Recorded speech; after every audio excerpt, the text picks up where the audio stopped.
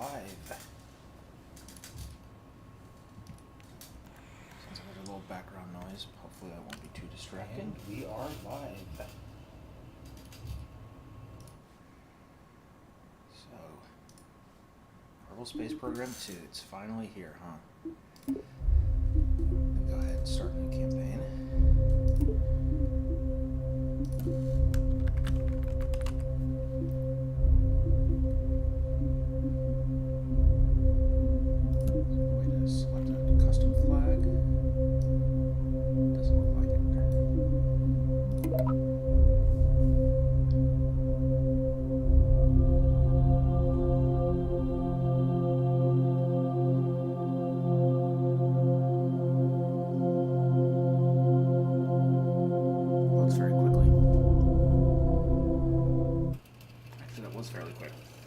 Supposed to be a little sarcasm.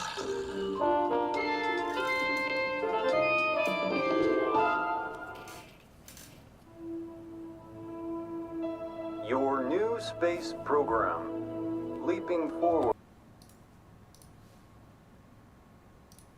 to the cosmos. Since the dawn of Kerbal kind, we have looked to the sky and wondered what sublime mysteries lie hidden in the darkness, like jewels never beheld. These untold treasures may soon reveal themselves due to the efforts recently founded Kerbal Space. Oh my, I think that might have been the only copy of the orientation film. Hold on, slides, somewhere. Welcome to your first day running the Kerbal Space Program.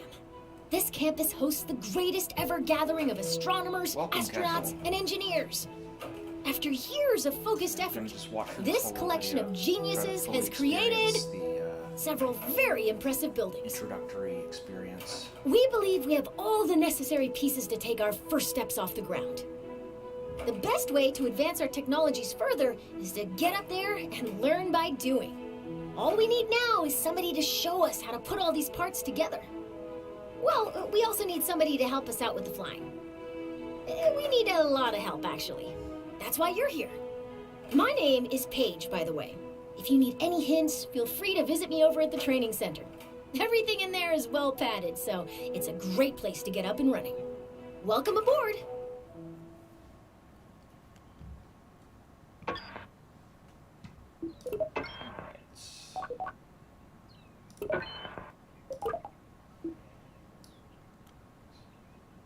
Frame rate's not the greatest so far, but optimization's planned. Alright, let's jump into the lab and see how the new building experience is. I want to get some SSTOs built.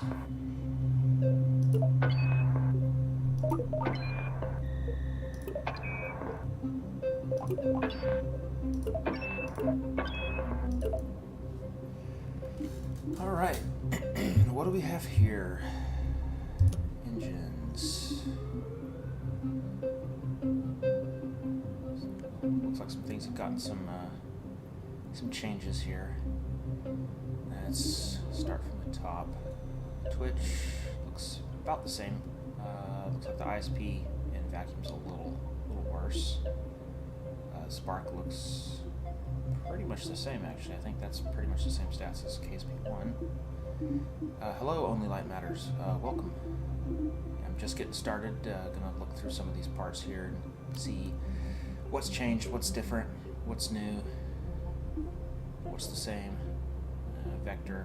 Reaper looks about the same. Hold shift to view more stats. Oh, there we go. Very nice. I like that. So tell me where the thrust peaks, like what Mach number. Doesn't look like it does. Terrier looks, it's got an ISP nerf and vac, but it looks like it got a big buff at 1 atmosphere. The Reliant looks like it got a vac thrust buff. Used to be about 240, I believe, now it's 260. Make it a little more useful early career. Spoofle got a mass buff. It's 100 kilograms lighter. ISP looks about the same. Thrust looks like it got maybe a slight buff. I think previously it was 200. The Thud also got a pretty nice little buff. Looks like it's 100 kilograms lighter, and then we've got 20 kilonewtons higher thrust in the vacuum. Vector got a pretty big nerf. It's only got 850 kilonewtons. ISP looks about the same. Yeah, it looks like there's quite a few differences. Looks like in general they're trying to bring things a little more in line so that they're more balanced against each other. Because let's be real, the Vector was kind of disgustingly overpowered compared to most other engines in the first game.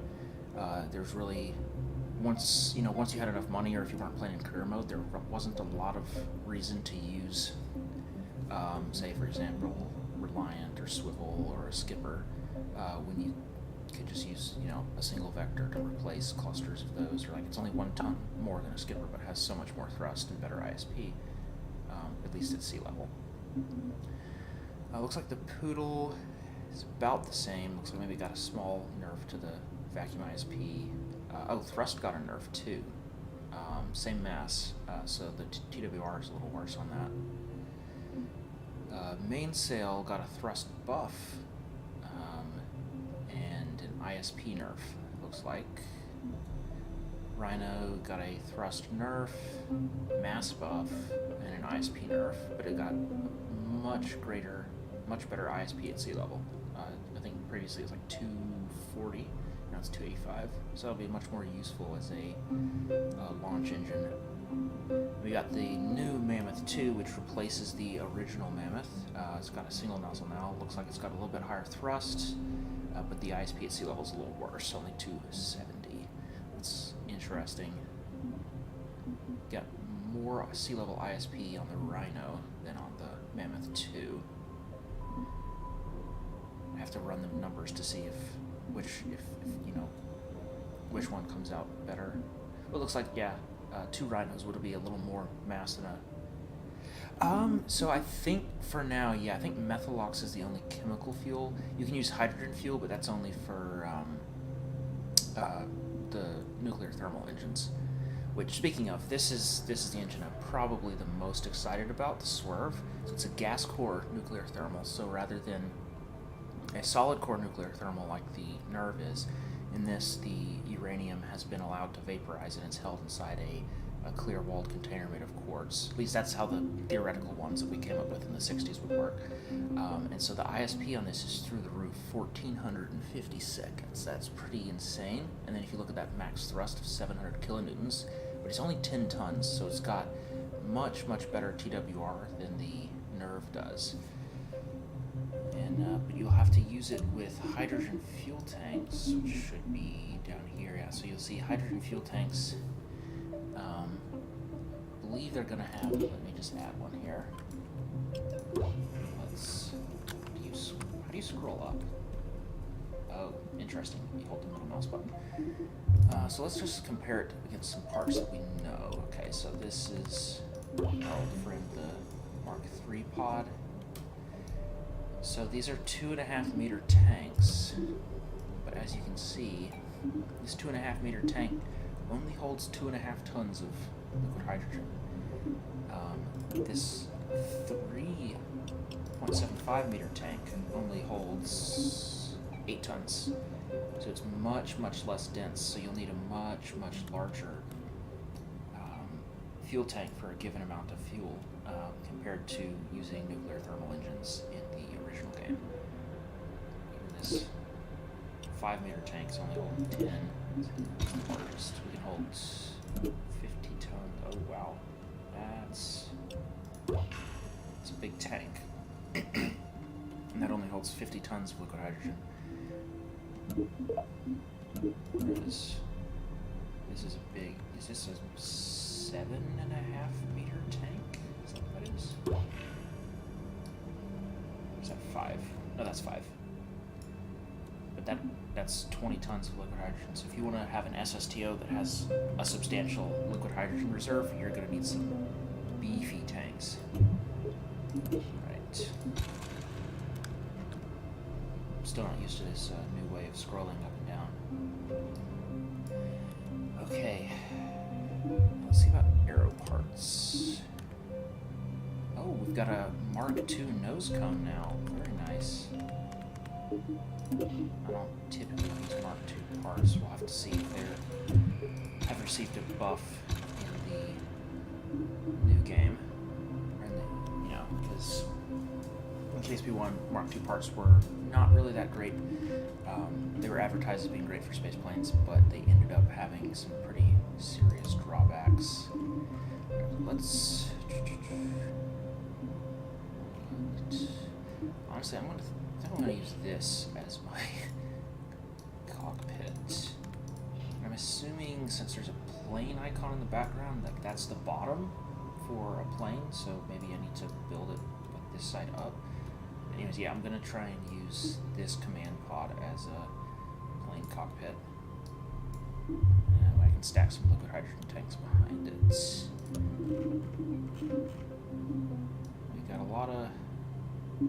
We got some methane-only tanks. Ugh. So these would be for jet engines.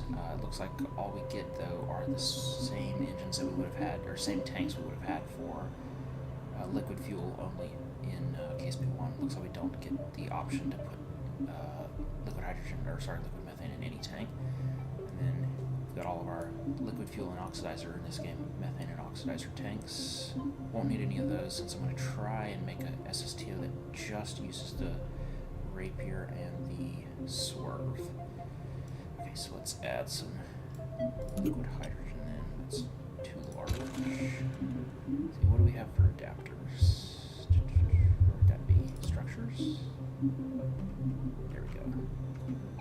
Nope, not that. This is what I want. There we go.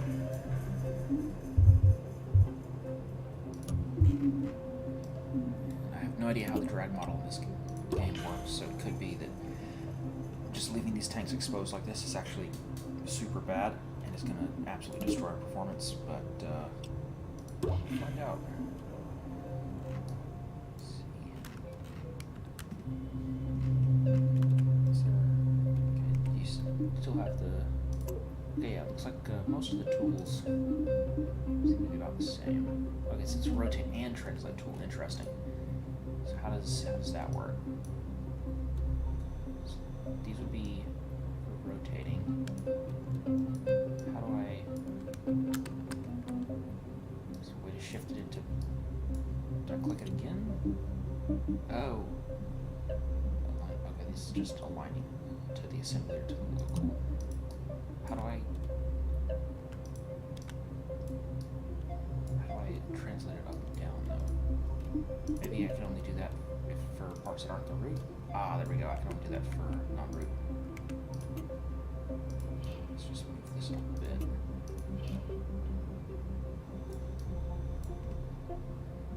Because I just want to add a couple more tanks. Yeah, so my understanding is that we're going to start out with just kind of basically almost a one-to-one with the parts we got in KSP1, and then over time we're going to start adding additional parts through early access, new engines, ISRU, because that's one thing is I think they don't have ISRU yet in the game, so no refueling of your craft so far. Oh, and this is something I'm very interested in. They've added a nuclear reactor. We should definitely use this as our nose gun. That'll definitely work. Let's see, shift. Oh wow, look at that, 50 electric charge per second. And it's 7 tons. Is that... It's not as good as a big solar panel. See, this is like half a ton and this is 35 units of charge. But it's definitely... Compare that to like its RTG, this is 10 charge per second, and it's 5 tons. So the nuclear reactor is certainly better than the RTGs. But it doesn't look as good as solar panels, at least when you're close to the sun. This could be really good for missions like, say, out past Joule. I'd have to run the numbers to see exactly like where's the switchover point between where does a solar panel become better than a nuclear reactor, and of course the nuclear reactor actually needs uranium here. Let's see. Is there a way to like make sure the window doesn't like close? Oh well. Yeah, you can see that we need 1 ton of uranium to fuel this up. I wonder if that's something that you can tweak. conversion rate. Is that how much power the reactor makes? And it looks like we can, in fact, change how much uranium we're having by default. So maybe if you used one of these on like an SSTO and you were only going to use it for, maybe a month in orbit, you don't need to stock the whole 1 ton of uranium, so just stock however much you need for a month. Interesting, it looks like we got a parts manager. Rather than clicking on a window for each individual part, right-clicking on it just opens it in the sort of unified part manager. Not quite sure how I feel about that compared to multiple windows. It was nice to be able to kind of lay out everything just how you liked it, but since this is new, I'm sure over time the UI we'll get used to it, it'll grow on us. I do like the style of the UI. I feel like some things could be a little better, like I don't like the contrast up here a lot. I feel like this could be, you can tweak with the colors a little bit to make text pop a bit more, but I do like kind of the futuristic style. Alright, so added some tanks. Maybe this is foolish, maybe not. Let's go ahead and throw a swerve on. I'll need an adapter. The swerve is only, I guess that's 3.5 or 3.75 meters. So, adapters is here. And I think it's really cool. You can build in multiple places and then stick everything together. That's going to be super handy for tweaking sub-assemblies or small groups of parts. That'll be really, really helpful. There are options here, so we can. Oh, it's got gimbal. Very nice. The Nerve does not. That makes this even better. So we can toggle gimbal. What are advanced controls? Oh, so we can toggle the gimbal per axis. Oh, that's new. That's really interesting. Fairing enabled. So it looks like it's got its own sort of shroud by default. Very nice. We'll have to see if rear nose cones works like it does in KSP1. Put a little backward nose cone on and then clip it up. I don't like how it's not very sensitive. It feels like it doesn't match up with my mouse movements. I'm not sure how I like the style of these. I feel like a lot of the rest of the UI is real flat. It's got kind of a flat look to it, and then these kind of have a weird 3D poppy effect. Alright, so there's our main core of the SSTO. Let's go for a conventional sort of rear stabilizer and mid-wing design. So, and we'll need side stacks for the rapiers. So, where's my engineer's report? There we go. Just want to see what my mass is. So, 90 tons.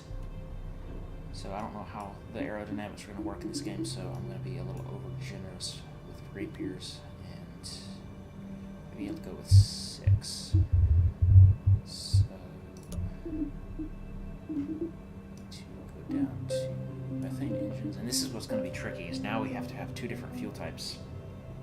We need methane for our, I wonder if they, okay, yeah, they changed the mass ratios on the Mark 0 tank, which is now the JF50. It used to be that this had an unusually good mass ratio, and it looks like they've brought it a little more in line with the rest of the tanks. Anyways, let's, how do I turn on symmetry?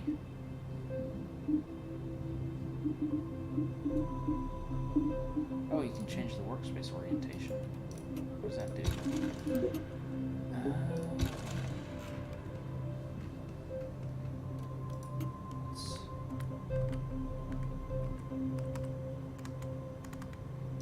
There we go.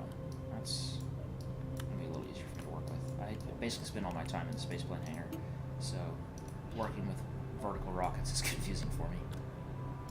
Was my mic volume too low? Shoot. Give me a hot second to bring that up a little bit.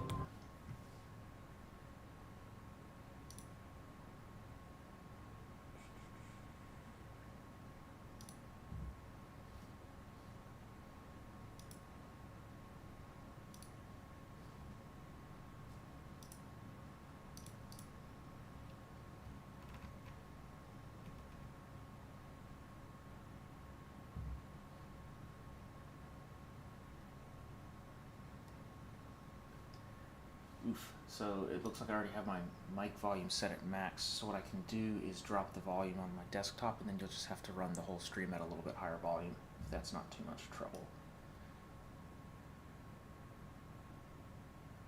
So I should lower the game volume a little bit, and then hopefully if you bring up your stream volume, it'll work a little better. Sorry, this is my first time streaming, so I'm still kind of figuring out how all the YouTube streaming UI works. Okay, so I should probably take that nuclear reactor off and use an actual nose cone.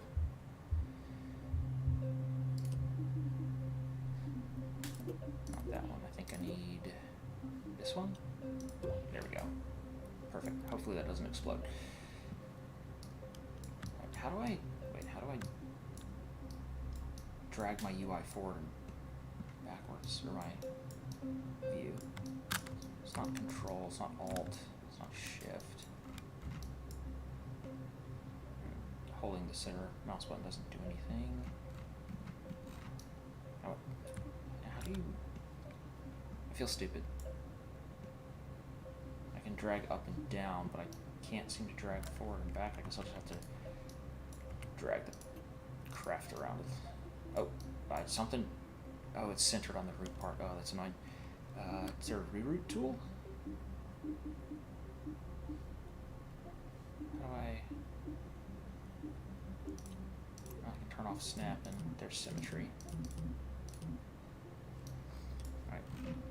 Well, we're just gonna make do for now since I'm not sure how to actually slide the camera around. So we'll need some side stacks for our rapiers. And just like I said, I think I'm gonna go with 6. So I'll just add 3 sets for now.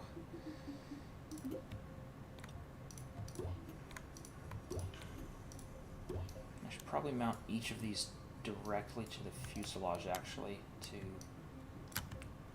well, I'll leave them mounted to each other for now so that I know that they're in line. Is there a way to see my center of mass? Okay, it doesn't show my dry center of mass though. I know that is there a way to make this a little smaller? There we go. Not being able to slide backwards and forwards in the UI is kind of annoying me.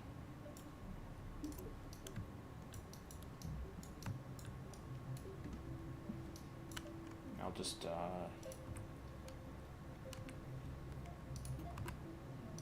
it vertical for now so I can actually scroll up and down the rocket.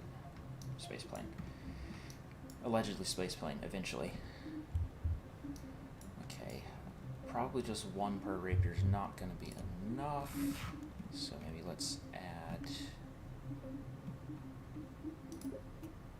another to each.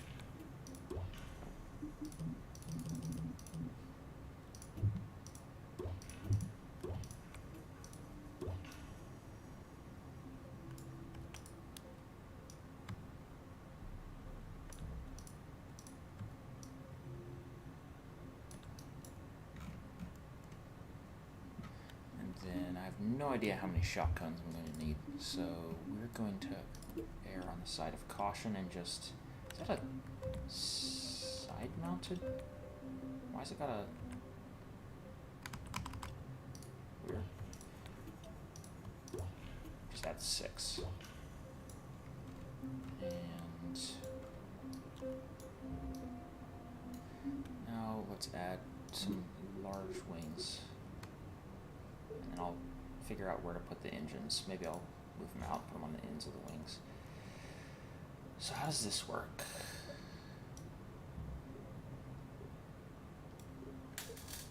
So I guess they come with built-in control surfaces. Interesting, like that. Advanced. Oh, where's the options to change the wing size?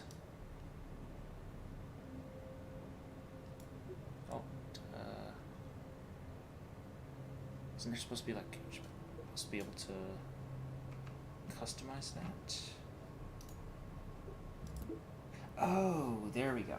It's a separate little window. Okay, got a lot of options here. This is going to be really interesting.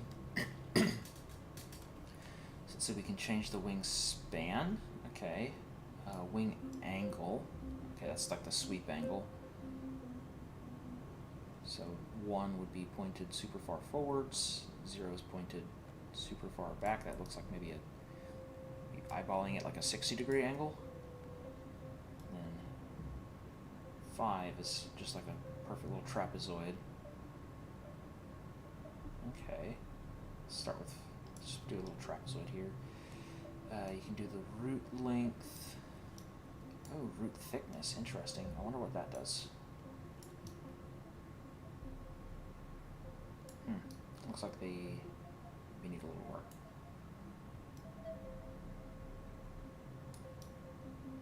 This doesn't seem to me like how that's supposed to be.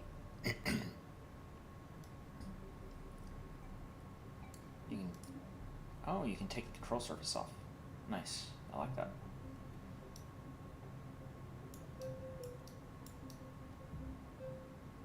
So you can change tip thickness, changes the thickness of the tip of the wing.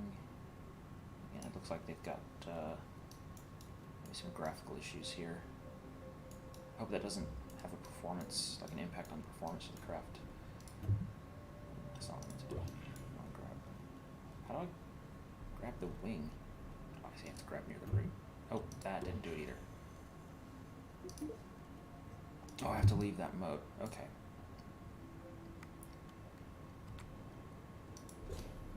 Maybe.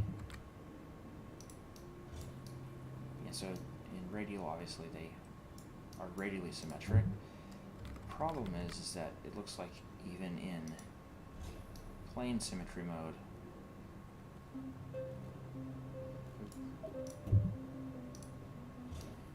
okay, no, yeah, there we go.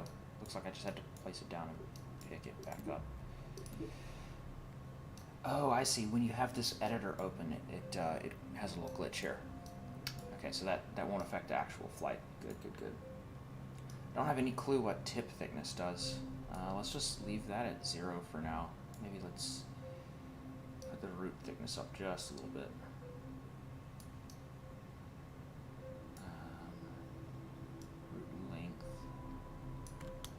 I don't have any clue how much wing area I need. Like, maybe this is the right amount? I don't know. Sure, we'll call this vaguely good enough. Tip angle. Oh, interesting. You can... Interesting. Let's put that at, I guess, 0.5.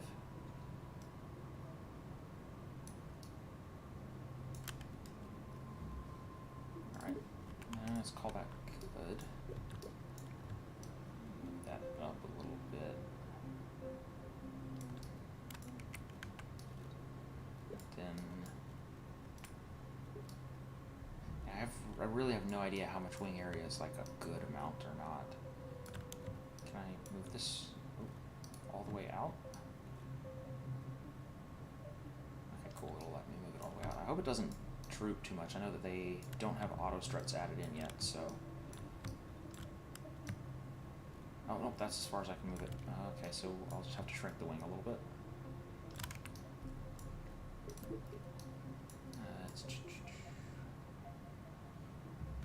Span, right, span. Let's bring that in.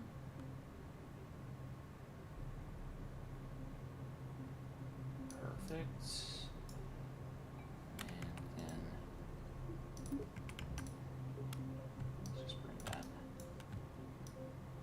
Just a little bit, so it's not blocking the thrust. Cool. And then maybe we can add a little... Are stabilizers like all moving? How does that work? No, they're not all moving. I like doing like roll control surfaces. Oh, that's too big. Let's try. Do these get the... Yes, these do get the same options. Actually, these are probably even too big. The craft looks super huge because of the size of the tanks, but really each of these is only holding like 20 tons of fuel, so maybe I don't need such comically enormous wings.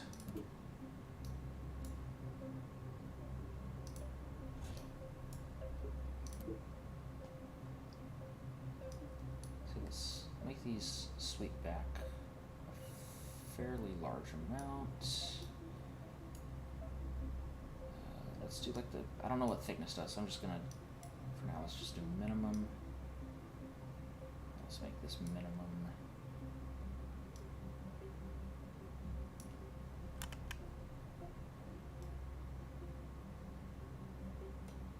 Sure, looks good to me.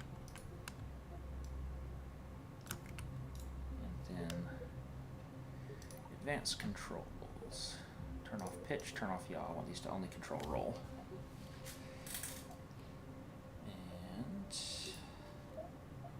Probably move this over here.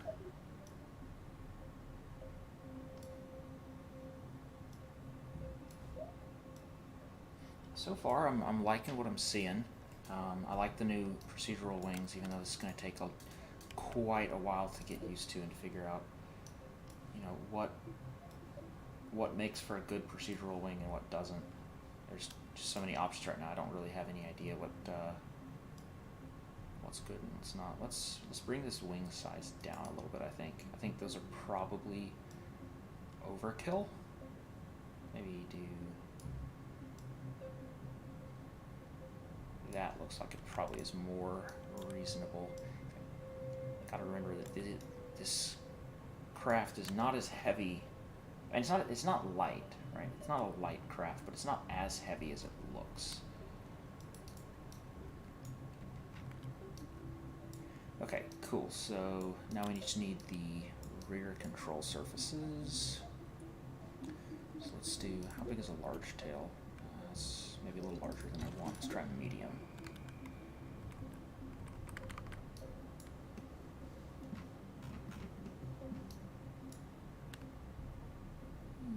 Probably enough. Oh, I can surface mount on the swerve. Very nice.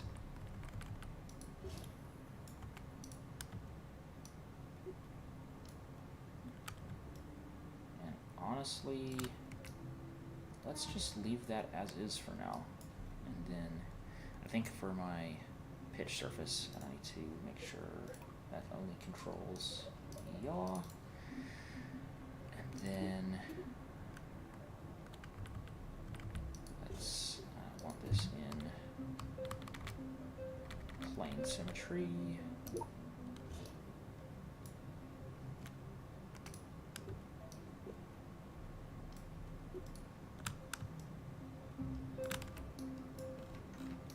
Oh, and I almost forgot.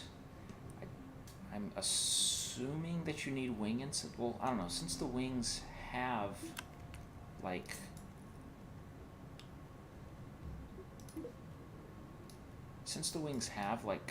an actual, like, airfoil shape to them now, I'm wondering if maybe you don't need wing incidents anymore. We'll try without wing incidents and see how it flies. Okay, so I've got my wings, I've got my control surfaces, and let's go ahead and set these to only control pitch. Oh, what did I just do? Why is it focused over there? No. I accidentally discovered how to shift where I'm looking without knowing what button I did. That's interesting. Okay, if you double click, it'll recenter on the root part. It's good to know. Or at least recenter on the axis of it. Okay, so now let's check our center of lift. And I think, yeah, I'm probably gonna have to pick up and rotate the plane. Okay, that does not seem correct for the center of lift. As you can see, my center of mass is here. My main wings are actually a little ahead of it. Actually, they might be too ahead. We'll take it out for a flight and see what happens. Okay, so now we need some landing gear. Let's see, this probably needs large gear. Let's see, I'm gonna try mounting 2 of them to the fuselage and then... Okay, it only did 1. Nice.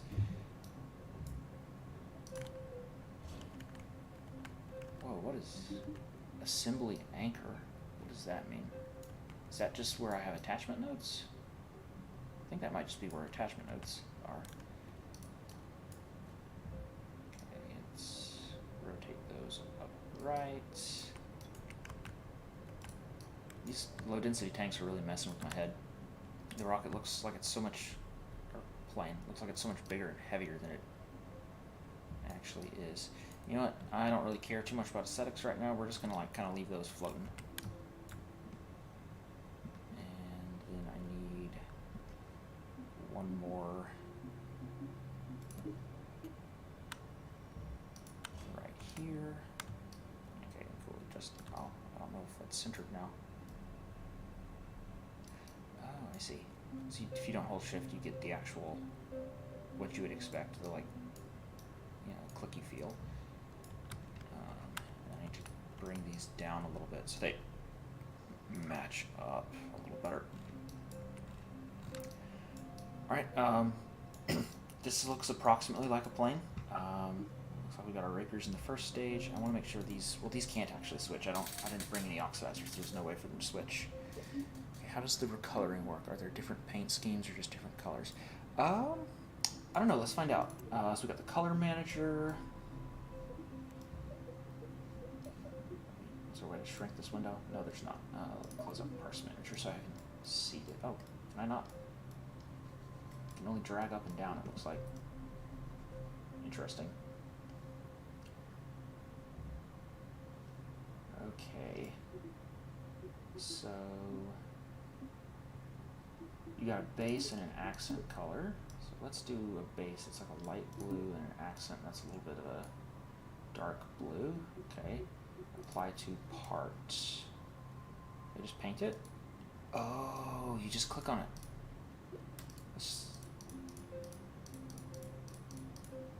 Ooh, that's pretty neat. What did I just do?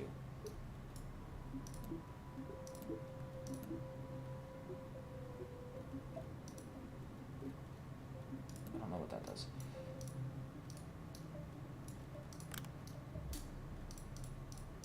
That's pretty cool. So yeah, it looks like you get to pick 2 colors and pick whatever 2 colors you want. So like, let's see, can we pick like a lime color and then what does this do?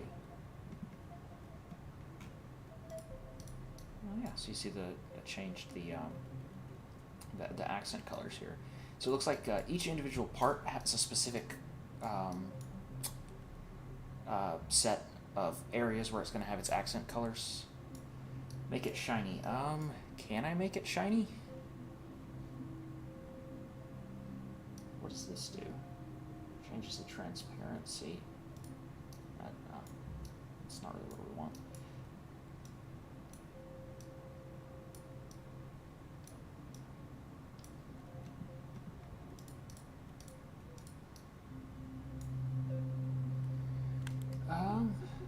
Right. Definitely cool. Not something I'm going to be super concerned with now. Instead, let's see, how do I... Okay, so you can select the list of launch pads. We got, 4 launch pads, a boat launch, and 2 runways. Sure, what the heck. Let's go ahead and launch. I want to see how the game performs when I'm... Oh, right slider. I think the right slider was transparency. Okay, things are a bit floppy, but not to an extreme degree. Let's, how do you throttle? Okay, throttle up, same controls, C to throttle up, X to throttle down. And let's kick, oh god. That's a frame rate.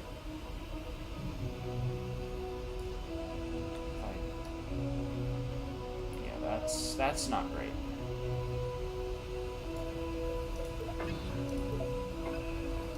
I'd estimate that's maybe 20 frames per second, if that, and this rocket is what, not even 30 parts? That doesn't bode too well.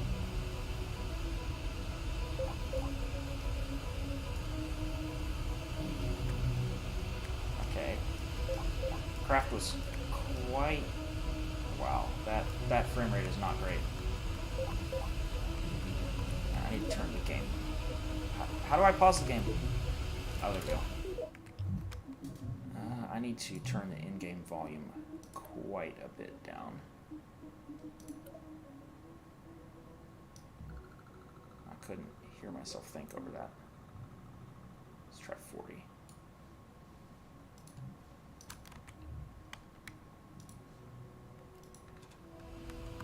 That's better.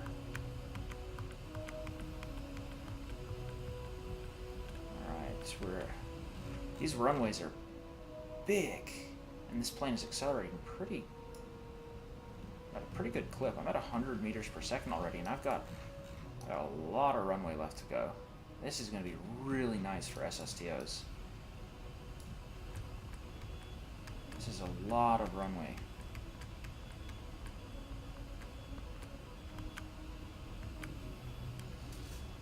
Can I click to pull up the actual specific engine? Doesn't show me the thrust amount. Unfortunate. Right, surely half the speed of sound is enough to take off, right? Hey, there we go.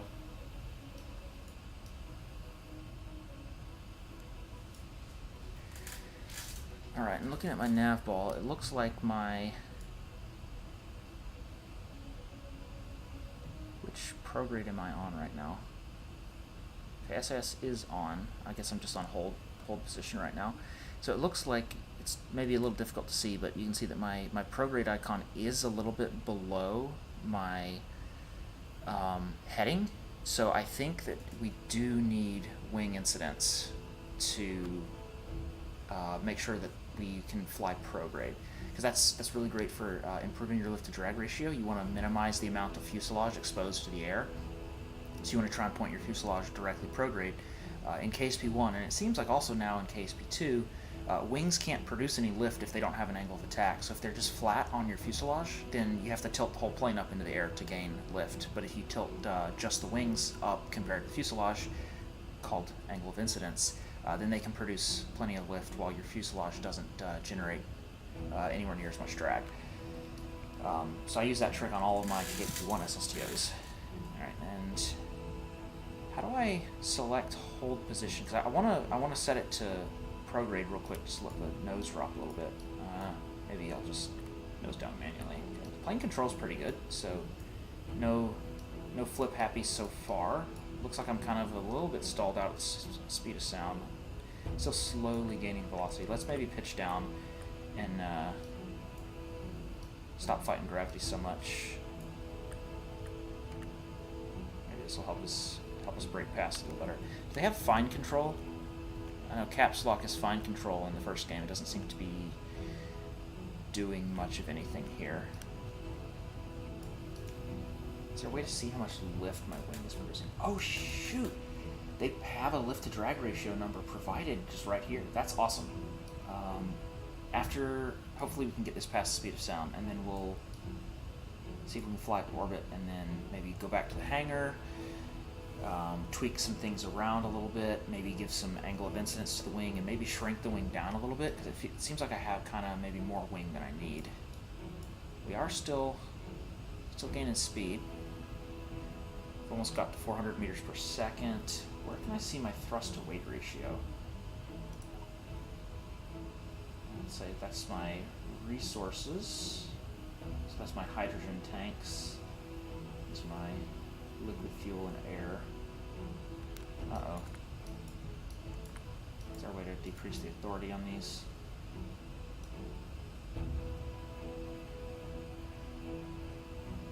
We need advanced controls. Let's drop that authority a little bit. That's something that I've seen sometimes, especially in KSP1. If your roll surfaces have too much control authority, they can start over-responding, and then you get an oscillation where you start rolling one way then the other, and the roll gets worse and worse. Yeah, I'm really not gaining speed like I'd want to, and if I check the wing again, yeah, my lift to drag ratio is going up now, but 2.2 is pretty darn low, especially for just being the wing. So let's see, can I physics warp? See if that'll skip through this boring stuff.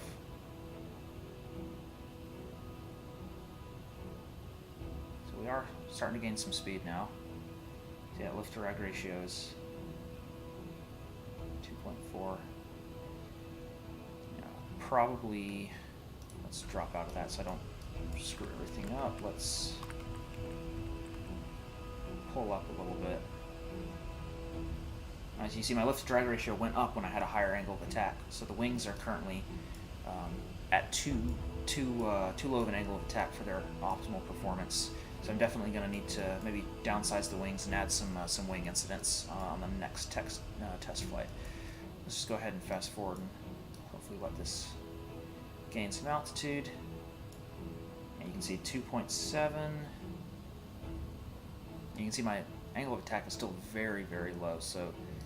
And this is a speed, I would usually be going about this speed, maybe a little higher altitude than this, but I'd have a 5-degree angle of attack on my wings in KSP1. So definitely too much wing on this. We'll downsize this a bit. I wonder if there's a way to, let me pause it and see. Do they have is Alt F12 still the, yo, they still have the Aero GUI. Yes, this is exactly what I need. This has been the most exciting thing that's happened all stream. This thing is my life. So what do we got? Speed of sound, 300 meters per second. Angle of attack, 1.1 degree. Lift to, 1.169. That's really bad. That's a really bad lift to drag ratio. Let's see how that changes as we increase in altitude. So you can see as the angle of attack is increasing, that lift to drag ratio is also increasing. So I think a big part of that is just the wings not being able to produce optimal lift because they're at too low of an angle. Because you can see that wing lift to drag ratio down here is continuing to increase as the angle of attack increases. We're at 11,000 meters per second. I'm going to go ahead and hit hold prograde so we can kind of start to nose over a bit. Don't want to climb too far past my optimal altitude. And then how do I go back to hold prograde or hold position? Okay, there. I'm just gonna have to toggle it on and off. Okay, we're up at 1,200 meters per second now and climbing pretty fast. Our rapiers are really ripping through with that thrust. We got a lot of drag. We'll definitely need to improve that, but our rapiers are just fast enough. They don't really care. And let's bring this back down to real time. Oh, interesting. Now that I'm not super close to the ground, my performance has gone up quite a bit. I mean, it's no 120 FPS or 60 even, but it's definitely playable at this point. Let's I really don't know, like how high should I, well, with how many wings, how much wing area I have on this, I probably need to be pretty high up. Let's go ahead and just fast forward that real quick. And we'll get up to, we're still gaining some speed, but we're about out of liquid fuel here. Got like 2.5 tons left. All right, let's nose back over a little bit. I don't know what button to hit to. So that's down, prograde, south, up. There doesn't seem to be a way to. Okay, my engines are out, so it's time to activate the swerve. Hopefully, yep, that's plenty to keep us going, I think. Hopefully.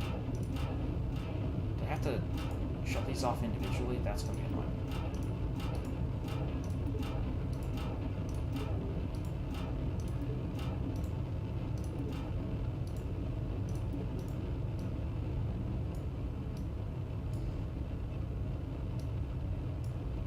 Wow, this engine is really strong.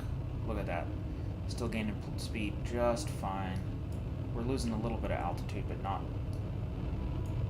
Oh, that's the ground. Can I change? Okay, sea level. There we go. So we're gaining altitude.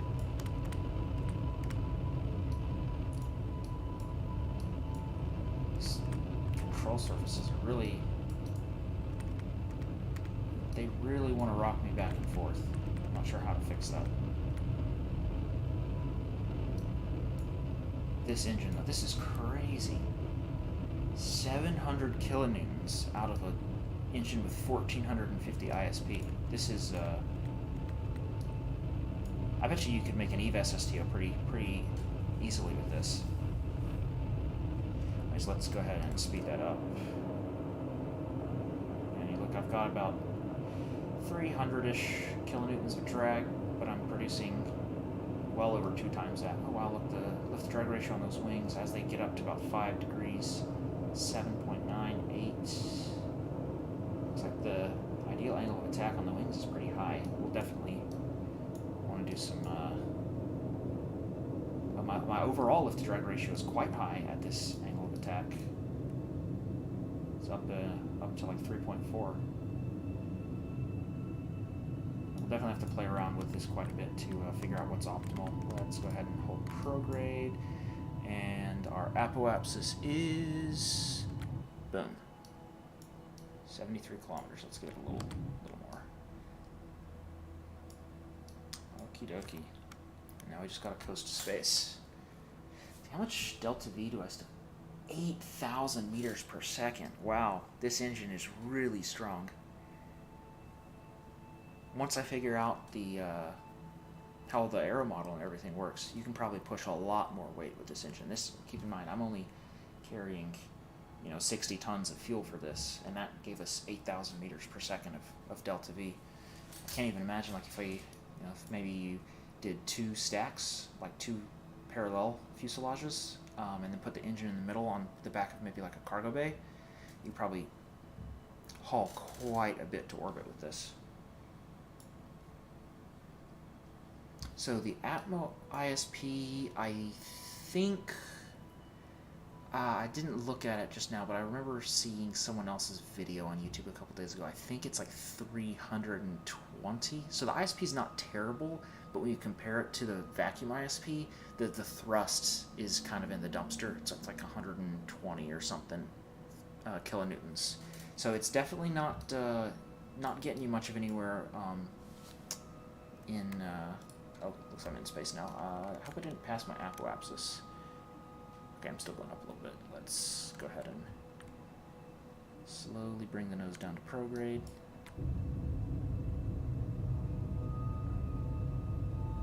To go ahead and kick that on because I'm losing a little bit of altitude here. I'll just pass my apoapsis. Let's check the map view.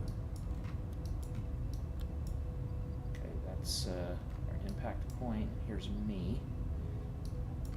There's our apoapsis, periapsis. Let's pitch up a little bit, try and push the apoapsis. Right, cool. There we go. We got... Is there a way to... How do I... Is there a way to, like, sticky it? There we go. Alright, cool. So we're in orbit.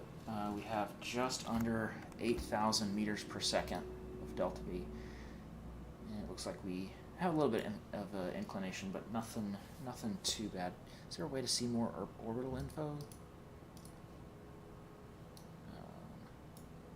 Doesn't look like it's got like a inclination. Based on that, though, it looks like we've got about maybe 1 degree. Vessel actions, what we got here? Brakes, lights, gear, solars, and abort. Alright, cool. So we're in orbit. Worked pretty well. By pure chance, it looks like I had about the right amount of liquid fuel. Looks like I had 2 tons left over when the Rakers flamed out due to speed. So, that's a decent first guess. Death Pasito says, fly to Eve. It could. It's certainly not getting back off of Eve, but goodness, with 8,000 meters per second, where where can't we go visit? With a little more, what's our TWR? Is there a way to see the TWR? Do I have to just math it out? Click through all of this.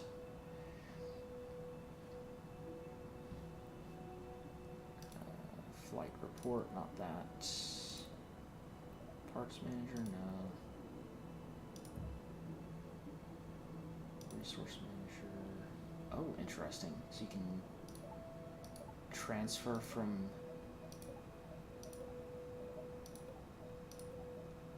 Oh, I see.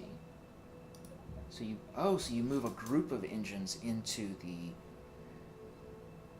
power flight and eVAT mode. I mean, with this. Yeah, so I definitely think that, not with this particular model, because it's so unoptimized, but yeah, I think this engine would be absolutely amazing for flight in upper eaves, like upper atmosphere of Eve. I think probably it's gonna be take a little bit of investigation to figure out which like rocket engine is best for Eve. But I imagine figuring out what's best. I imagine it's maybe it's the Vector. It was in KSP 1. Who knows? But a couple of good sea level engines to kind of kick you up into a nice little arc, get you a little higher, and then kicking on this. I think would be really, really strong for Eve. I'm really excited for if they eventually add propellers, because I imagine you could make an Eve SSTO that used just propellers to get up to altitude and then just directly went to the swerve, just because it has such high ISP and thrust. Interesting. So you just select out, in, and then start. Cool. I like that. But what I'm looking for is how much my craft weighs. Kerbal Manager says just. Oh, wow. I wonder why we're flying with Bill. Bill's Bill's the engineer. I know Bradley Wistons loves Bill. I tend to ignore Bill a little bit though. Action group manager. I didn't add anything to my action groups. So we got custom groups. Looks like we don't have access groups yet. Yeah, Despacito says Tylo SSTOs seem easier now. Yeah, they are definitely going to be a lot easier with this. This doesn't probably have quite enough. So I don't think this right here doesn't probably have the thrust to weight ratio. I am not sure where to see my overall mass.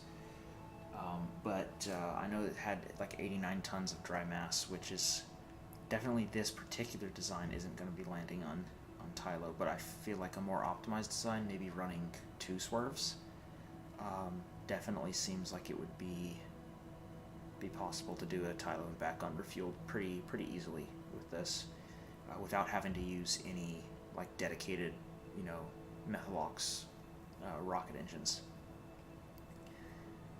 Alright, cool. Well, I'm gonna go ahead and, can you revert?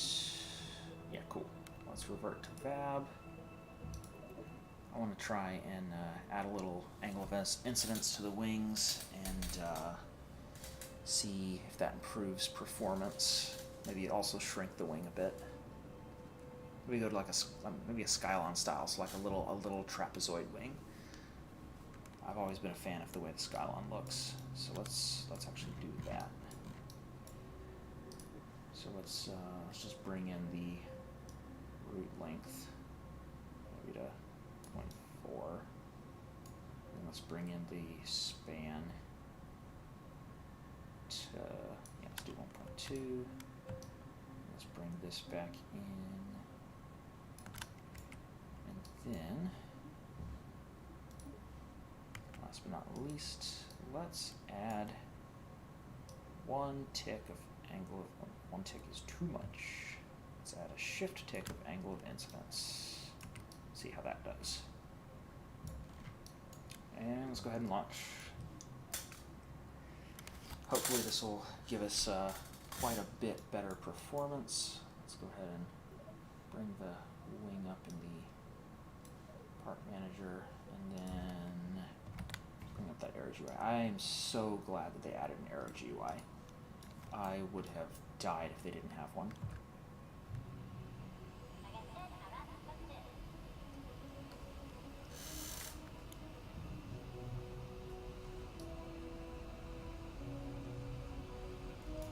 luckily, these tanks didn't seem to damage our lift-to-drag ratio too much. So it looks like this will continue to be... You don't have to shield them or anything.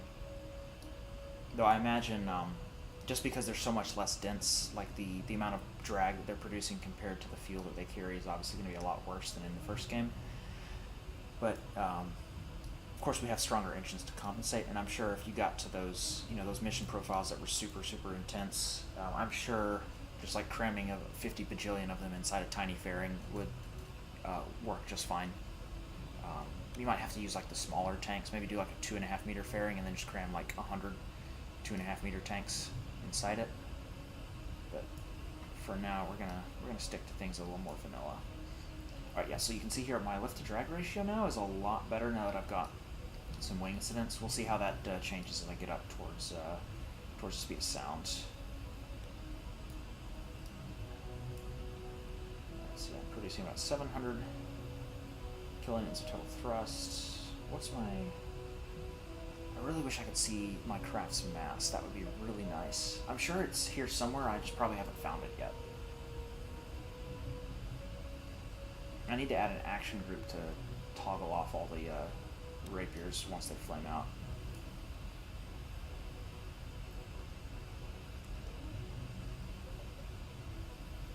I'm sure there's a way to... Oh yeah, there is a way I can collapse the fuel tank category. Duh.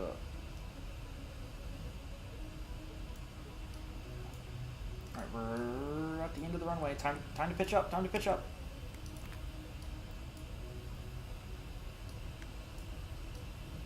Okay, our lift to drag ratio is 3.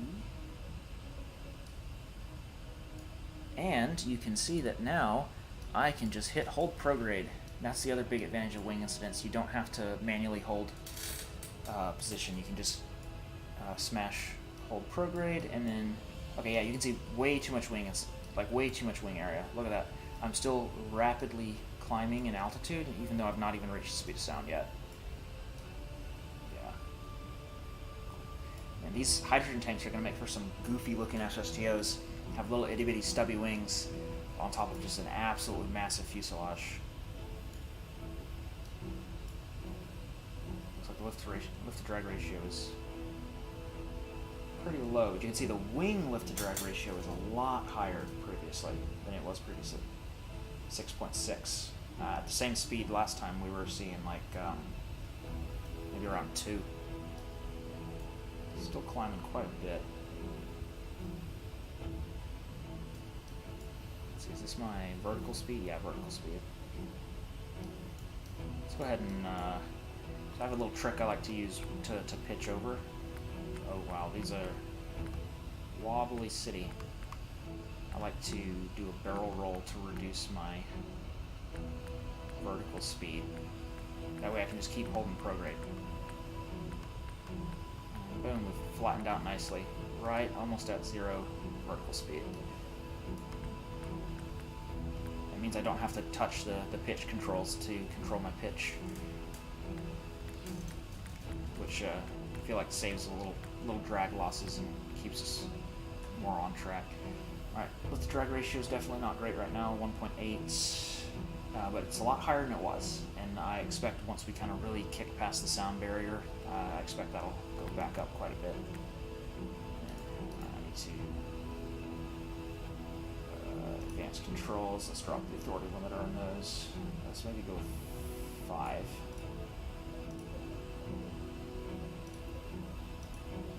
You can see lift drag ratio is back above 2 now. It's a lot better than it was. Still have way too much wing area.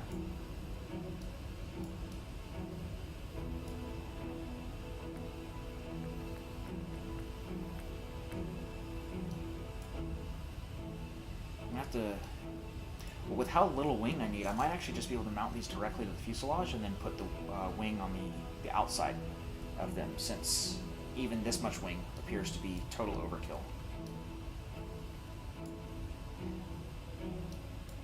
There's no way that I can see, there was no way in the hangar that I could see to like look at how much wing area these counted as, Which that would be something that would be handy. Would be to know, you know, is this 5 wing area? It doesn't matter what each wing area means, just as long as you have a number, so then you can run head-to-head tests. You can be like, okay, well, 5 wing area was clearly too much.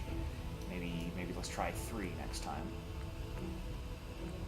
Let's go ahead and pitch over. I'm climbing way too fast right now. You can see we've got plenty of thrust, and our lift drag is decent. Drag's a lot lower, so we're going to be gaining speed pretty quick here.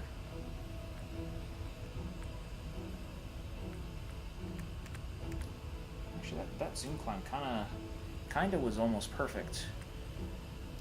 Looked like it was too much, but we're right on track. Let's go ahead and throw on time warp, just so we're not sitting through like 30 minutes of slowly crawling to orbit.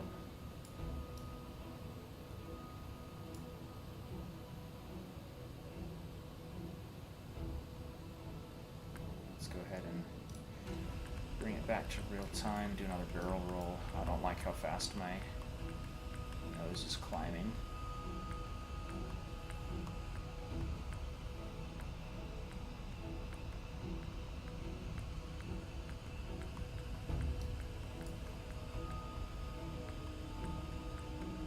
A little better. I wonder what units it's using here for vertical speed, because plus 10 is definitely more than 10 meters per second. Because like right now I'm climbing at what, 30, 40 meters per second, and then the marker isn't even close to plus 10. So maybe this is in multiples of 10. There just doesn't seem to be any way to like get more info on it. Let's set that to C, so ground and sea. We only have the 2. I can do surface, orbit. Let's keep it surface. Let's go back on time warp. So I'm still climbing. Speed is going up slowly. You can see, look at this. We have a lot more liquid fuel left over compared to when we previously reached like 1,500-ish meters per second. We still got 10 tons of liquid fuel left over. So yeah, wing incidence definitely seems like it works. We'll have to also like maybe do a test where we keep the whole body angled, see if like is body lift good in this game. Okay, it looks like we've flamed out. Let's go ahead and turn on that.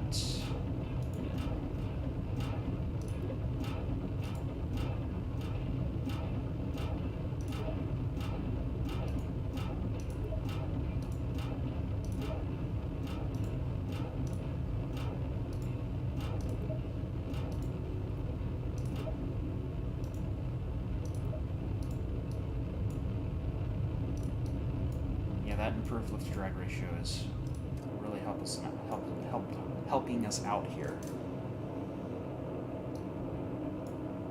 We've got a lot less drag for the engine to fight now.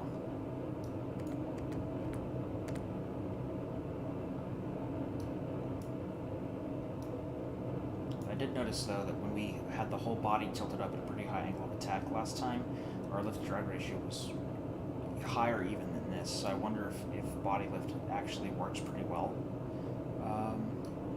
in KSP2. I think to test that, maybe we can tilt the cockpit 5 degrees, like remove the wing incidence, tilt the cockpit 5 degrees so we keep the whole craft at 5-degree angle of attack and see how that works.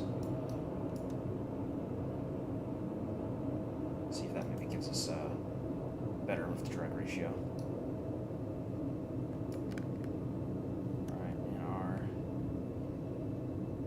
Apsis is past 70.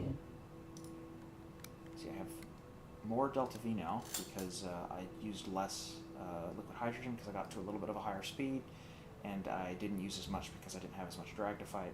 But I am carrying 8 extra tons of liquid fuel, so it definitely looks like the amount of liquid fuel that we had on here was a bit overkill. Probably even just using 6 engines is overkill. I was easily able to take off by the end of the runway, so I think on our next flight I'll try getting rid of, well, let's control for one variable at a time. So on the next flight we'll just we'll see if body lift works well. So yeah, this is probably going to end up being most of the stream because I absolutely love SSTOs, and that was what I was most excited for KSP2 with, was the ability to have cool, interesting new stock parts to work with.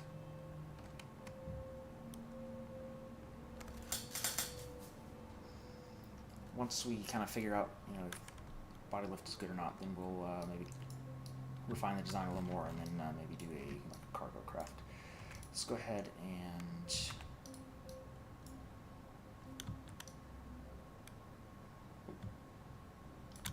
remove the wing incidents, and then what I'm going to do here is rotate the entire body of the craft 5 degrees, so that when we're on the tarmac, the nose will be angled downwards 5 degrees, and then once we pick up into the air and hold prograde, the nose will try and hold prograde, and the whole rest of the craft will have a 5-degree angle. And we'll see. I should probably go ahead and tilt this down so that we don't spawn in angled and like crush the landing gear or something.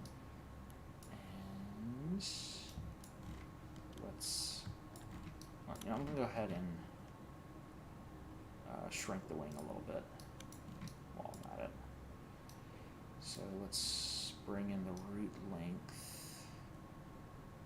That looks really stupid. I don't like that at all. Let's bring out the root length and then bring in the span a little more. Let's try. Hopefully that's not, you know, zooming right past not enough into too little. Or zooming past too much into too little. Whatever. Definitely looks a little goofy. Let's go ahead and give it a launch. Though, you know, now that I think about it, some of the extra delta V that we got on the last flight may have actually just been because we had less wing mass. I wasn't paying attention to how much mass we spent on wings. Yeah, but the turning on those rapiers really hits the frame rate pretty hard. So whatever the fuel flow calculations are, there's definitely some room for improvement there.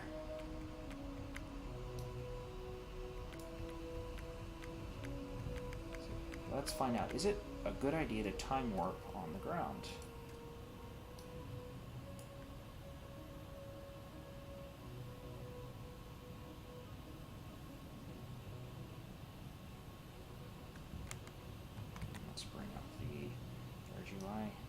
You see the air GUI is claiming that our lift to drag ratio is in the dumpster, but that's only because the wings are at basically no angle of attack right now. Okay. Oh, that's the pause button. How do you... Oh, I see. Time warp. Paused. 1x time warp, 2x time warp, 4x. So if you try and go below 1x time warp, it just auto pauses. Okay, so we're at 1x time warp. I'm gonna go off the runway. Let's just take off.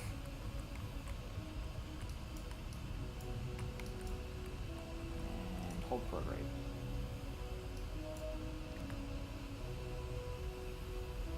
Okay, so far that hold prograde lift to drag ratio's not as great. It's a lot worse actually.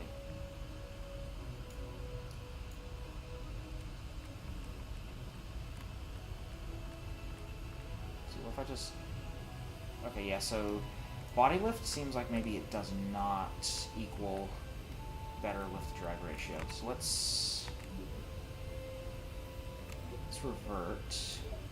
I'll have to do more like super in-depth testing later on. That's going to be like the next weeks of my life is figuring out, you know, trying to figure out as much about the air model as I can. For now, let's try removing a pair of the rapiers. Let's add.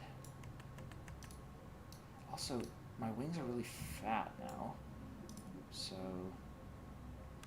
let's try changing the root thickness. And like, does this affect lift too? I have no idea. Hopefully it doesn't, because that would be an enormous amount of complication to have to like hold in your head.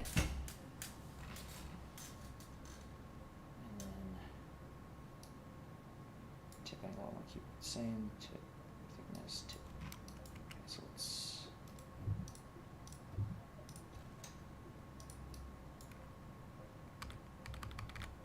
put plane symmetry back on.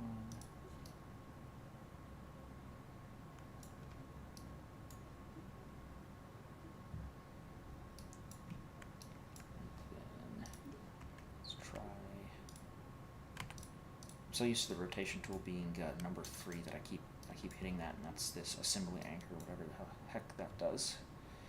Let's tilt that up. Nope, not that. And let's tilt that up. And then we want to tilt this back down. Tilt this back up. Cool. Alright, let's take this out for spin. This one will probably be the closest to optimal so far. You know, having less mass out here is making these noticeably less bouncy. Not that they aren't bouncy, just less so than before.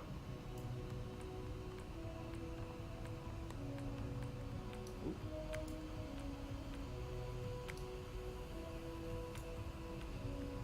Come on, turn.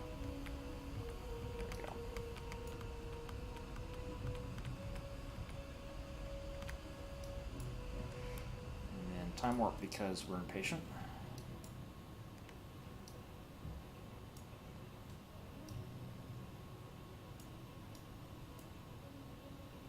Let's bring up that error GY.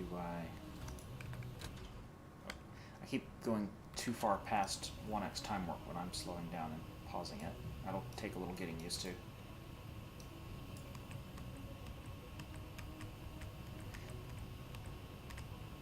And now, if by the end of the runway we're not able to sustain level flight while holding prograde, that's actually what we want, because what we would like to do...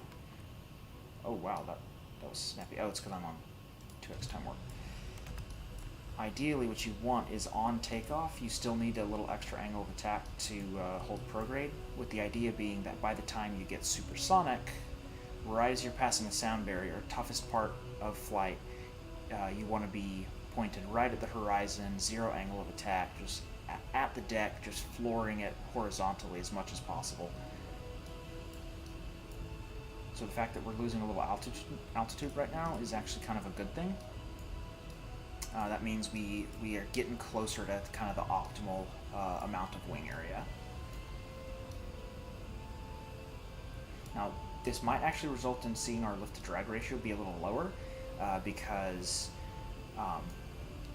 we'll be going faster at a lower altitude, so while we're producing the same amount of lift to stay up, because we're faster at a lower altitude, so denser atmosphere, we're going to be producing a bit more body lift, so that might impact our lift to drag ratio, but more importantly, our thrust to drag ratio will be a little better probably, because our engines will be producing more thrust closer to sea level. As you see, our lift to drag ratio isn't as great, even though our angle of attack is pretty low. And actually it just went negative, which means we can go ahead and hit hold prograde and it's going to start climbing. See that with hold prograde we have an angle of attack of about 1/4 degree, which means our lift to drag ratio, or sorry, not lift to drag ratio, our center of lift isn't quite on top of our center of mass, so our control surfaces are having to input a little authority to keep us pointed onto that. So let me see if we can actually, if we open this, if we set the deploy angle, can you type in this field? Looks like you can't. So if you set this to 0 and hit deploy, we should be able to, okay, as you see, if I add a little deploy angle there, we've changed the default angle of attack that hold prograde is holding. So let's drop that to 0.9. So you can see it holding at it like 1 degree of deploy on these results in almost 0 angle of attack. So that's good. That's what we want. And then I keep forgetting to tweak these in flight, so is that which one was that? Let's go ahead and drop that again. I keep forgetting to tweak that in the hangar.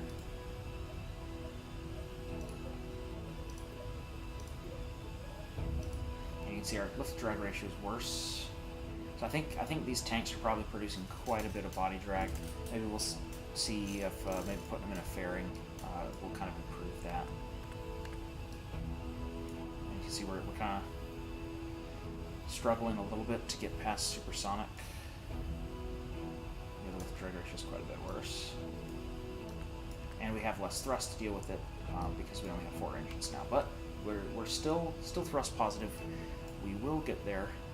It's just not going to be as fast. See, we've leveled out. Let's switch that to sea level. Yeah, we're still gaining altitude, gaining speed. We're all good. Lift drag ratio is going back up, so we've gotten kind of past the sound barrier. We're at Mach 1.5. Still climbing. Yeah. All clear.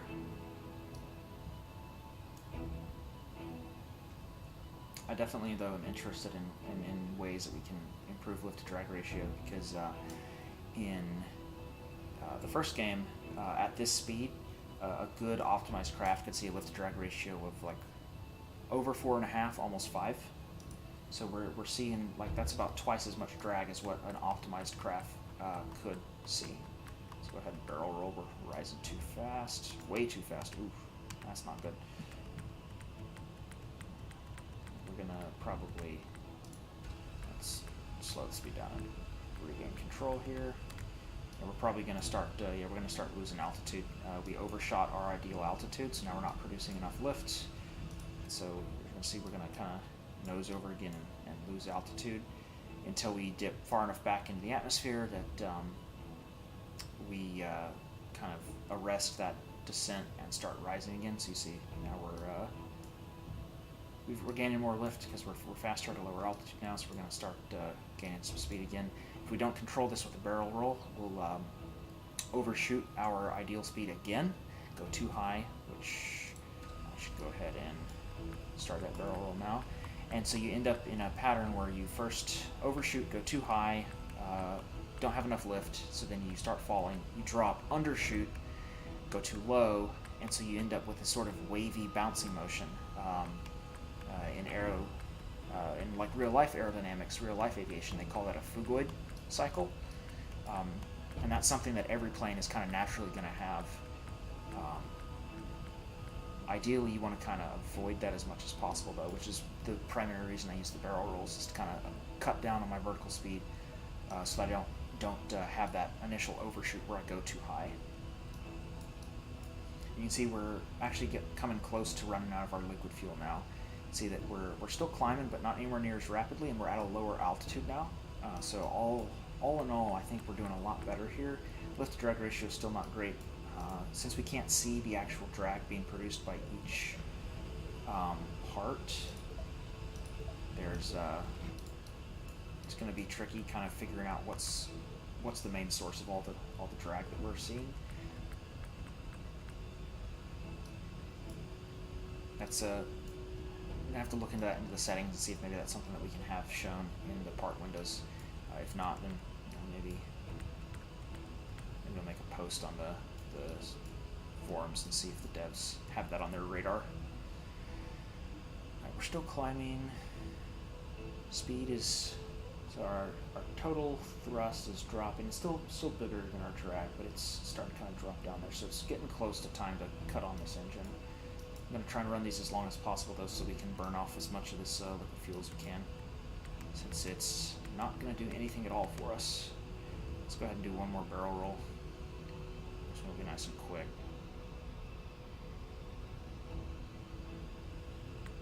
Perfect. That almost exactly cut all of our vertical speed off. See, we only got a couple meters a second left now. Looks like this craft, though, has a little issue of yawing side to side when I barrel roll. Let's just go ahead and throw that on 4x again. Just kind of let this ride out the last little bit of speed on the rapiers. Hopefully we can burn through all this liquid fuel before we cut on the swerve.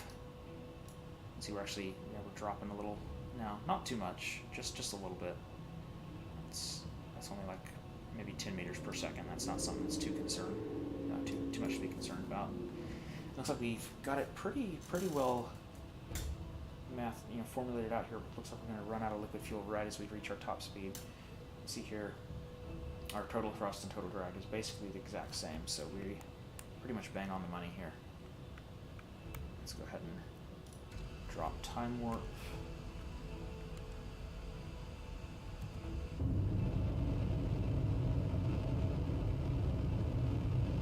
And there we go. The Raptors have kicked off.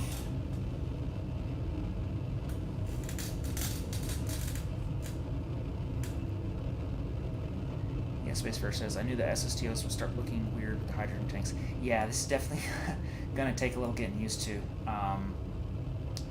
I was mentioning a little earlier, I really, since it doesn't seem like there's maybe a way to tell at this point in the game's life cycle, I'm not really sure how much drag these are producing. So it may be that it's actually optimal to wrap them in a fairing, even though that's extra mass. That may reduce drag enough to be worthwhile. Let's go ahead and go back up to 4x time warp. And this engine is absolutely disgustingly good. This is so much ridiculously more thrust than what we need. See, this is like 3 times our drag, and it's absolutely hilariously high specific impulse. So let's go ahead and turn each of our rapiers off, because right now the game thought that we had 0. Oh, look at that. Look how much delta V we have now. 11,000.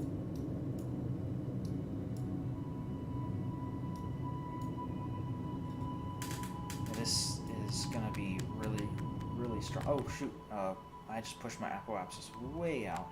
Yeah, let's go land this thing on Mimus. Let's go check out another one of the bodies. Let's do a Mimus mission.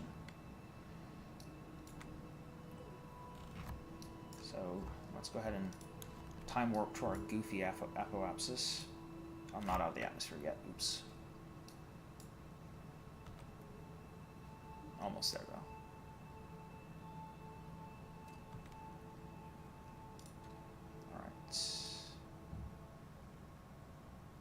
Yeah, the ISP on this is pretty ridiculous. So this definitely seems like the kind of engine that was built with future planets in mind, maybe.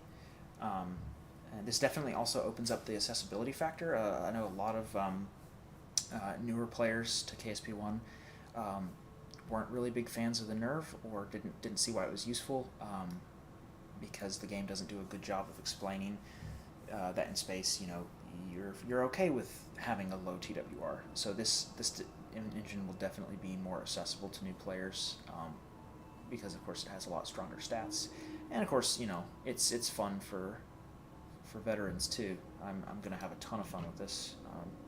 Already planning all sorts of crazy missions with it.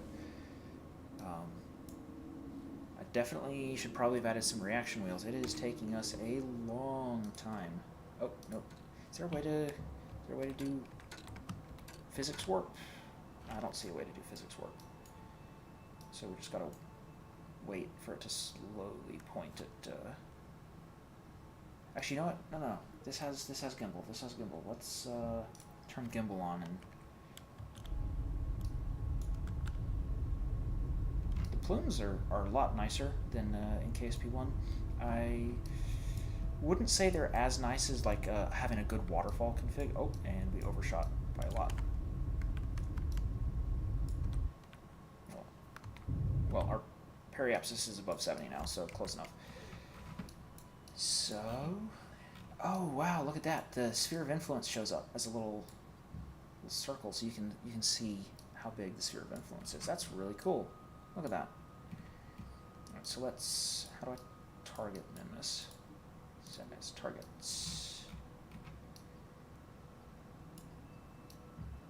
Looks like our ascending node is actually pretty close to our apoapsis. Fairly close. That'll save us some delta V on plane change. Okay, let's create a maneuver plan. Skip. Is there a way to move this around? No, there's not.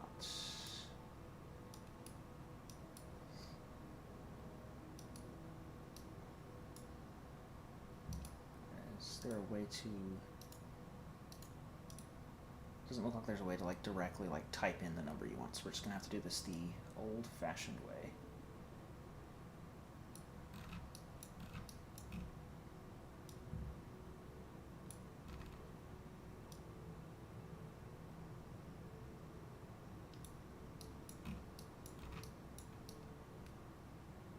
So we're going to do things the lazy way, and what I'm going to do here is I'm just going to extend my apoapsis out to min-miss, and then I'll do a phasing burn once I get there to let's see. Cool, that looks like enough. What is this new icon here? What does this mean? I don't have a clue what this is. Yeah, we'll just extend our apoapsis out, and then do our plane change, and then once we get out, we'll just do a phasing burn so that we meet and miss on in the next orbit or two. Because I'm lazy. Is there a way to do a maneuver hold? Also, FPS is pretty good once you're in space. It's just, it seems like there's definitely something going on with the atmospheric calculations. Something about being close to the ground, making things not great. Cool, they give us a when to start your burn thing. You can warp to maneuver, delete maneuver. What do these dots do? Nothing. Required delta V, only 600 because we did a bunch already. Is there a way to see? Yeah, oh my god, I definitely need a reaction wheel on this thing. Oh, this is torture.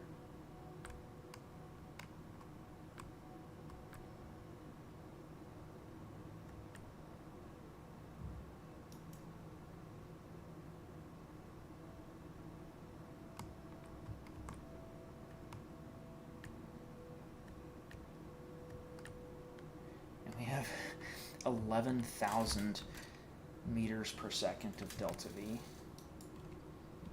To get that out of a nerve in KSP1, the highest I ever saw was 11,000, and getting that required a plane that didn't look much like a plane anymore. So to get 11,000 plus out of the first piece of garbage we slapped together is pretty insane. Can't imagine how much we'll be able to get with like a really optimized craft. I imagine probably close, maybe not quite, but I would imagine fairly close to 20,000 meters per second out of something that's just like absolutely loaded down with fuel. Alright, getting close. Wait, is it assuming a non-impulsive burn? Holy crap, I think it's assuming a non-impulsive burn. You see this, I think this red track is the track of our orbit while we're burning. Because it doesn't want me to start my burn until I'm at the maneuver.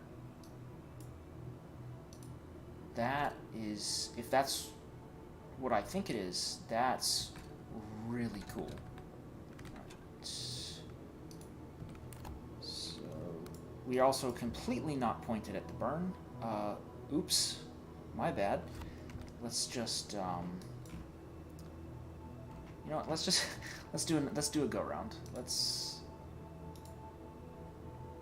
just add an orbit to that. Oh, that's.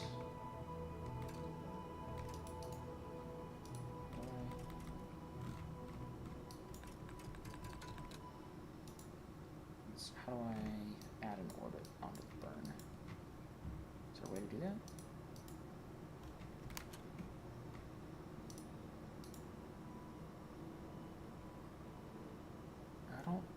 That's just a time warp to it. I don't think there's a way to add an orbit to it. Well, it's 673 meters a second, so I'll just recreate it.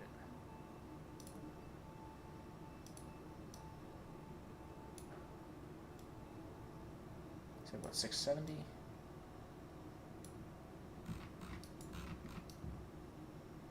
It was more than that. Just to 680.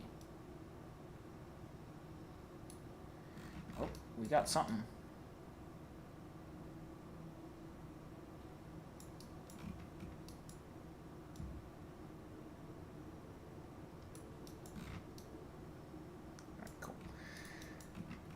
Alright, round 2.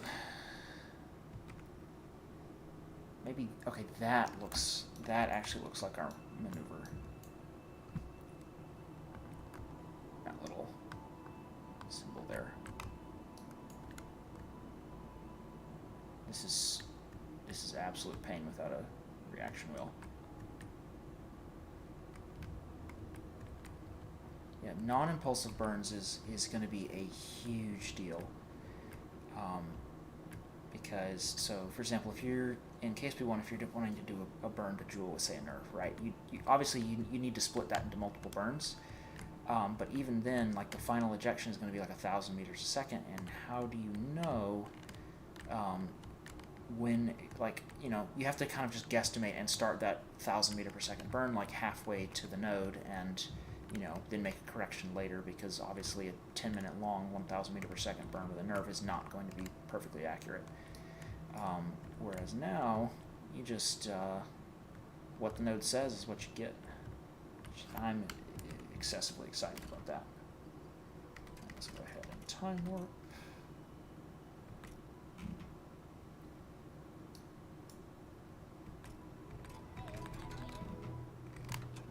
Okay, yeah, cool. Now we're actually pointed the direction we're supposed to be pointed.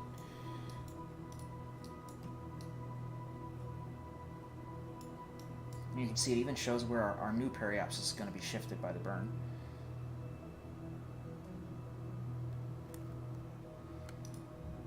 Alright, and boom, throttle up. And away we go.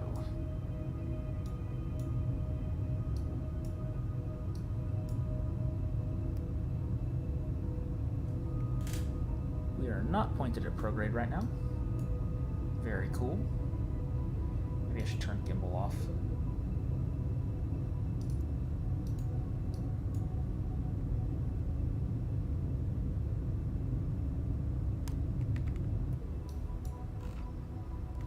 Let's time warp while burning. Wait, am I just in regular time warp while burning? I'm in regular time warp while burning. Of course, that means you can't hold prograde, so maybe don't do that.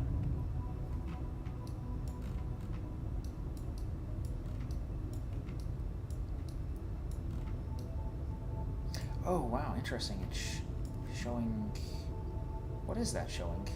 I'm not planning on leaving the sphere of influence, so I'm not sure why it's showing that I'm going to. And boom. Let's add a little more. Too much. Whatever. And then let's go ahead. Oh, I see. It was assuming I was going to do the node again, I guess. And then we need to hold the normal. I wish there was a way to physics warp in space so I could turn faster. So you see, like, if I do that, it just freezes me. So just have to let it slowly turn.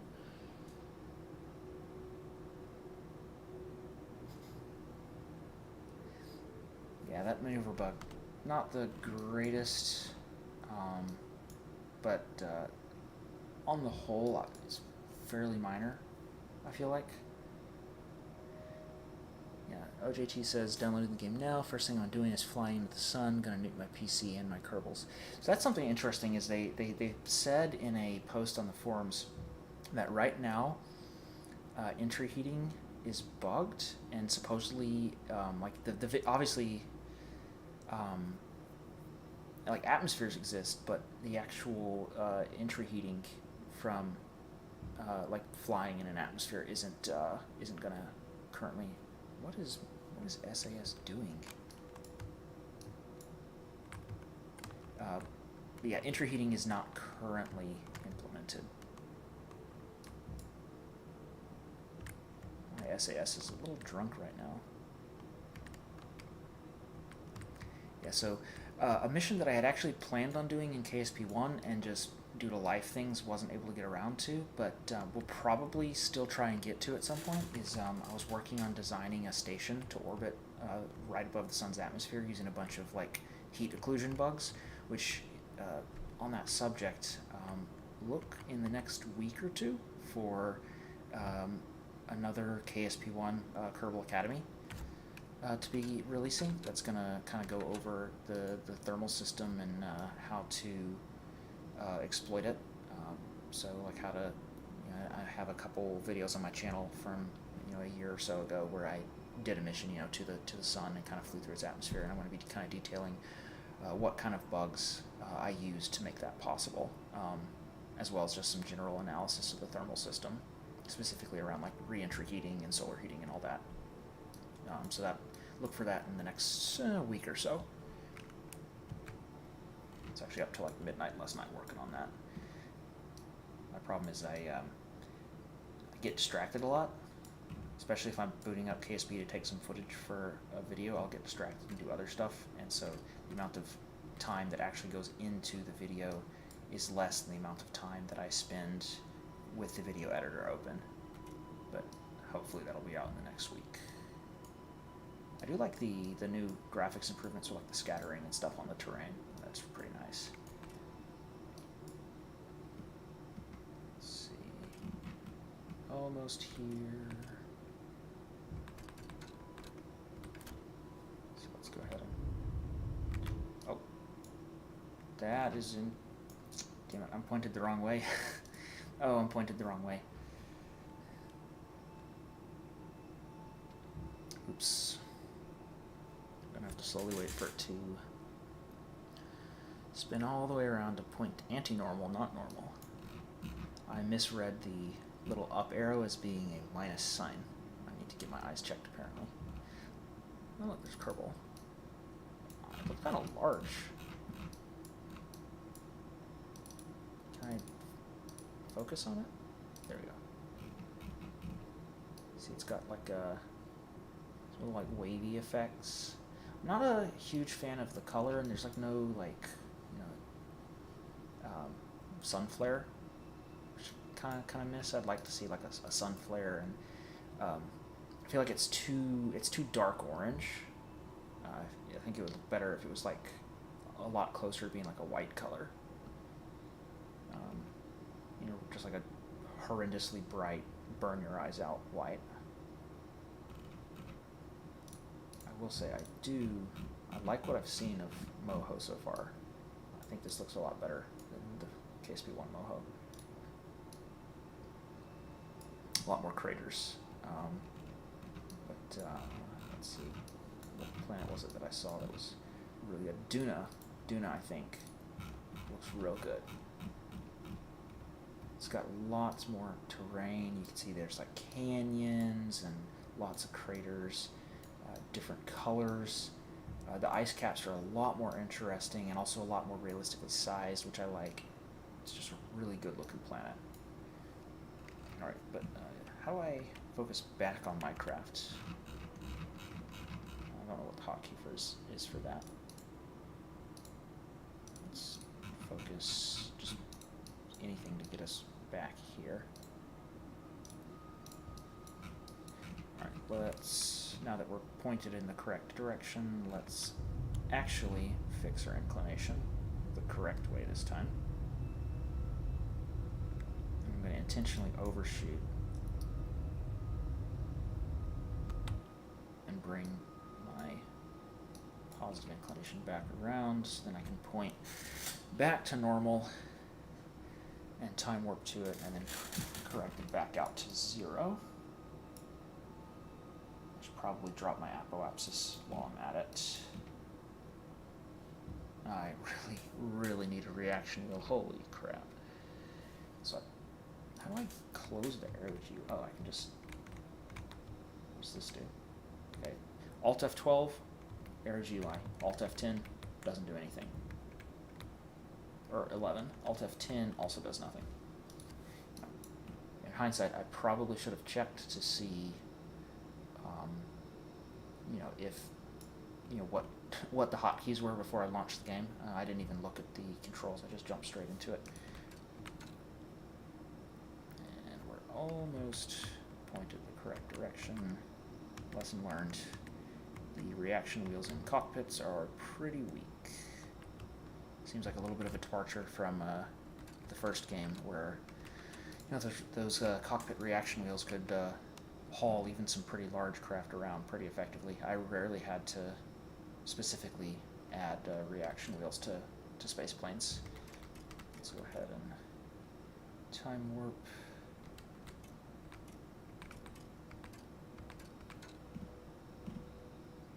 Is there a way to see like how? Okay, you just click on it, it'll show you how close you are to it. Let's just get a little closer, because this engine's pretty thrusty. I can wait till I'm right on it. That's kind of annoying that it shows all those multiple paused, unpaused notifications. And you can see even just a little throttle is enough to kind of push it out away from me.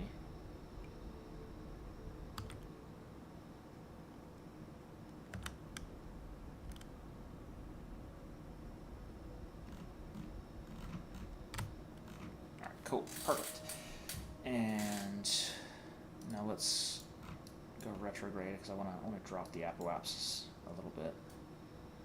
So it looks like this is our first intercept, and then this is our second intercept. Let's see. Oh, I-1, intercept 1. Okay, that makes sense. Alright, well, while the craft is slowly rotating around, let's take a look at some of the other bodies. I heard Drace, whatever. I heard it got a pretty big visual buff, and look at that. Got a nice ring system, got the little equatorial ridge, that'll be really fun to land on. Lots of craters, got that sort of two-tone terrain. That's based off of, what, Ipetus? Is that how you say it, Ipetus? Give me a second.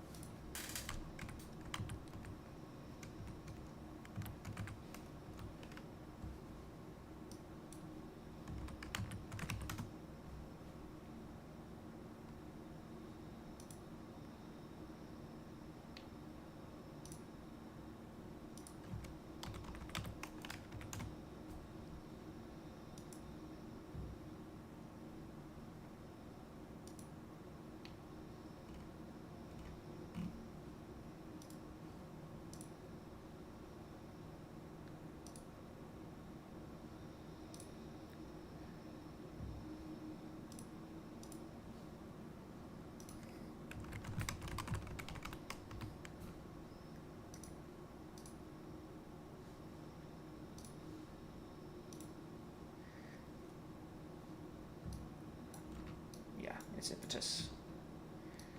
But absolutely gorgeous. Got some ice caps. I wonder if that's supposed to be like liquid water. The like rotate sensitivity is really bad when you get close to a planet.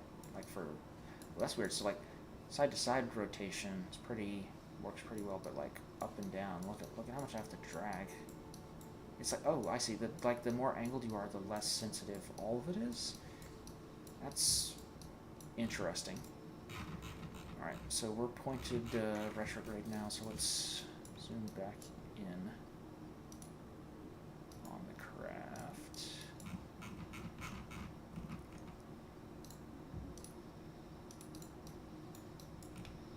And let's just give a little puff of the engine to bring that apoapsis back down.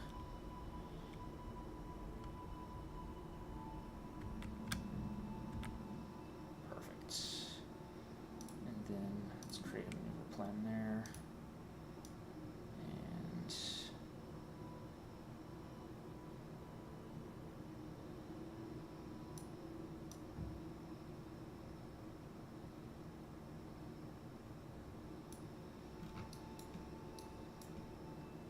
let's see if I add another maneuver here and move it past this intersection. Will it show me the next orbit intersection? Doesn't seem like it.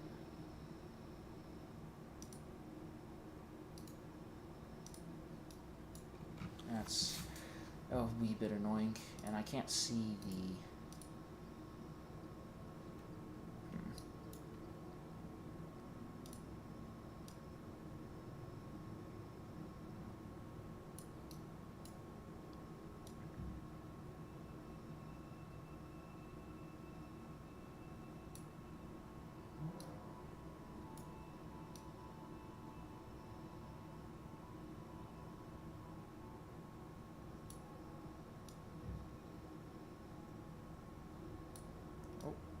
something there. Oh, crash. Wonderful.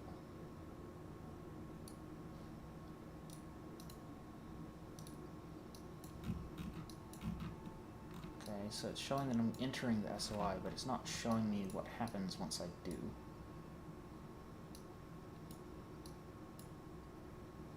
Yeah, close enough. We'll figure it out once we get there. So let's...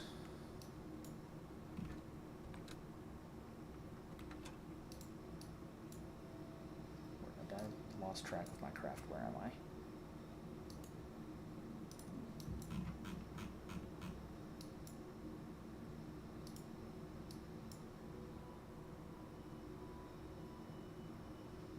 We want pointing prograde, not retrograde.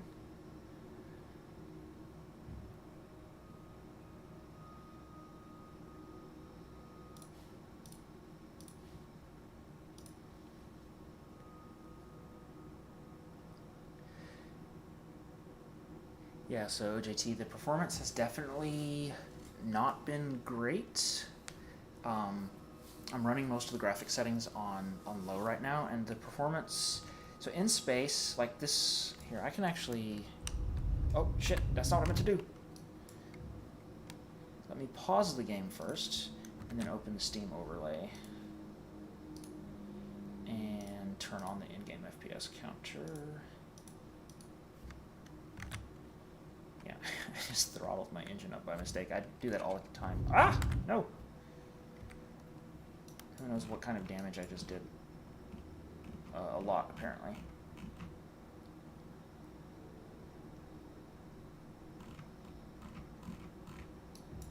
Oops. Yeah, this is taking way too long. I'm just gonna revert and add some reaction wheels because this is destroying me.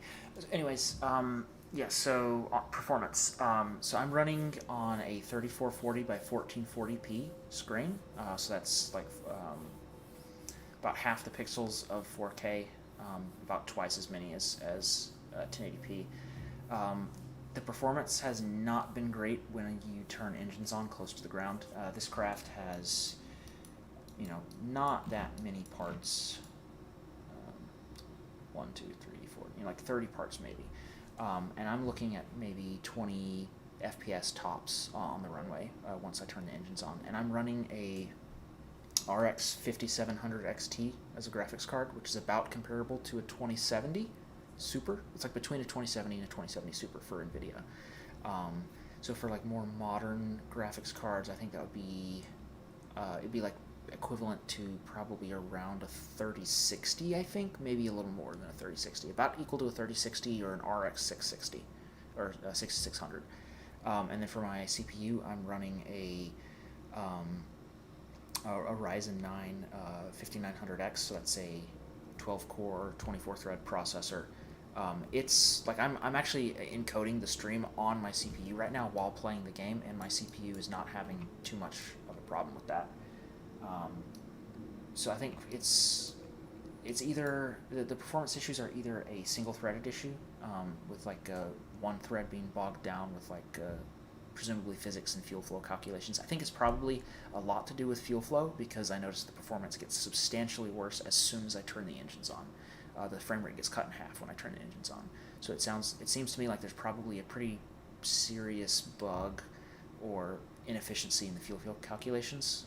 So, KSP1 all over again. Or possibly it might be a graphics thing also, just being close to the ground, because when you compare my resolution to my graphics card is a little underpowered for the resolution I'm playing at. Definitely doesn't make their recommended specs for sure. But in space with this, my performance was decent. I was getting like 70 FPS with this craft in space. So playable with smaller craft. The performance near ground level, not great. Like I can play it, but it's definitely not ideal. So if performance is something that you're super concerned with, or you don't have a great graphics card, I would definitely recommend maybe waiting a little bit to see if they can resolve the performance issues. And yeah, there is no switch for fuel types. So you've got your Methalox tanks, and then you've got your just methane tanks, which would be the equivalent of the liquid fuel only in KSP1, and it's basically the same ones that you had in KSP1. The Mark 0, the Mark 1, 2 Mark 2s, and then the 3 different lengths of Mark 3 tank. So that's obviously a little annoying, but now it's not as bad. Yeah, with a 6600 at 1080p and a Ryzen 5, you should be good. Now keep in mind that doesn't mean you're going to get great performance near the ground, especially if you are making some larger craft. Because like I said, this craft performance is just in the dumpster as soon as I turn the engines on. Which, I mean, as you can see, there's not a whole lot going on here. Speaking of which, let's get back to the building aspect. So let's see, control, maybe utility. Here we go. It's in utility. So they added a 3.5 meter reaction, or 3.75 meter reaction wheel. That's really nice. Let's see, let's hit shift. What do we get? So it uses 3 electric charge per second, and it has 45 kilonewtons of pitch yaw roll. The medium one has 30. So it has 50% more, and it has 50% more mass. So it's just a direct scale. So there's not any particular reason to choose one or the other. Like 2 of these is the same as 3 of these, looks like. And I will say the electricity that they each use has been increased substantially, because if I recall, it was like this one was 0.2, and then 0.4, and then I think 0.6 EC per second. So yeah, I'm definitely I'm a little overly reliant on reaction wheels. So let's add one of those. Let's see, how much does this command pod that I added give? 25. So that's what did I say that was? I already forgot. Did I say 45? So 25 is 45. Let's add another one. I am impatient. And then I should add some electric charge production, because I did not add that previously. So that's, what does that give us? 0.75, 10. That's overkill.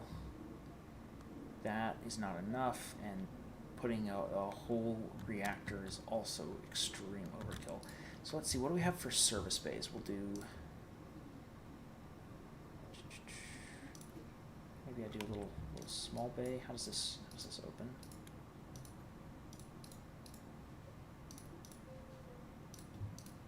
Let me just,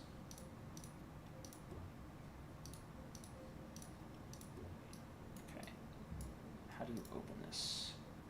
So which side? Oh, I don't want to open that direction. I want to open like that. And let's cram some solar panels in there or something.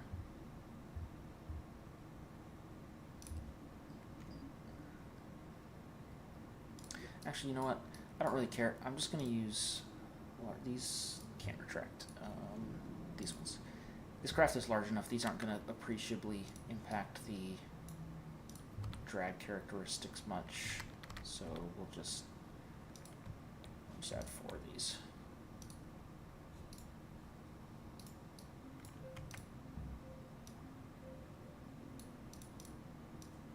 One thing I noticed, it doesn't. Okay, can I change the snapping to assembly building? Didn't do anything. Alignment local? No, I see. Alright, so we don't need that.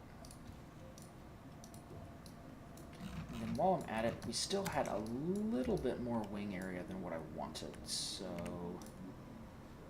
Oh, and I need to change the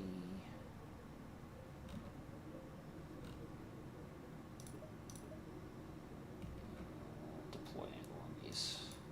Or not deploy angle, the authority limiter. Let's drop that to 5.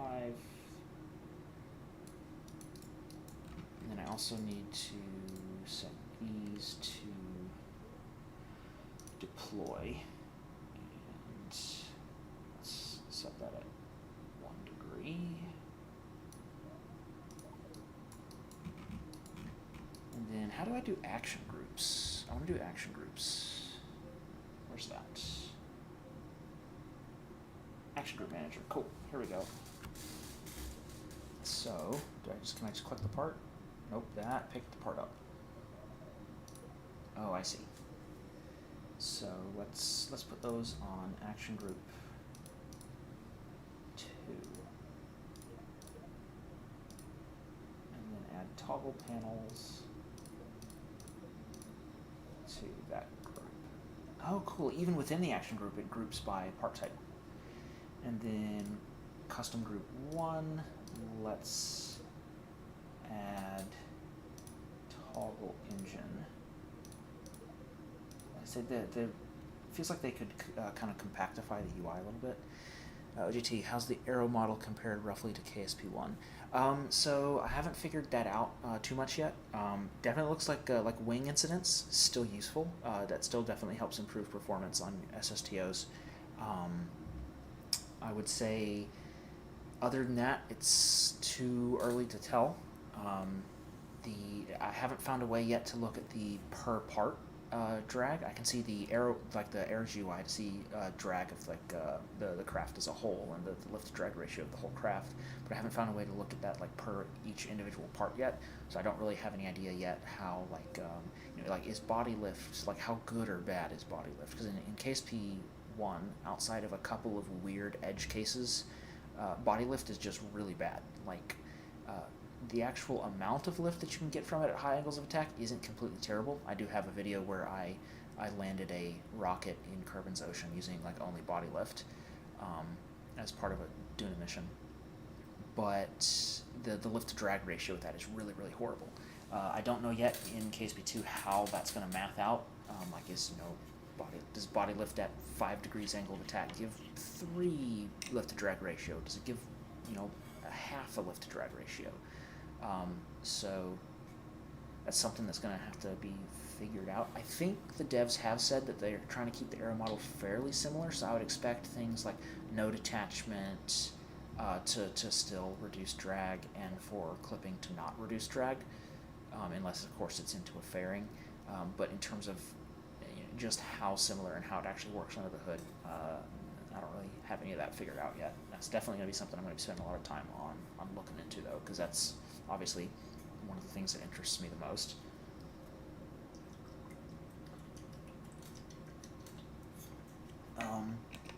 But yeah, I feel like this this action group UI, Bengineer, how's it going? What are your conclusions so far?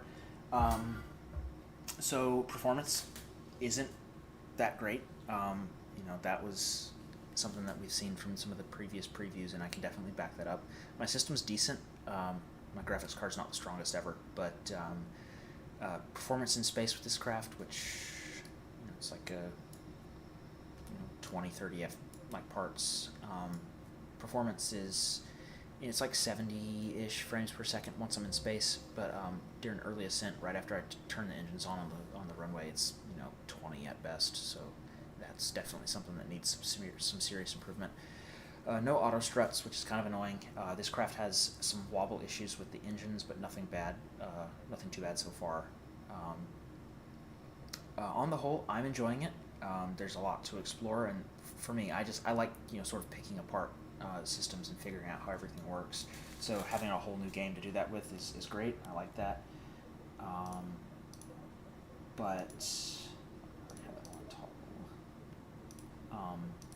like if you're someone who performance is really important to you, I would say maybe hold off a little bit. And there's still a lot of things missing, right? We don't have reentry heat. There's no ISRU. We still have a pretty limited selection of like hydrogen tanks and methane tanks. I feel like the Methalox engine selection could use a little tweaking. I couldn't say for sure what needs to be tweaked. That's kind of like, I guess, my gut feeling, if that makes any sense to say. No robotic parts. That makes me sad. I really like robotic parts. We got a bunch of new payload parts to play with.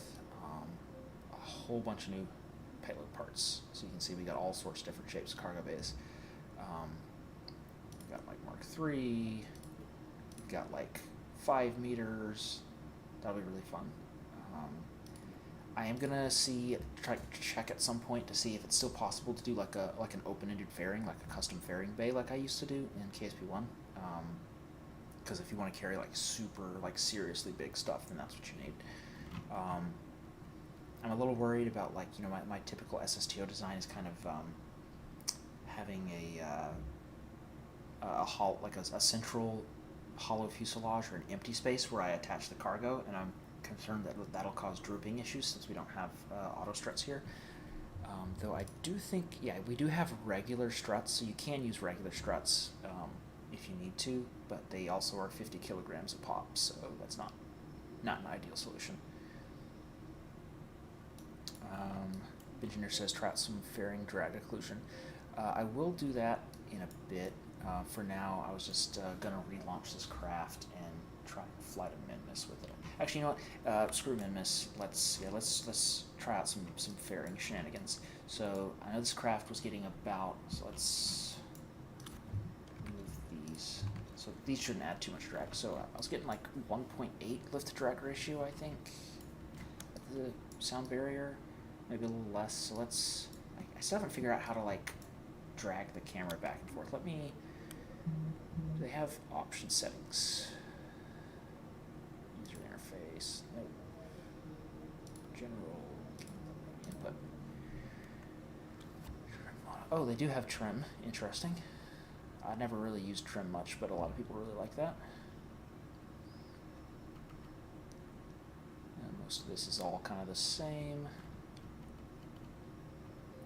Focus previous vessel. Okay, it's the brackets now for changing vessel focus. Oh, I think actually it was still brackets in the previous in KSP1. They don't seem to have a hotkey for just automatically reverting back to the currently in context craft, which I think is something they could work on.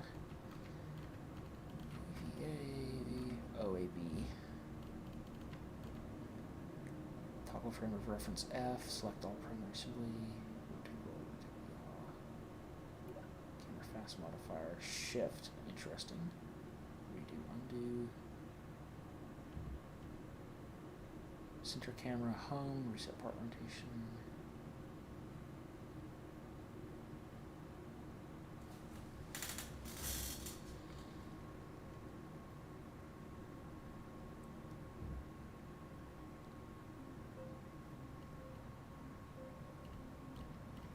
Do they not have a way to slide your camera back and forth?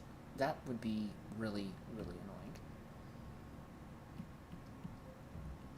Why is center camera and VAB under EVA? Doesn't make any sense.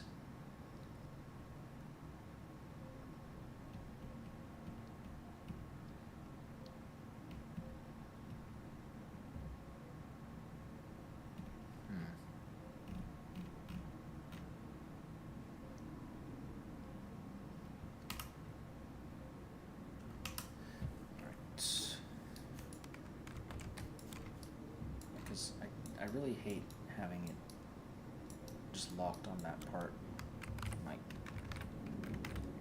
can't figure out what key combo you're supposed to use to, like,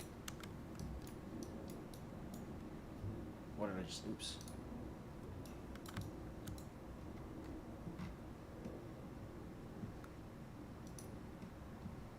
Is this not being able to, like, drag my camera around is like killing me inside. If you hold Alt, it slows the rotation down. Alright, enough of that. Let's just go ahead and add a fairing. So what would happen? Oh, I'm in the wrong mode. Did I just change that to the root part? Oh, that's how you change root part. Assembly anchor. Oh, duh, assembly anchor means the root part. Okay, if I... Oh, damn it, I did it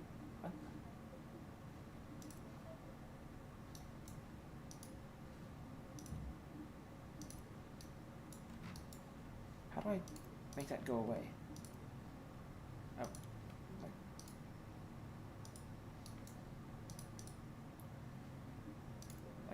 like stop. I wanna. Okay, there we go. That seems like a little bug. Let's. No, that would be meaty. No, that would be a large.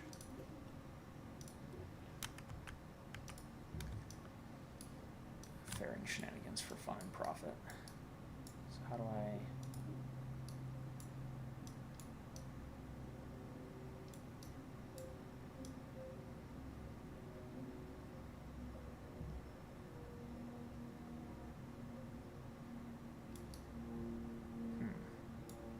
Trying to kind of get a feel for. Okay. So that's as far as you can do one segment, and I guess you have to hit plus. Okay, and then you can add another segment. Plus another segment.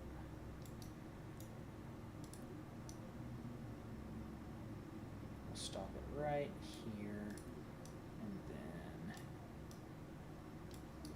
that. And I guess hit check. Okay, cool.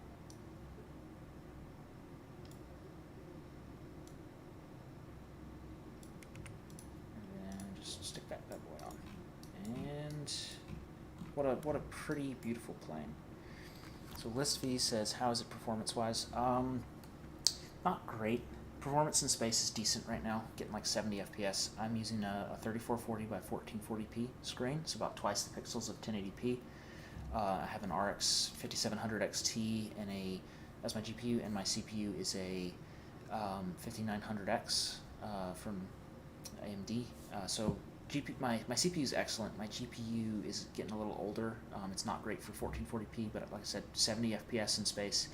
When I cut the engines on the runway, I'm getting maybe 20 FPS. So if this is something, like if you're really concerned with performance, or if you like building large craft, I would say maybe pump the brakes on picking this up just yet, unless you're just a huge fan like I am. Like it would have taken something really extreme to make me not buy this, because I've been hyped for this for years. So I admit I'm kind of probably a little biased, but I definitely say potentially pump the brakes if performance is really important to you. So I remember for me in KSP1, the key combo was something wacky like left shift plus middle click, and I just felt with it. Maybe that's what it is here. So shift and middle click. That just makes it spin fast, seems like. And then just holding middle click lets you go up and down. There was one time that I accidentally did it and like shifted my view off center, but I cannot figure out what it was that I did. So maybe someone will post about it on the Reddit or in one of the Discord servers or something. So anyways, for now, so we've added action groups. We've added a fairing for fairing shenanigans. I think we are ready. Let me go ahead and save this craft. Vehicle name Fly Safe, a little Scott Manley reference there. Let's just call it first SSTO. It's technically like the third iteration at this point, but whatever. I think we're good to launch. Let's see if the fairing improved the lift drag. So, it's a little wobbly. But yeah, so in theory, if the fairing does improve, like does occlude these, it should improve the lift to drag ratio, if only for the fact that it's reduced the surface area that we're exposing. Oops. That's...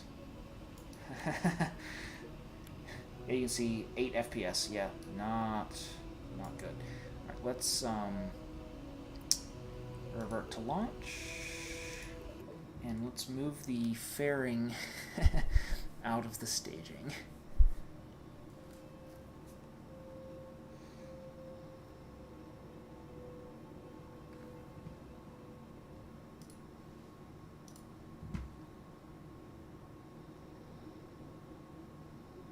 Okay.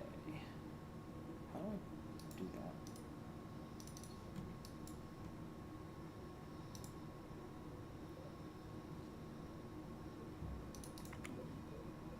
To revert to Fab, I think.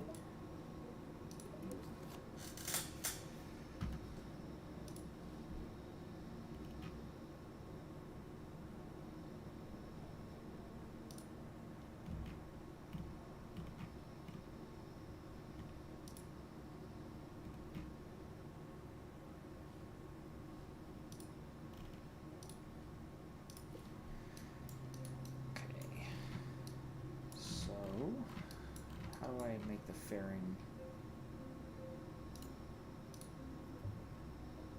That's not what I meant to do. Is it an arrow? Payload. There we go. Cool.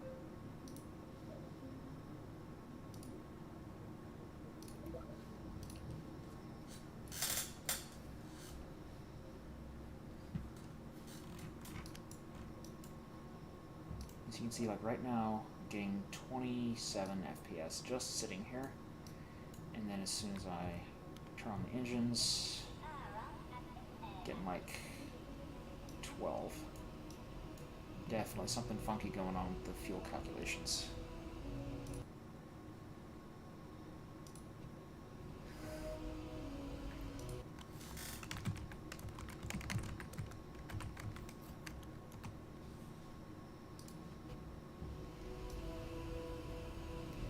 Yeah, the loading times are definitely a lot better.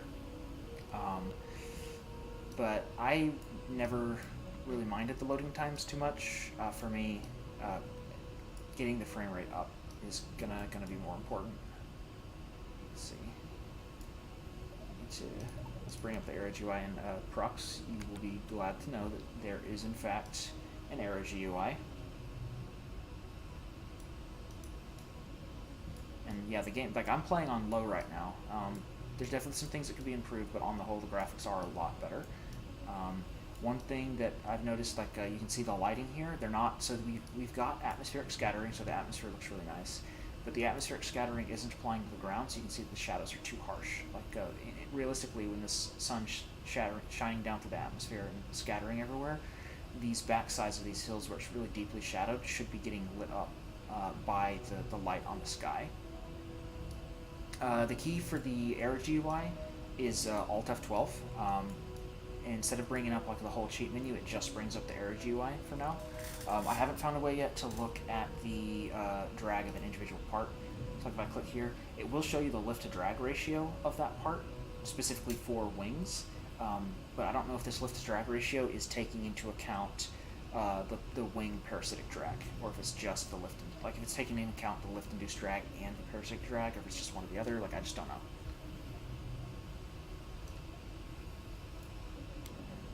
Hitting the end of the runway, so it's time to pitch up.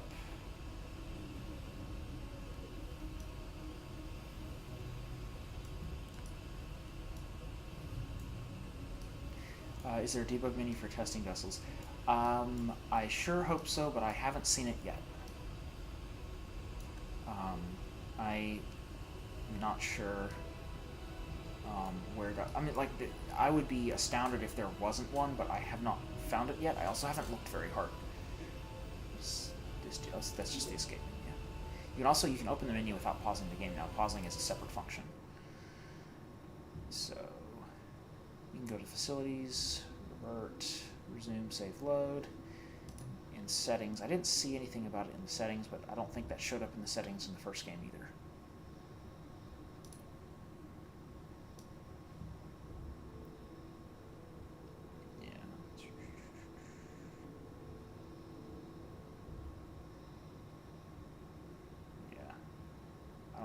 See anything about it here.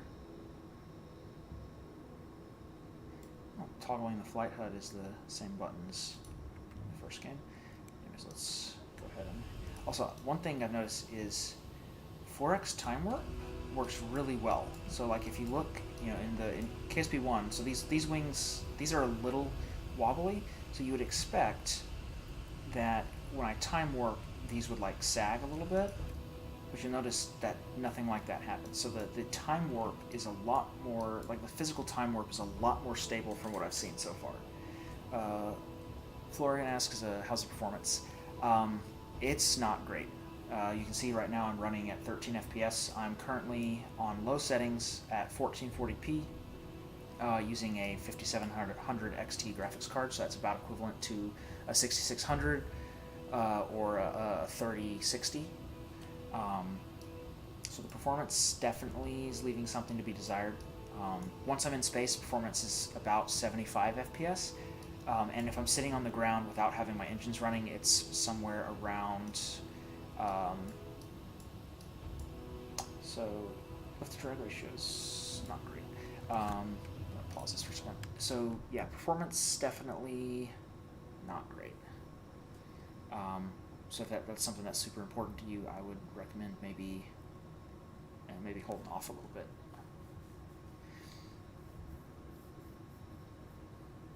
Yeah, the load times are great. The FPS is actually let me check what's getting hit. I can bring up my GPU monitoring on a side window so I can look at that. And then let me go ahead and look in here.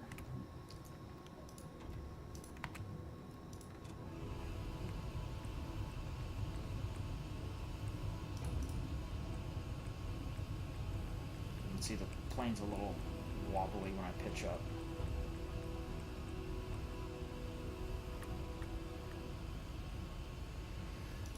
Okay, so yeah, right now my GPU utilization is at 99%, so I'm pretty much flooring it GPU-wise. My CPU utilization is very low. Let me pull up Task Manager so I can see if I have any individual cores that are being hammered, but I think probably not.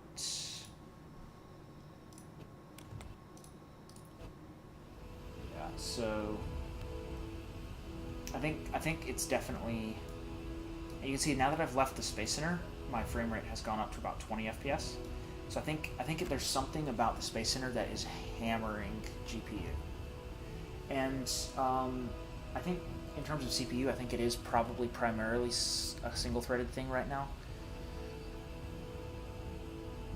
Yeah, so if you have a somewhat lower end PC, or lower, yeah, like not a super great PC, I would recommend just kind of sticking with KSP1, because like if you compare this visually to KSP1 with mods, you can get the same level of graphics with better performance using mods. Like all you've really got to do to really juice up KSP1 is maybe get a texture mod or two.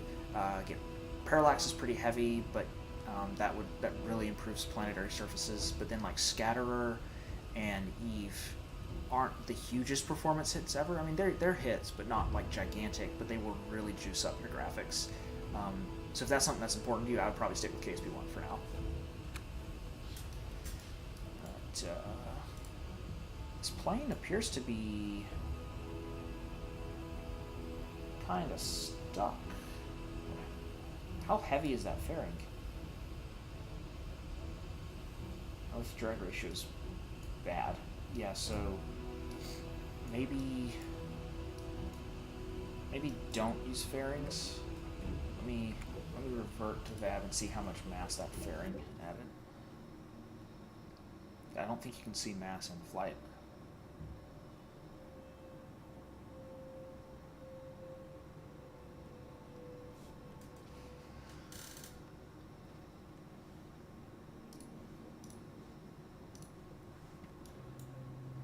So where's not the parts manager, it's the engineer's report.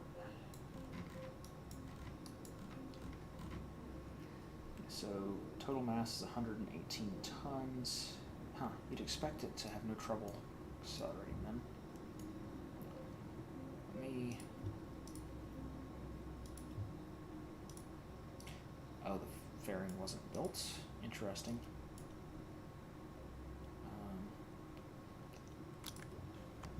I guess if you pick it up and then replace it, it dismantles it. Say that fairing building UI is not necessarily the most intuitive.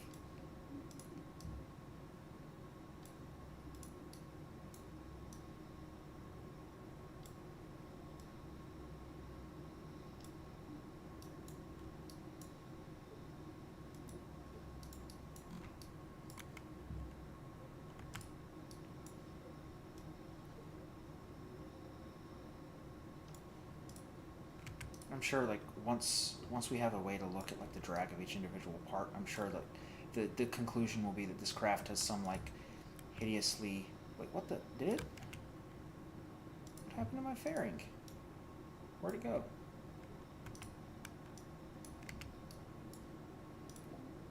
Huh?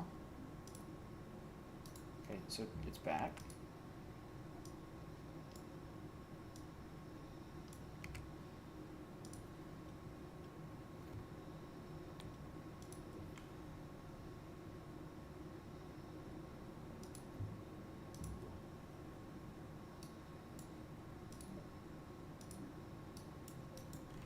That's annoying. If I place a part, it deletes the fairing, question mark?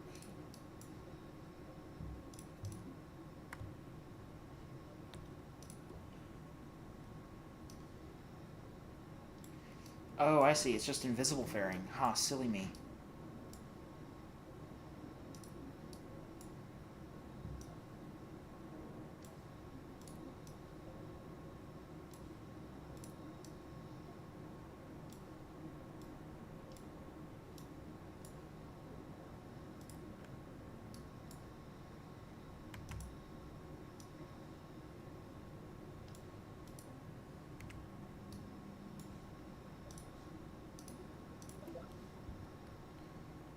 So 118 tons, 42 tons per mass, 37 parts.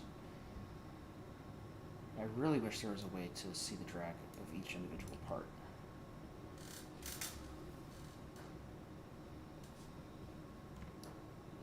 What the heck? My fairing's gone again. Been robbed.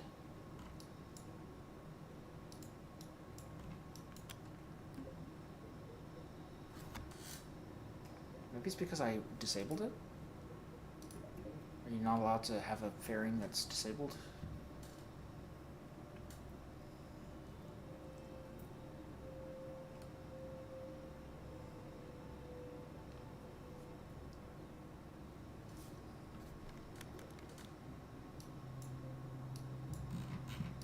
Also, I think I went overboard on the shrinking of the wings, so let's...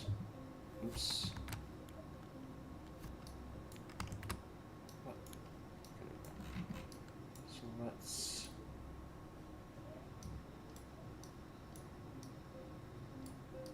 embiggen these a little bit.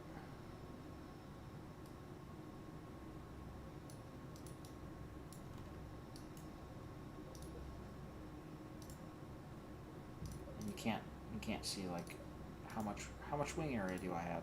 I don't know. Who knows? Maybe it's 5, maybe it's 100.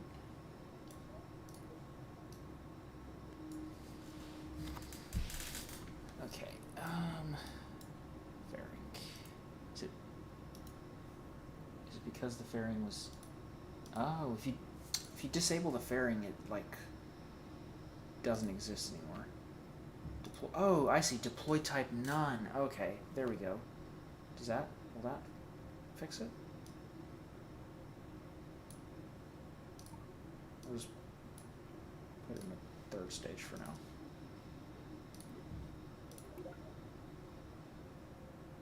And then let's launch.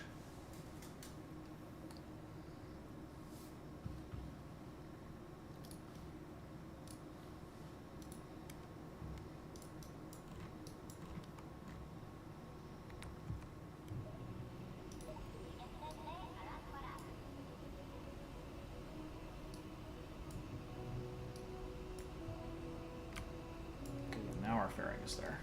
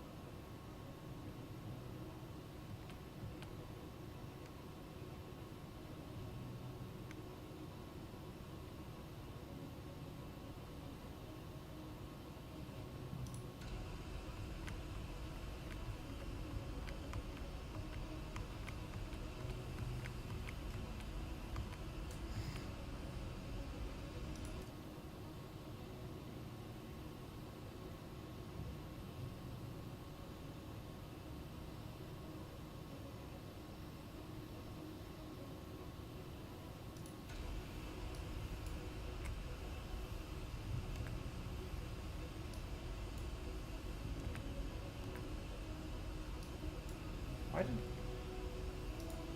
Why did this one not? Status block. Oh no! It's counted as in the fairing?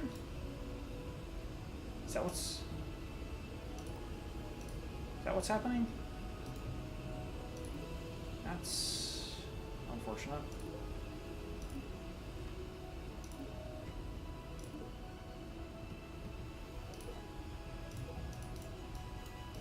I guess we just gotta deal with it.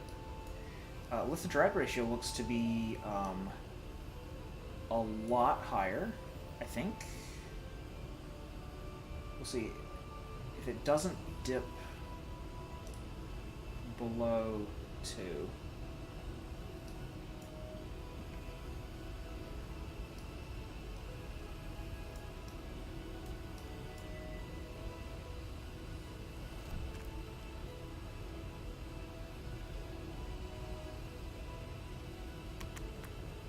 See what the lift to drag ratio looks like at higher speeds.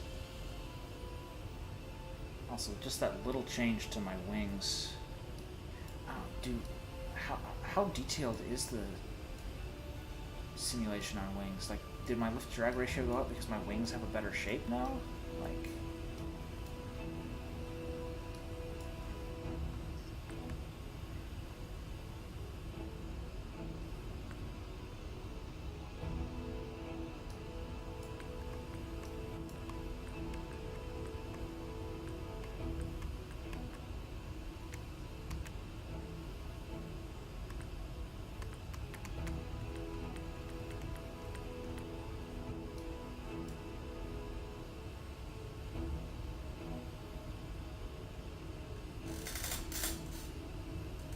welcome, Moonbow. Yeah, so I'm just testing out a space plane right now, trying to figure out like how does the drag system work, how do wings work, what makes for a good space plane, what doesn't. Let's go ahead and put this on 4x warp. My landing gear is stuck open because of the fairing. There's a fairing going through the center of these fuel tanks. Just testing if using fairings to occlude will improve lift to drag ratio. It definitely seems like it is, because my lift drag ratio is 3.2 now. It's a lot higher than on my previous test flights. Oops, that's not what I meant to do. Let's do a barrel roll to scrub some vertical speed.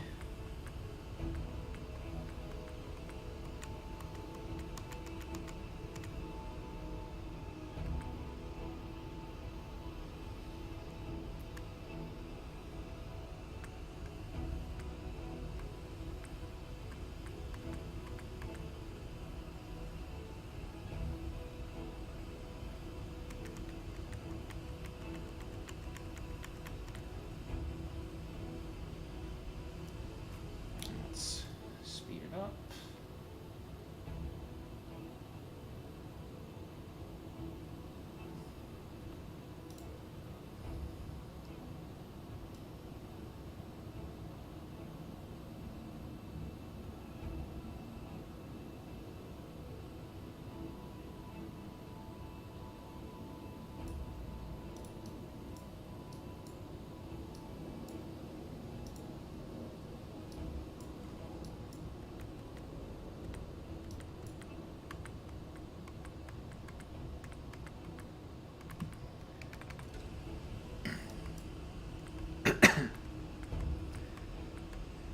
So I don't think the aero model that they're using is like FAR. I think it's closer to stock aero than anything.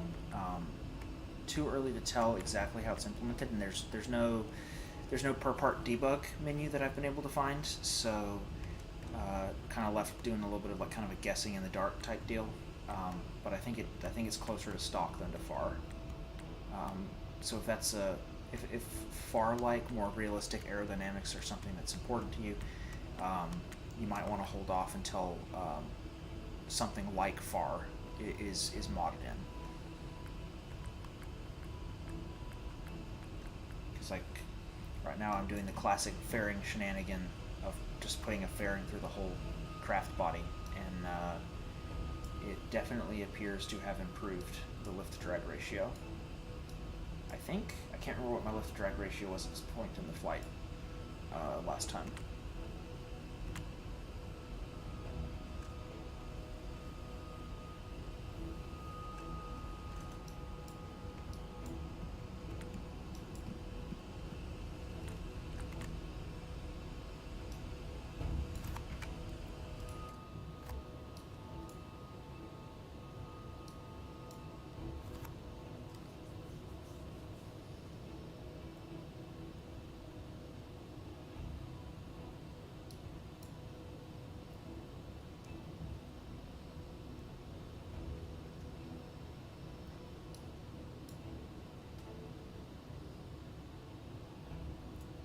Looks like I have too much fuel packed.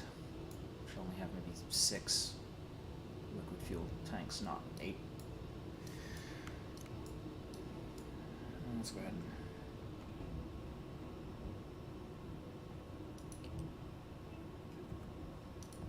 can you not stage in time warp? I guess you can't stage in physics warp.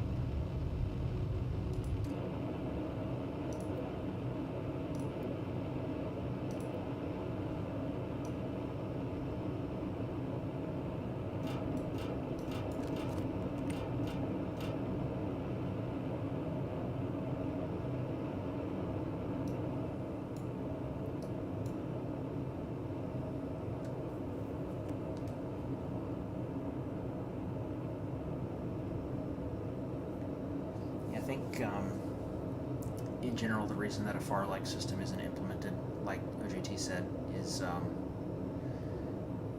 if you've ever been on like the help forums, a lot of newer players have real difficulty, enough difficulty designing planes with the simplified aero, and if they also had to contend with a more realistic aero model, I think that would introduce a lot of difficulty. There are potentially some merits to doing a more simplified FAR system, so like maybe instead of only using node attachment for drag calculations, maybe, you know, if you took kind of, maybe for drag, took the general shape of the craft into account.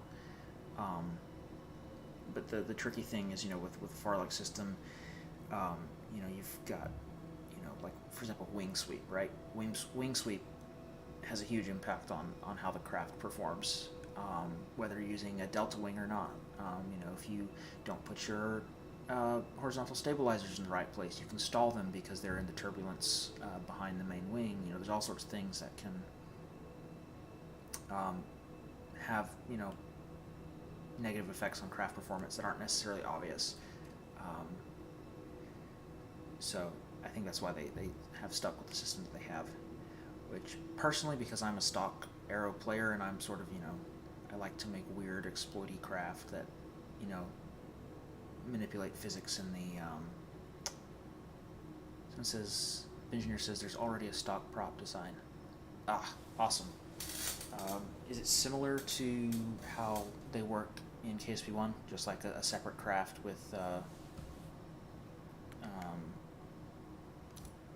stop time warping so I can nose down to prograde. Is it using like reaction wheels on a separate craft in like some sort of bearing? Is that how they're doing it? Yeah, the craft is a lot more responsive now that I've actually got multiple reaction wheels on it. Alright, cool. We're almost get closer to apoapsis.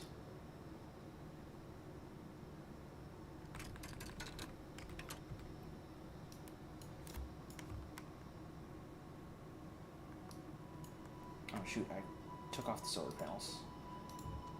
Though I'm not using up any EC. It just is.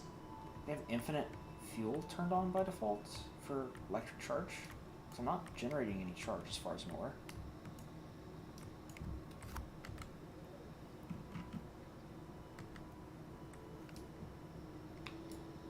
That one poor landing gear is stuck.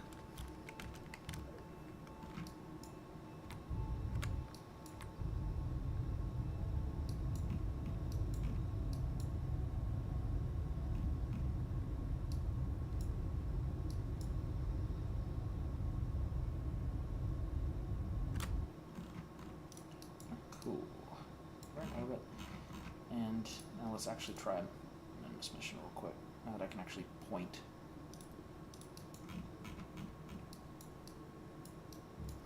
Let's just do a nice, simple combo burn.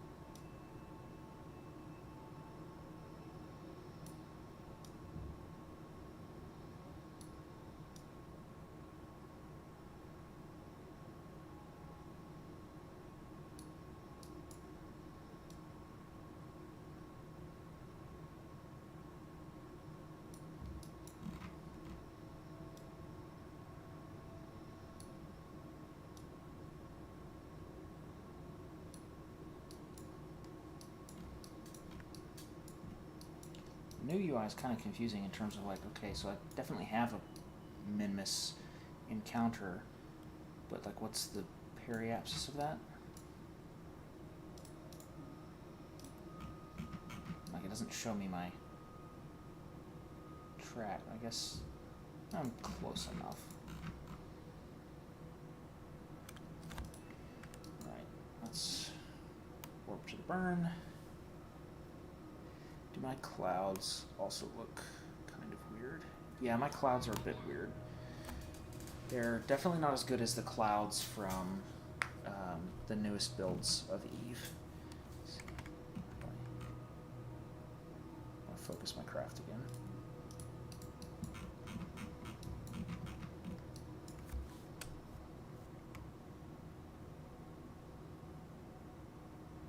I'm not going to be ready for the burn in time.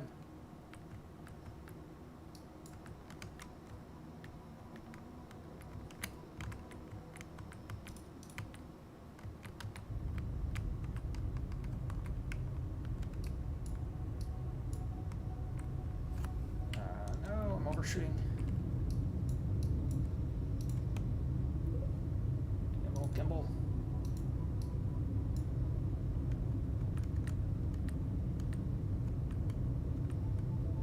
Definitely feels like craft are less responsive.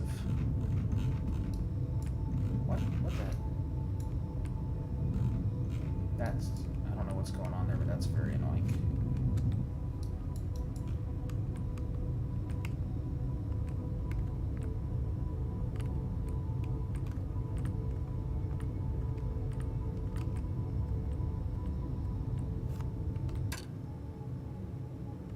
You can time warp now while burning. So there's a pretty serious bug right now with the maneuver nodes where it doesn't take into account the burn you've already done while calculating the node.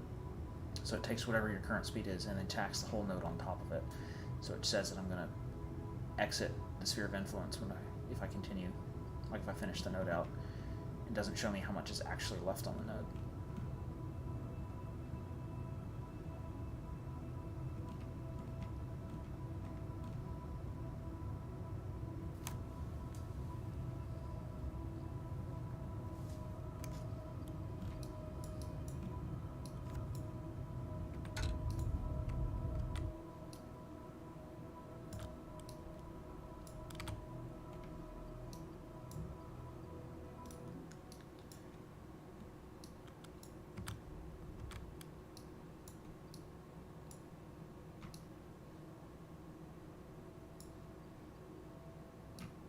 Okay, I do appear to have a min-miss encounter now, so I think let's just go ahead and warp to that.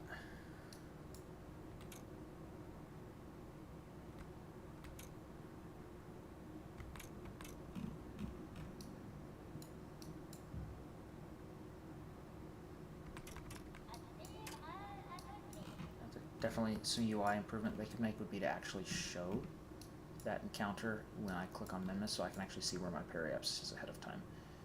Not being able to see that is pretty annoying.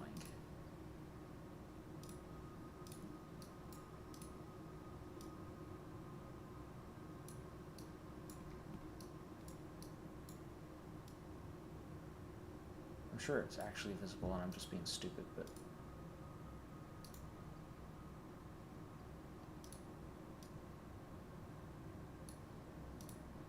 Cool.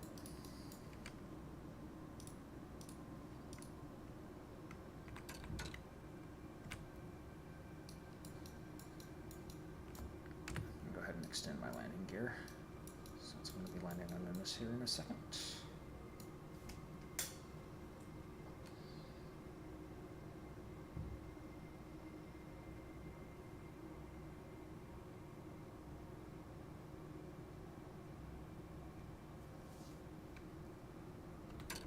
Yeah, SAS right now is not super smart in terms of, like, it keeps, I've noticed it's pretty consistently, it's like overshooting.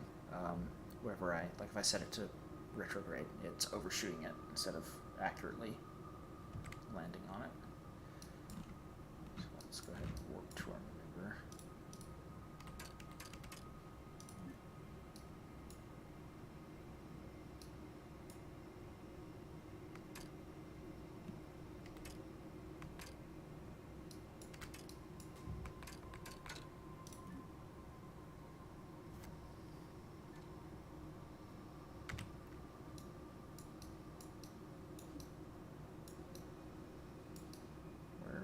Where's Minmus? Am I blind? There it is.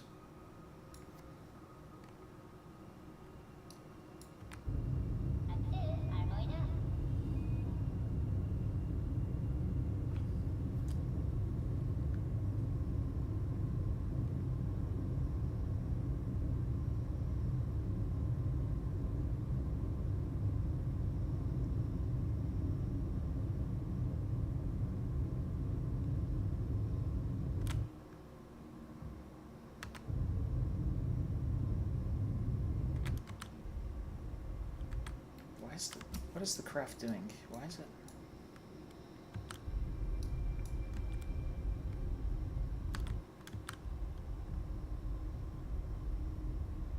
Yeah, SAS definitely is leaving some to be desired.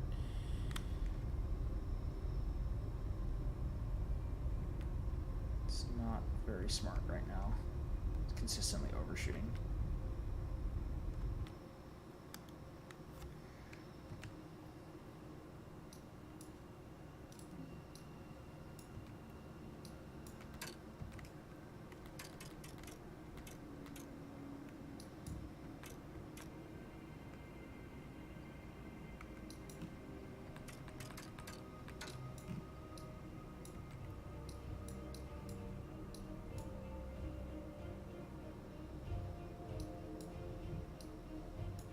Adding a couple of reaction wheels definitely made this a lot more responsive, which is nice.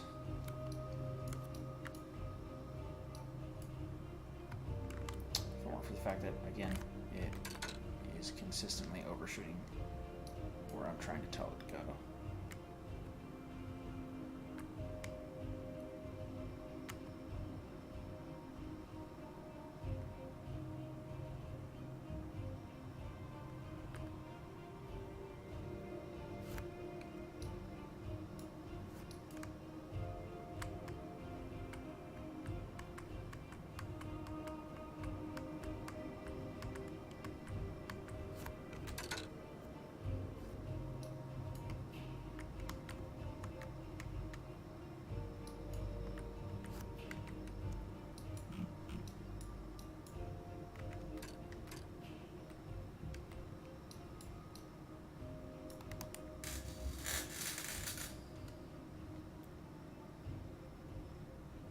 Yeah, I haven't actually attempted to make an actual rocket yet. I've only been doing space planes.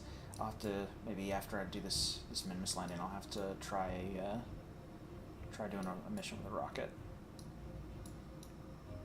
I think I'll try maybe land this on Minmus and then head back to Kerbin. I've got enough Delta V. I could do basically whatever I want. Got 9.6 kilometers per second right now.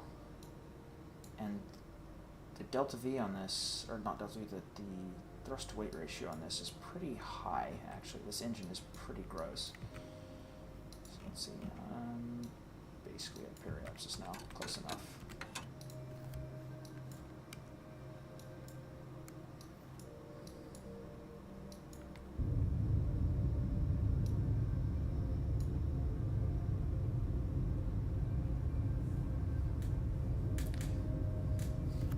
So I definitely think that adding liquid hydrogen, making it, more realistically, less dense, I think that's definitely a good thing.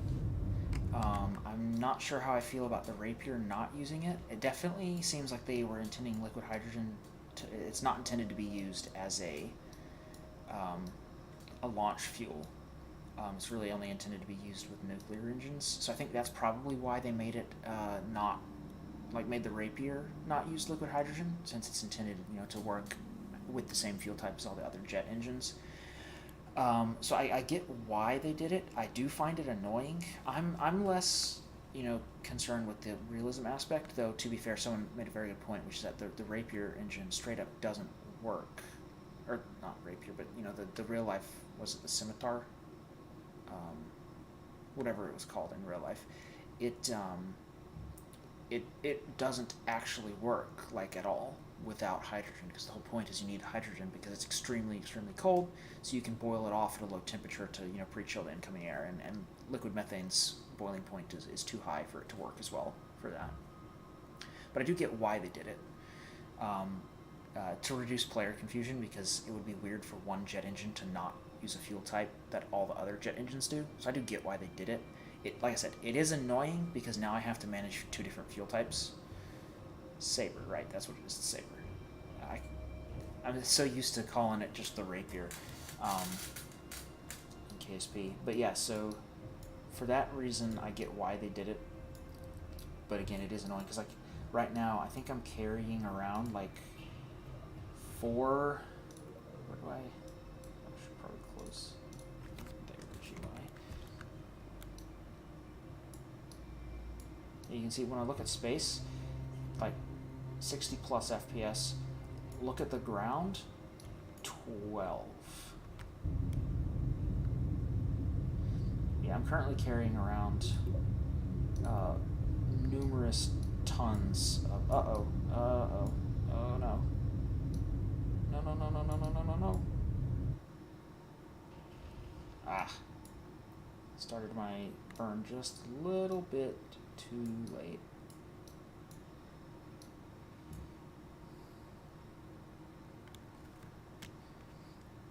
So you don't actually have to manage oxidizer for a spaceplane like this, because the swerve engine is so strong in terms of its thrust to weight ratio that you don't need oxidizer. Just bring a swerve and it's plenty. So you only need to manage methane and liquid hydrogen. This is very unfortunate. Started my burn maybe 3 seconds too late.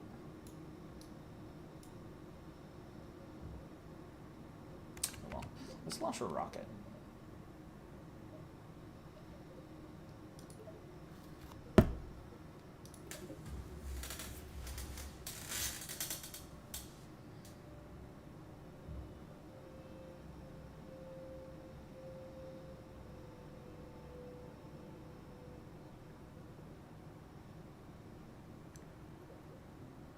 Yeah, the swerve is ridiculously powerful. Okay, so let's build an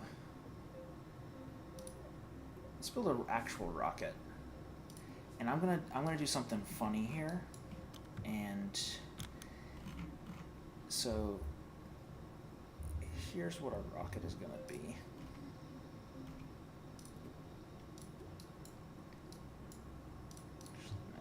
Don't need that.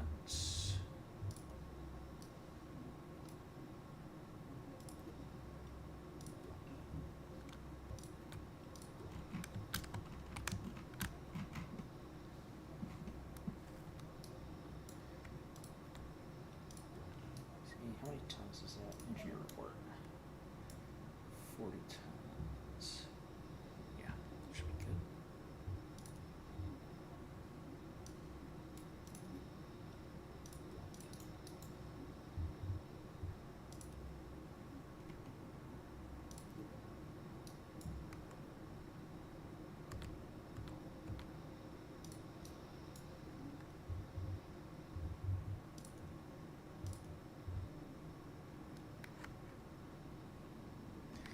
Yep, I'm gonna take a swerve and put a couple of SRBs around it. Okay, so those are that's the kickback. Let's. Oh, they brought the Clydesdale back. Very nice. I hope I put those on that. Yeah, cool. They are. So what is the report? Thrust to weight 1.6. But I want to burn those alongside the swerve. So funny thing, the swerve has. Someone says, is there a more sturdy looking fuel, a hydrogen fuel tank of that size? I don't think so. So for the hydrogen tanks, what you see here is what you get. So we have this tank, and then we have a half-length spherical tank in the same size. And then we have the 5-meter tanks. And then we have this just absolutely massive tank for like fully in space craft. Yeah, no like. We got like this small tank here that actually like looks a little more like it's more filled out. Looks more like a tank that you could actually launch. It also holds like half a ton of liquid hydrogen, so it's not very useful. Okay, I just need a nose cone. Boom. Alright, cool. And I need a parachute. Oh, I need a decoupler. I need a decoupler and a parachute.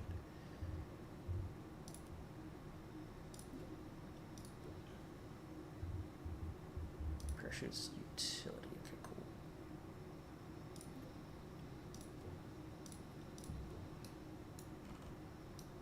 Thrust weight ratio is pretty zippy, actually. Alright, cool, let's launch. Oh, I'm launching from the runway. Oh, no, I'm not. Cool. Alright. Yeah, the swerve actually has a high enough sea level ISP that is actually better than any of the other rocket engines. Now, the thrust it has at sea level is not great, but its ISP at sea level. Nope, skip countdown. Just launch the engine. Just launch the rocket.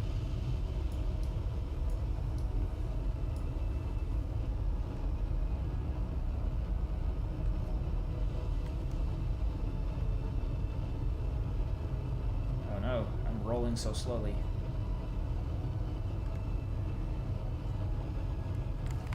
I'm gonna revert.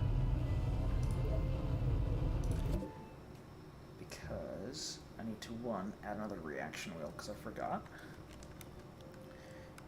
And two, yeah, I don't think... So you could maybe make a shuttle recreation if you... well, so there's no chemical hydrogen engines, so you can't do it from that perspective. So the ISP at sea level on the swerve is, I believe it's like 320. Yes, 320 at 1 atmosphere. Now the thrust weight ratio is only 1.5, so you're not going to be pushing anything anywhere with that. But if you compare that to like the Nerve, which the Nerve also got a buff, it's now 250 at sea level and 900 in vac. So its sea level thrust is a lot higher than it was in the first game. And again, it has a better vacuum thrust as well. It has 75 kilonewtons in vacuum. So they're both better at sea level than they were in the first game. Of course, compensated by the fact they need those gigantic tanks. But the Swerve at that 320 ISP is better than any chemical engine. So if you have a Swerve on your craft, it's advantageous to start burning it immediately. So the Ion is still really bad at 100 seconds of ISP. So yeah, the Ion is still, you don't want to use that until you're actually in space. But a lot of, like, even some of the sort of the deeper space chemical engines have better ISPs than they did in the first game. Like for example, the Terrier I think was like 70 in KSP 1, and now it's 170. Anyways, let's go ahead and add more of these. And there was something else I said I was going to do. I guess rotate the whole rocket to face that way, I believe.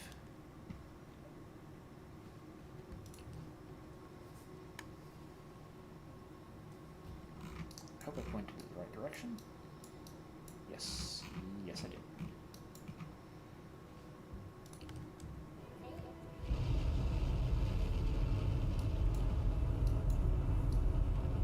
Compared to the plane, this has a lot better FPS. It's staying above 20, which again, it's not great, but better. And the gimbal's on. Oh no, I made a huge mistake.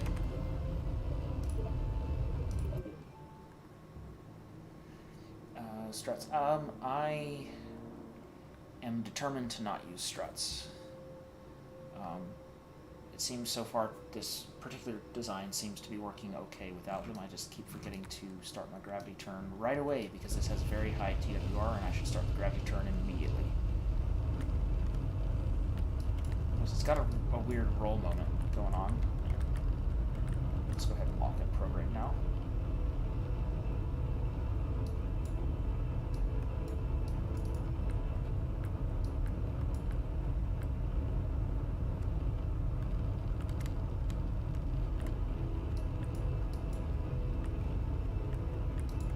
Is the gimbal on this? Why is it not gimbaling? It was gimbaling.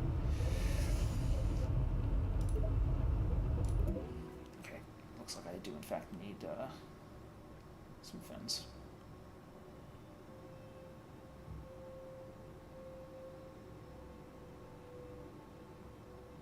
Both for control purposes and for not flipping purposes. Because the swerve being very weak, it doesn't have a whole lot of oomph behind its gimbal. So we'll just do something super basic. Let's just go with medium. Medium's a little large. Let's go small.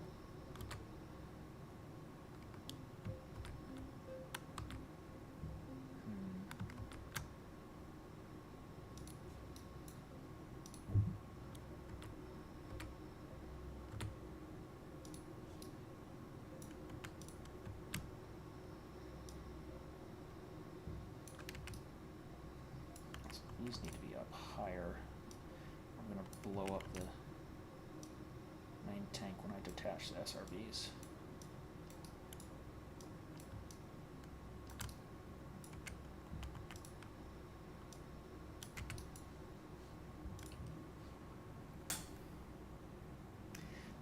So I haven't figured out yet if wing thickness actually does anything.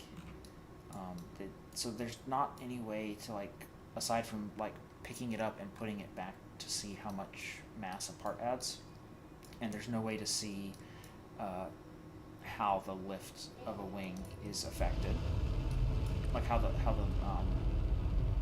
lift of a wing is affected by shape, because you can't see like the wing area for like from the stock equivalent or anything like that. You get like a generic lift drag number once you're in flight, but there's too many variables to be able to easily account for, you know, what that's doing. Alright, yeah, this is a lot more controllable now.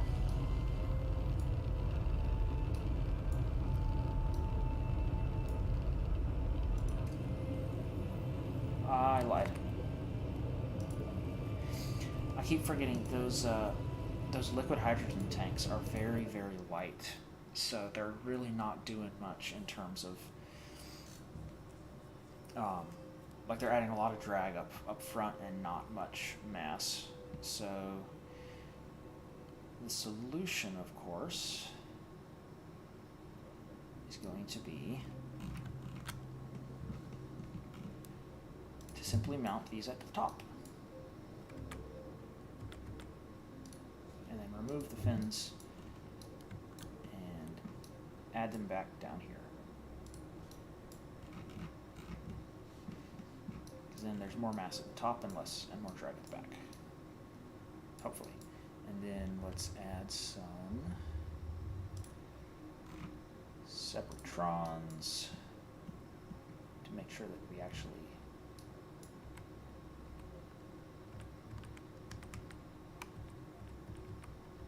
I feel stupid anytime I try and work with the rotation. I feel like no matter which direction I do, it's the wrong one.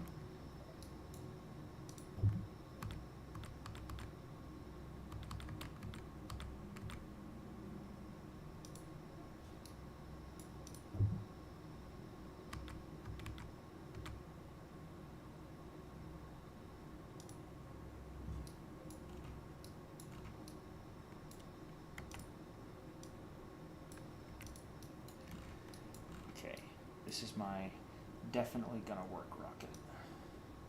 How do can I move this stage up? Or do I have to just add a stage in?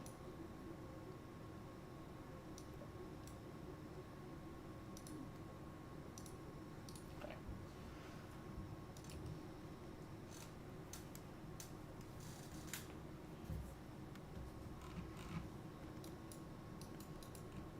This is a very good rocket.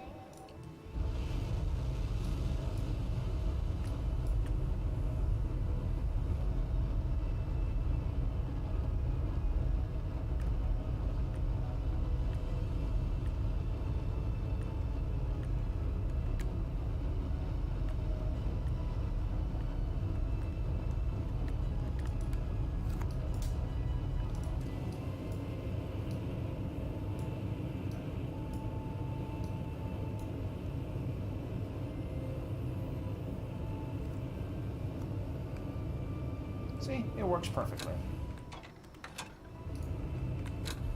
Why did that pause the game?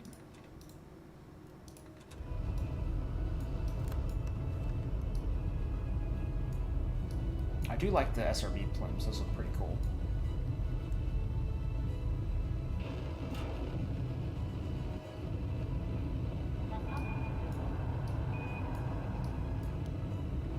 My apoapsis is already 70 kilometers, so let's move up to launch and use a much more aggressive turn.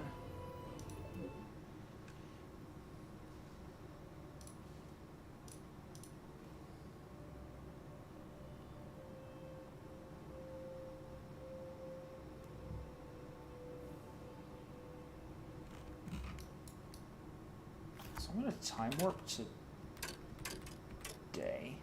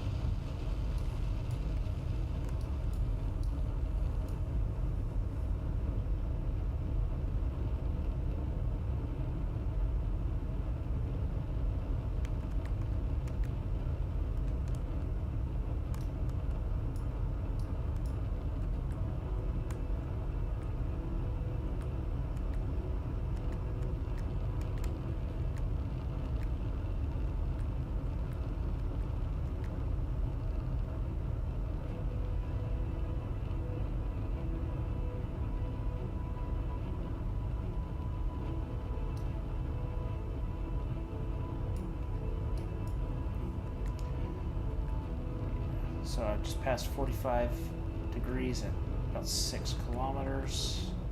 I want to get this a little flatter still.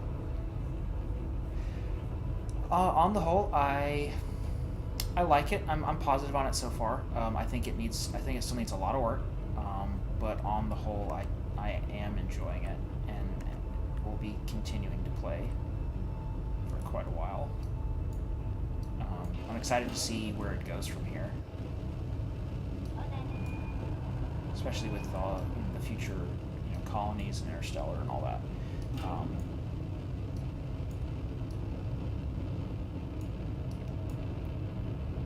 This rocket looks to be.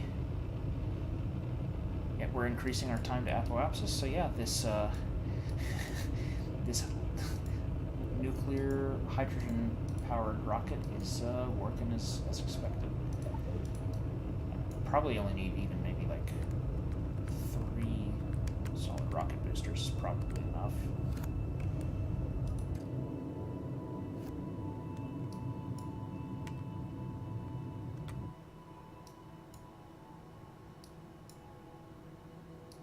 I wonder how much payload I could get up with this.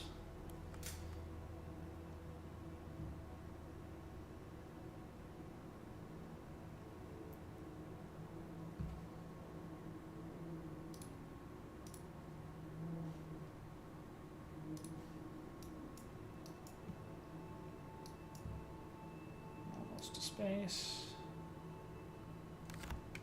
That ascent was actually too steep. I could go with a much flatter ascent.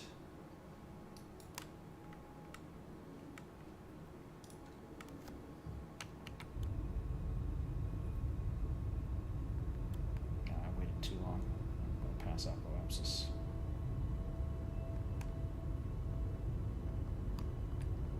Now we can fix that with a little pitch up.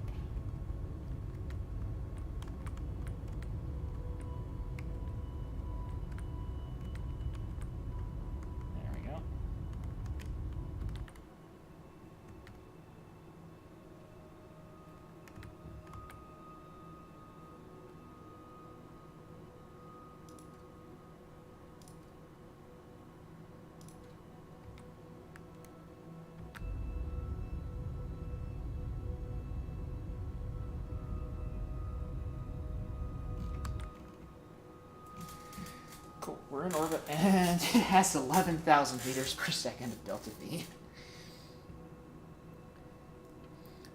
So if someone has minimal requirements, then the game is not going to run super great. And so I think you'd have to determine like how important performance is to you. Like if you don't mind, 20 FPS during launches, then I think probably you go ahead and buy it. But if you are one of those folks that really, and with most games I am, but with Kerbal I kind of have made an exception because I'm usually not getting great frames in the first one either because I'm building all sorts of weird stuff. Yeah, if it's important to you to have like a locked 60 experience, then I would say don't get it. But if you're less concerned with performance and you are just excited to get into the game, then I would go ahead and get it. Yeah, this swerve is really strong. It had no trouble at all getting us into orbit, so I can load it down with even more fuel if I want to. So I'm curious if solid rocket boosters plus a swerve might end up being like the best solution for launching payloads rocket style. I'm sure when Career comes around though, the swerve is going to be like a hideously expensive engine. But for now at least it seems pretty ridiculously strong. I want to see if there's a debug menu. Revert back to the VAB.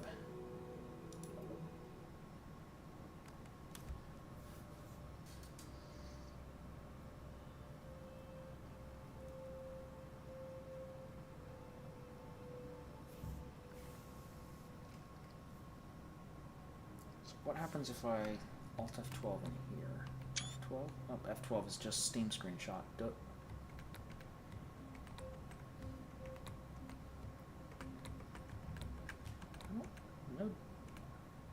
Well, F5 over and over again is doing something. I can hear it.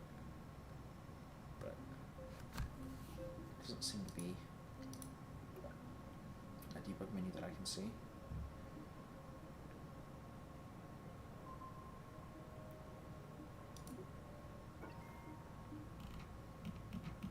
From the tracking station you can see each planet easily. Eel looks really nice. Look at all those craters. Those really nice deep canyons. These would probably be super cool to land in.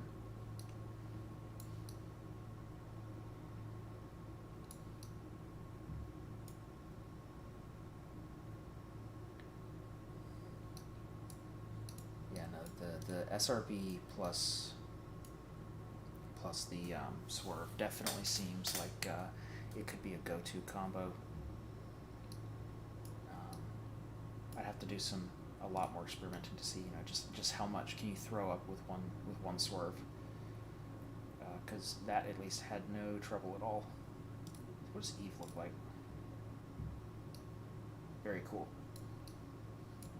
Oh, there we go.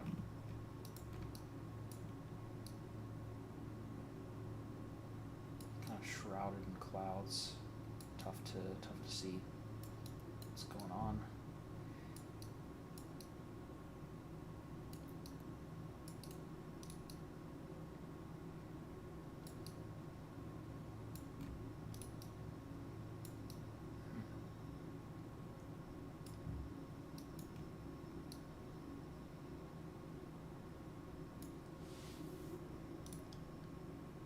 Oh, they have a colonies tab.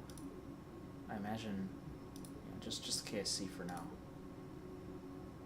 Unless you see, like, do you have rockets around any of the planets, I guess? Or maybe there's like a tab for each different thing. Oh, you can see what crew are at the KSC. That's cool. So I guess this would also, you could click on like your different colonies once they were added and see them. Yeah, I think a stop propeller plus swerve SSTO would work super well. I think once the drag model is like well understood, I think just a swerve by itself could SSTO. Now it obviously wouldn't be as great as doing it alongside rapiers, but I think you could definitely make it work. That is something that I want to experiment with. Looks like there's some visual bugs with the atmosphere at certain angles. What does that do?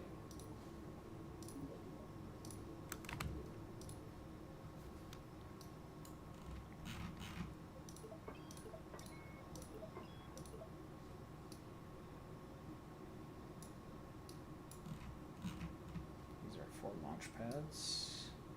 There are 2 runways.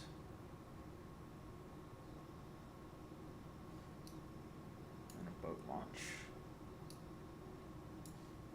I'm gonna check out the training center, see what they got here. Yeah, Eve color-wise is looking pretty great.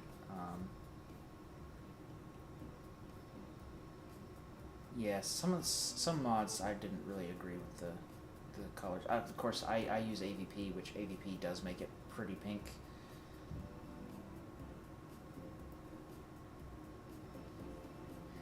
You know what? Let's go back into the VAB and just yeah, let's just wing it. Let's just make a swerve on the SSTO. Let's see what we can do.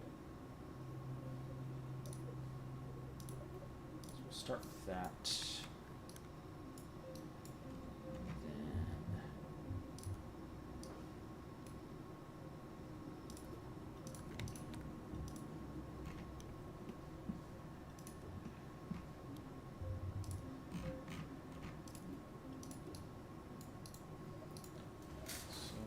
What's my TWR right now? 0.48. So I think if I just give it a shitload of wings, then it should be able to gain a little altitude, get a little extra thrust, and then away we go. So we're just going to use an irresponsibly large wing.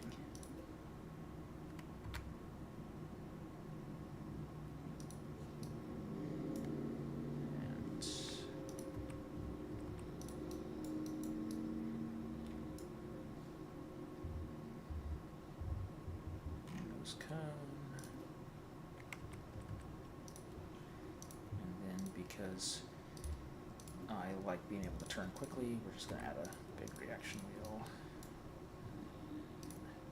Center of lift, center of mass, not good.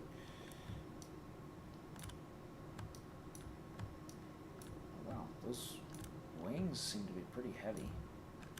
Let's see, if I... 10 tons! Good lord. What happens if I disable the control surface? Does that... Oops.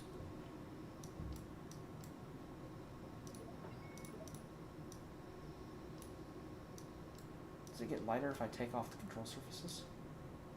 No. What about wing thickness? Root thickness. That didn't do anything. Root length.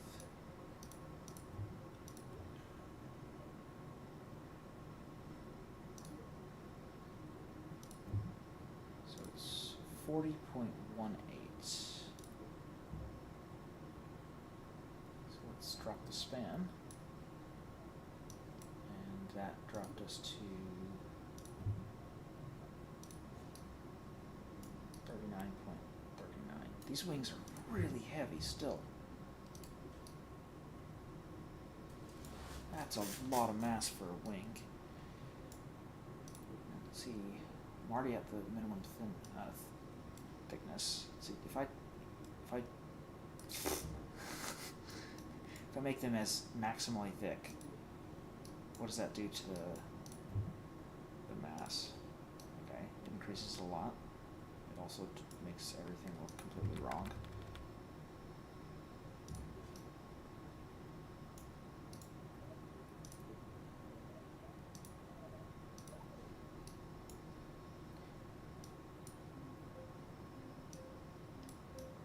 Minimum thickness, let's go for, I like doing trapezoid wings. I think they look cool. So we'll do trapezoid wings. We got minimum thickness. So we're working with 2.4, and then let's do B5.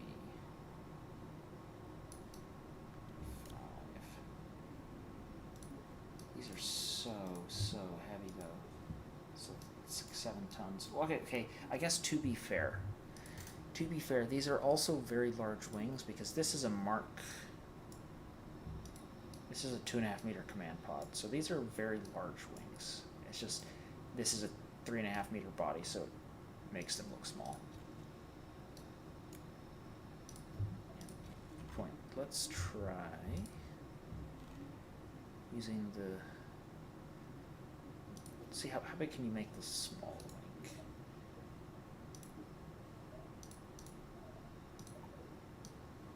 So let's go 50.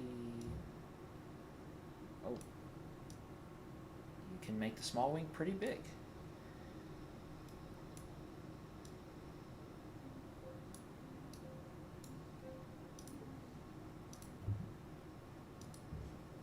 Oh yeah, that's a lot lighter. Will it have better? Will it still have good lift? I have no idea how this works.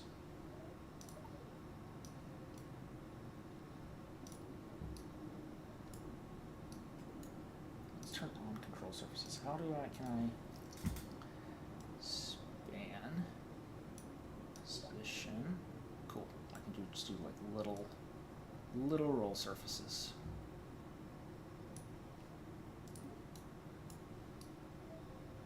I wonder if I could get a lot more performance out of that other craft if I swapped to the smaller wings. Because you can still make these pretty goddamn big. Let's go with like 1/2. And 0.4.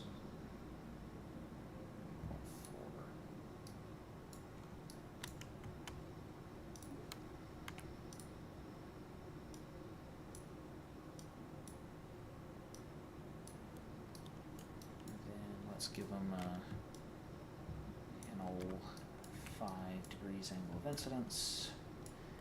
And let's do, oh, look at the little tiny small stabilizer. Except it's oh god. It's a big stabilizer.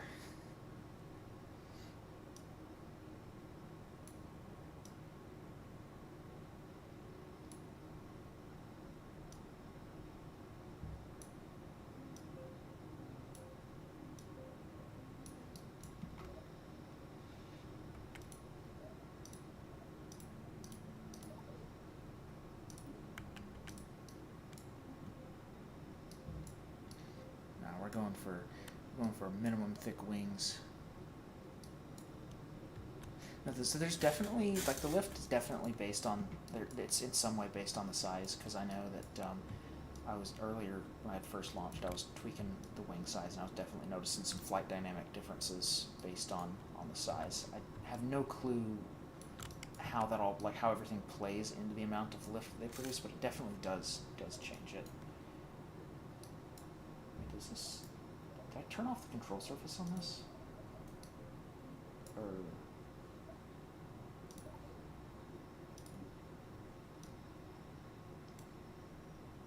Oh no, there it is. It's right. It's the whole thing. And we'll just copy this for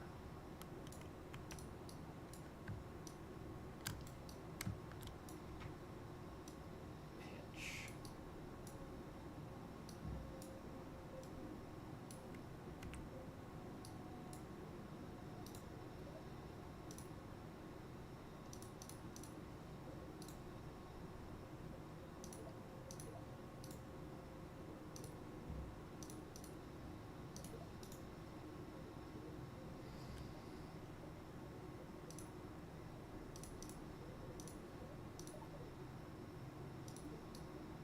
Let's add some little, because let's see, my mass is only 34 tons. So that's some little wings, or wheels.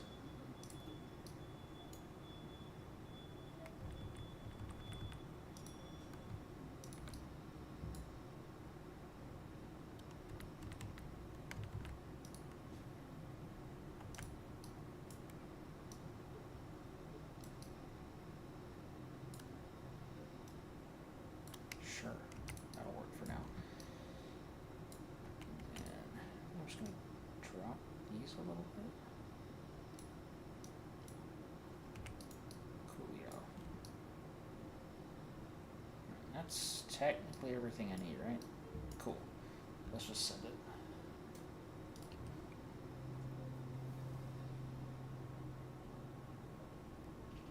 Oops. That's not where we're supposed to launch from.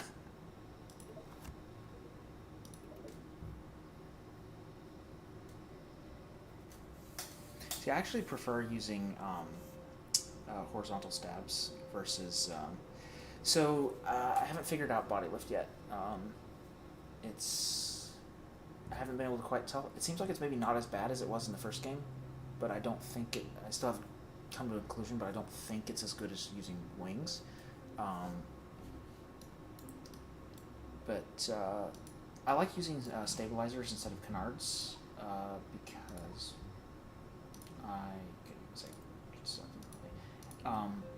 what I do is I put my main wing slightly forward of the center of lift to give the plane a slight pitch up moment, and then I use a zero incidence.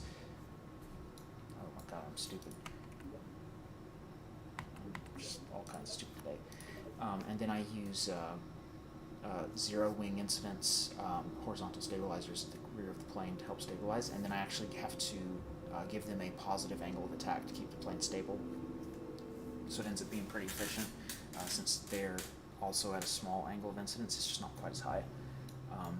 But then when they revert to I like the way it the kind of the way the dynamics work out. Okay, and move these backwards because I'm a moron.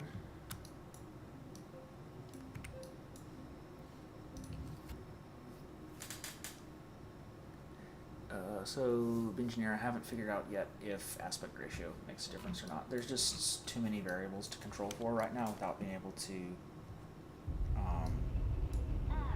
directly check the lift and drag values on a wing. And being able to see, like, you know, what its area is.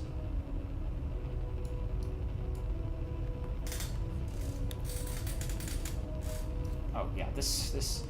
Oh god. Oh Jesus. It already took off. Lift to drag ratio 11.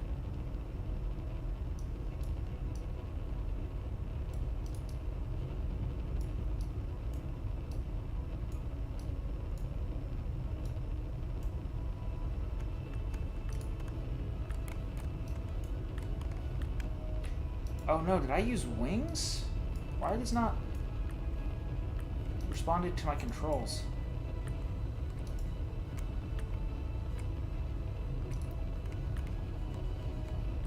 Oh, the authority limiter is 0. Wait, why is it 0?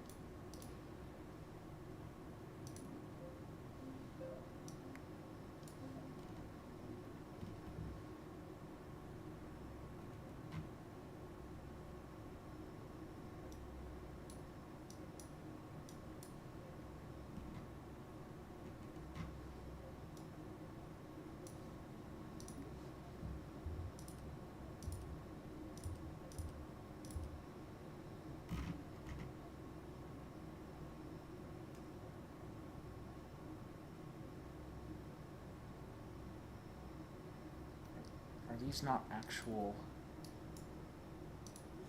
control surfaces that can move? Why did just this one not? Wait, is it a thickness thing?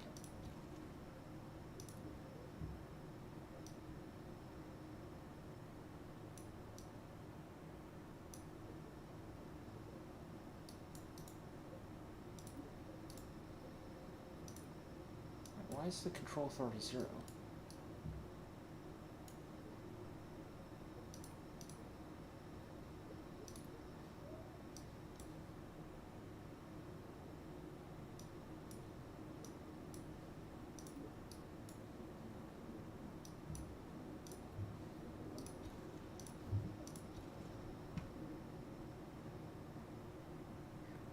Oh, maybe it's... Maybe that specific one can't? I guess so.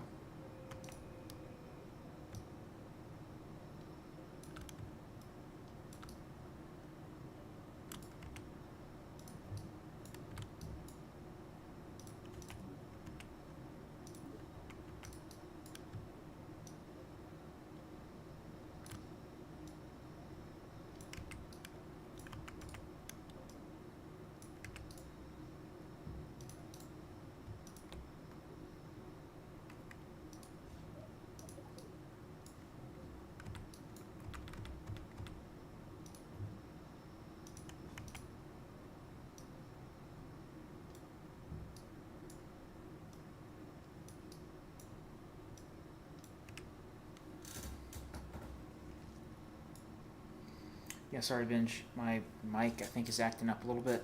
It's already at like max gain, so I'm not really sure what to do about it.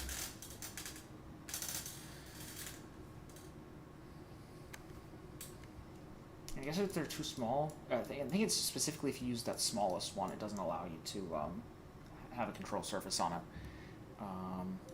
So I tried the next size up. I also need to way reduce the amount of main wing I have. Holy shit, that was way too much. I'm also going to think add another fuel tank. I definitely seem to have the fuel capacity, or the thrust weight ratio rather, for it.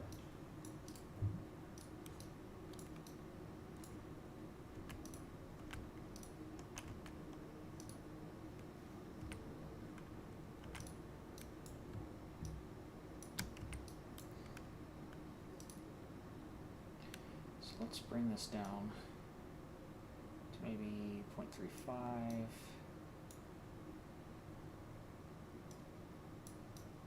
Make this little pancake sheet thickness 0.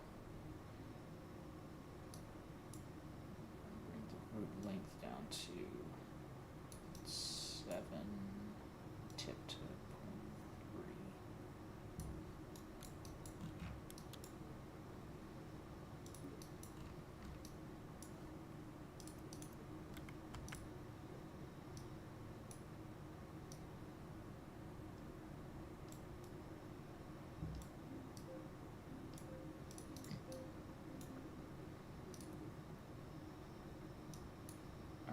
what thickness does, but it makes the mass less when you take it away, so that's what we're doing. Do a high aspect ratio wing for fun. Yeah, sure, let's do that. So let's go high wingspan, angle 50, root length, let's go with 0.3, and tip length 0.1, something like that.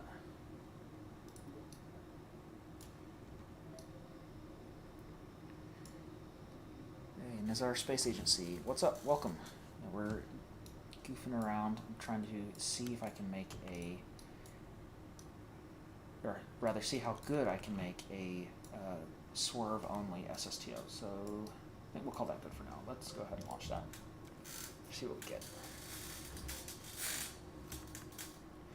Let's turn on this Aero GUI. And then I'm going to go ahead and... Oh, it's rolling. And it's rolling. I don't want that.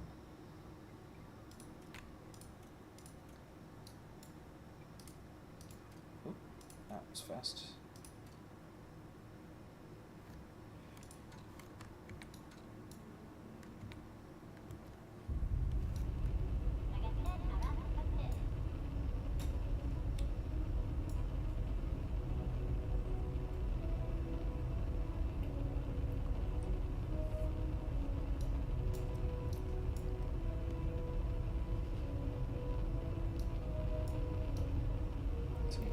What speed do I need to get to before it takes off on its own?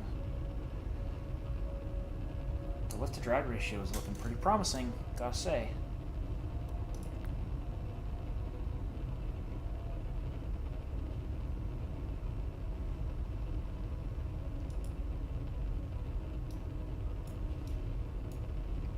It's 12 right now, so maybe wing aspect ratio does play into it.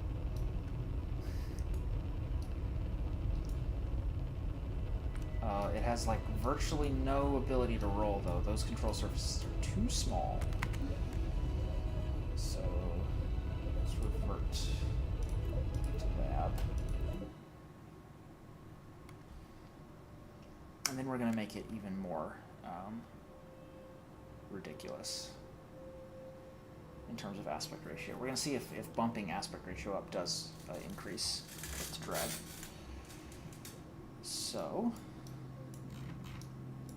first I think I need to go ahead and size these up a little bit. Control surface, let's have that go across the full span.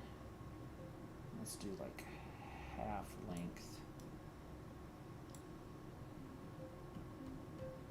to 151. And then let's go up to 1.2.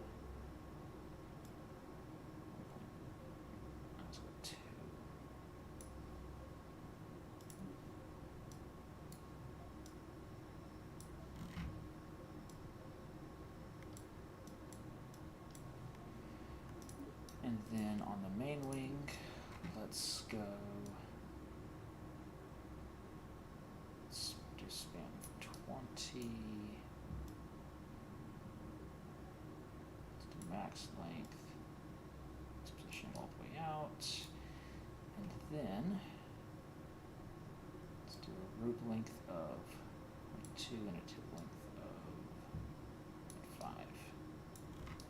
Very, very well designed, well balanced, high speed supersonic aircraft.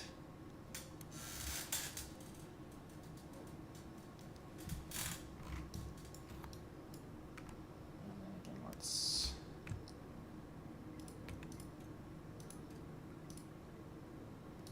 perfect.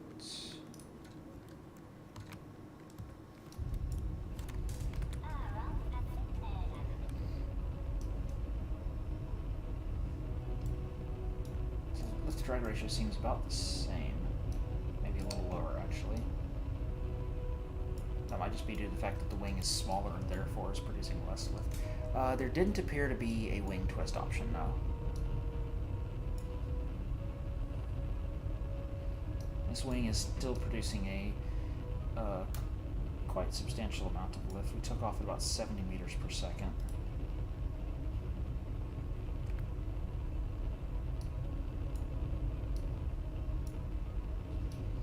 I do think it's interesting that high, very, very high lift-to-drag ratios seem to be more accessible now, more easily, because that'll make very low thrust-to-weight ratio, long-endurance craft easier to make. Okay, this does not want to roll. We need to make those bigger, I guess.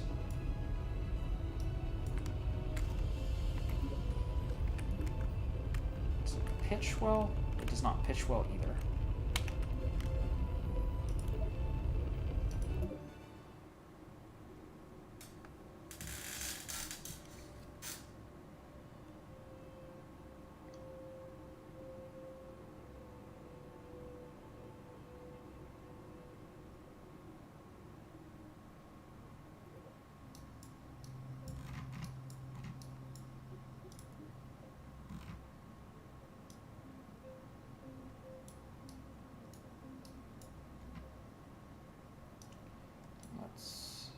So that we have more control surface, let's make it wider tip and then narrower at the roots.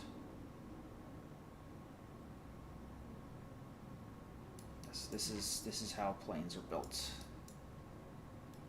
This is how you design a plane. And then let's take this and go way up. With a span of 20.25.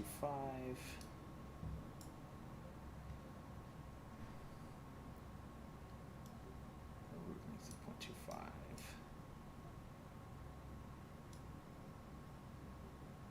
10.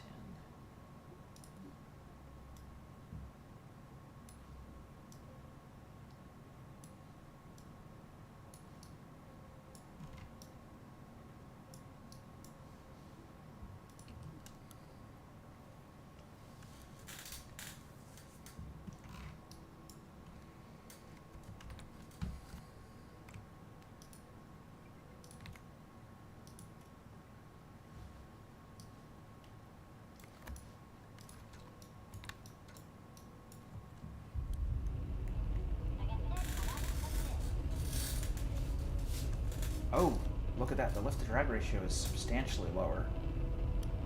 It's only 12. Oh no. What are they doing? Don't do that.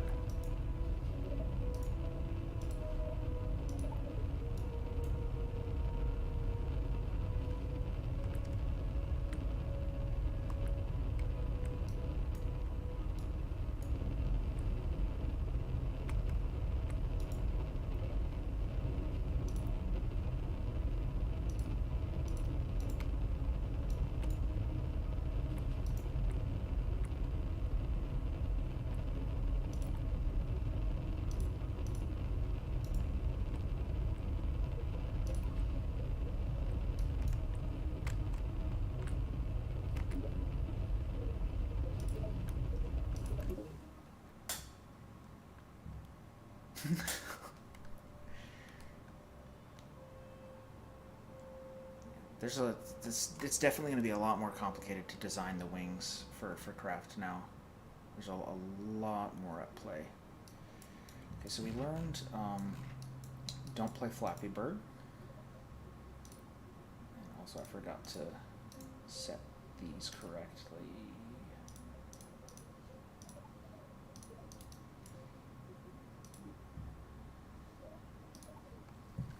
Alright, so let's go back to more reasonable values.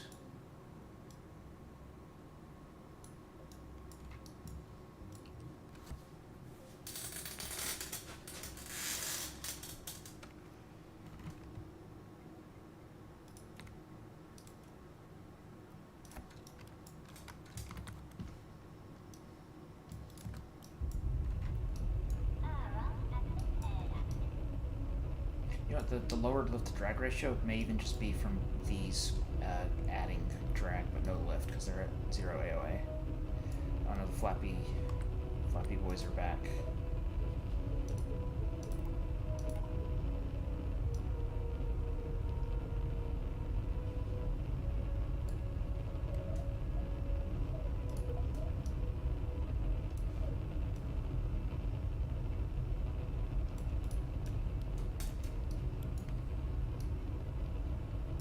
taking it longer to take off now, so I've got a little better wing area.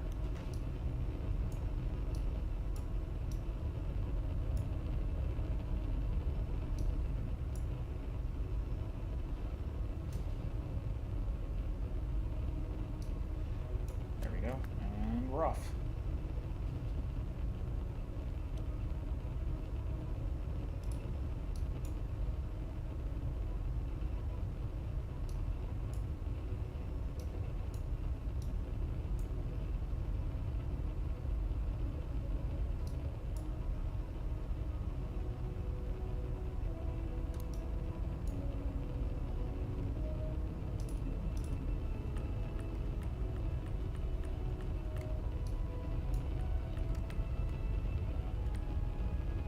Now they are too effective.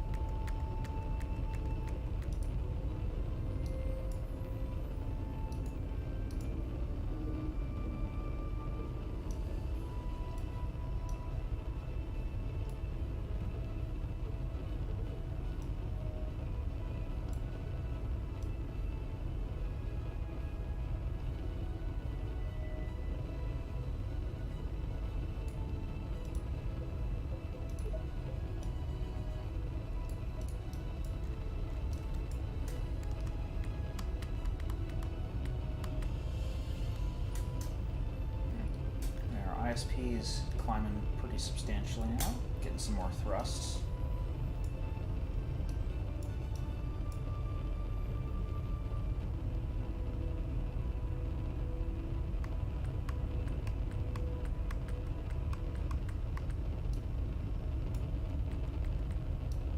I think we just straight up have too much wing.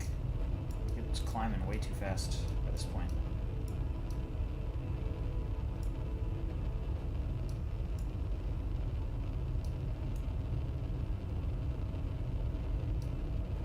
It's of course also still gaining speed because our thrust to weight ratio is climbing like crazy.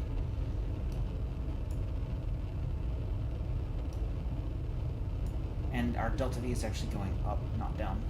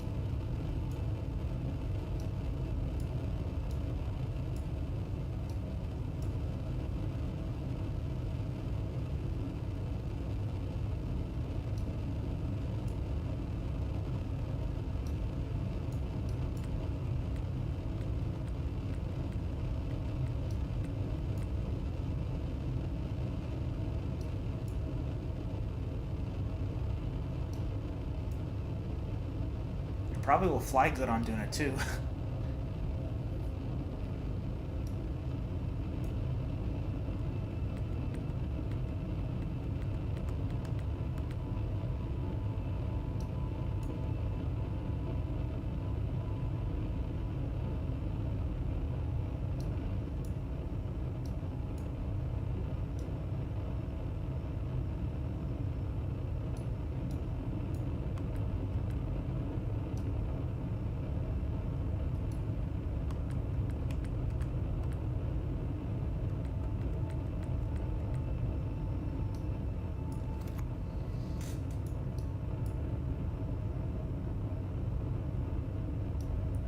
Yeah, this would be the perfect. Shoot, you know what? I'm gonna take it to Duna. I'm gonna go ahead and fly it to Duna. Look at the thrust weight ratio on this though. That's ridiculously high. It's like well over what, 1.5, 2. The siren's call of planes is just too powerful for me.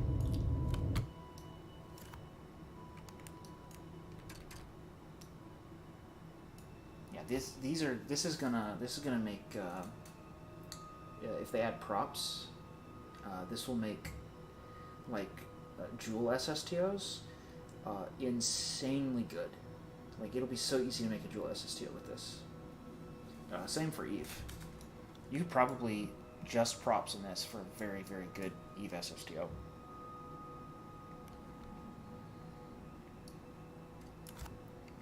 Alright, and we're in space.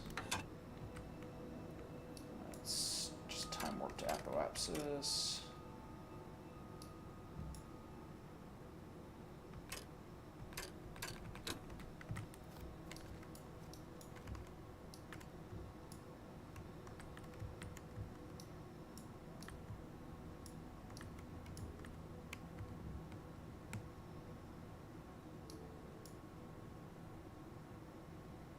I've also noticed EC's like usage is like never going down, so I think like effectively we just have infinite EC right now.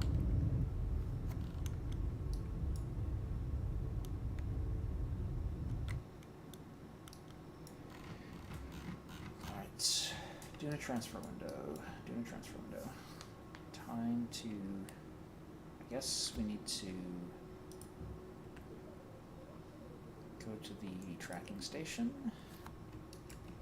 Time warp until the Duna window is supposed to be what, 45 degrees ahead? Oh, what is that? Mouse sensitivity.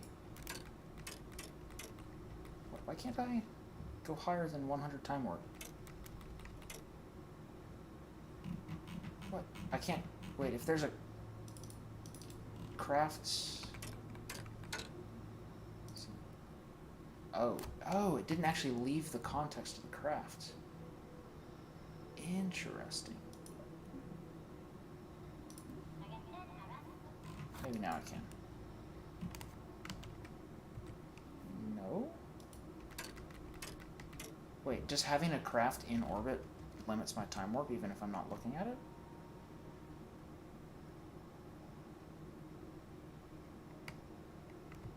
Yeah, this is way more powerful than what we need for Duna. Also, this is super annoying. I'm gonna have to, I'm gonna have to...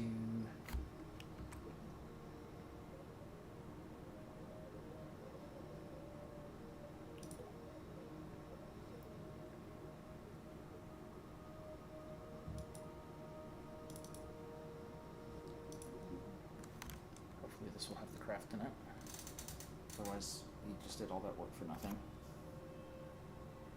Yeah, no, they have not added auto struts to the game just yet. Hopefully they will. Oh no.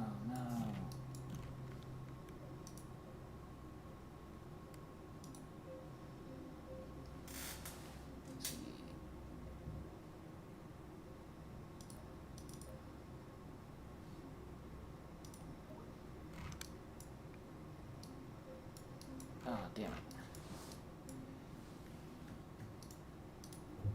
Oh, shit.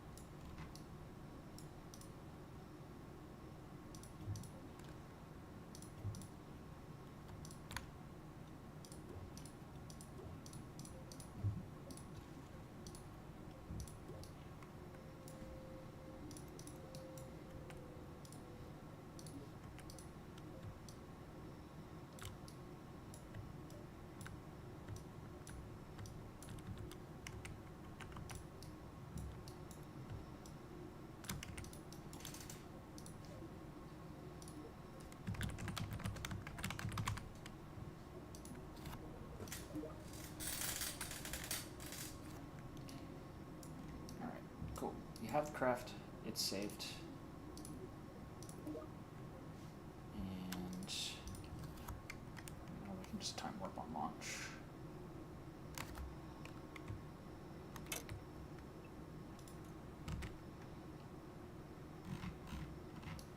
Also, I realized I just I launched it to the VAB, to the launch pad instead of the runway.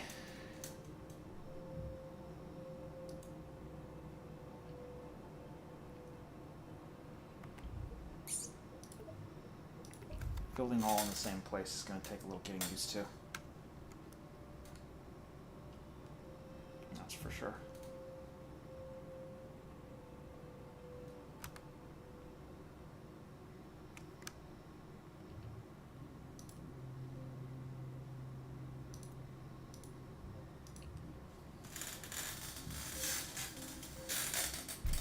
Oh shoot, this is going to be strong enough to do Tylo and back, most likely.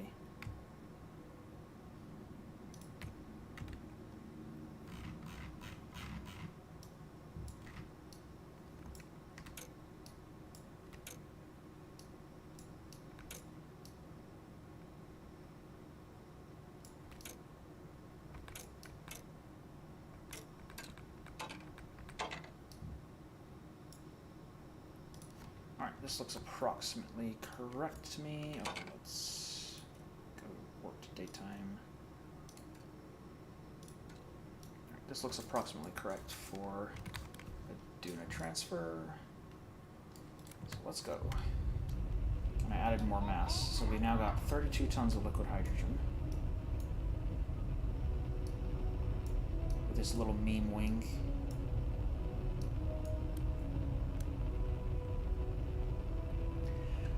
I think it actually definitely will have the TWR for Tylo. So this engine, since it puts out 700 kilonewtons, that gives it a TWR of about 7 on Kerbin, and Tylo is 0.8 G, which would put it at about between 8 and 9 TWR for Tylo. So it can do 7, like 1 TWR would be carrying 70 total tons, so this plus 60 tons. Yeah, so you could definitely do Tylo with it. With this design even, I believe. Of course, obviously not this specific design because it's not designed to land on Tylo in any shape or form, but yeah, realizing, like, honestly, I'm pretty sure, like, most of my mass on my other designs were probably coming from the, oh, I forgot to...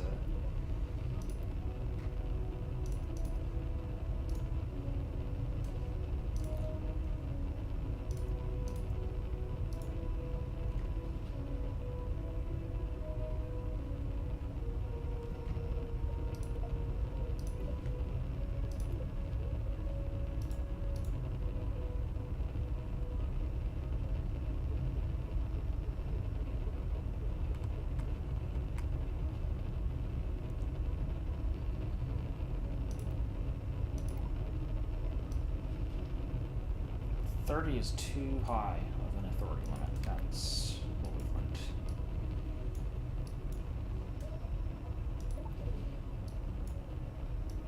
So I'm going to go ahead and revert to launch.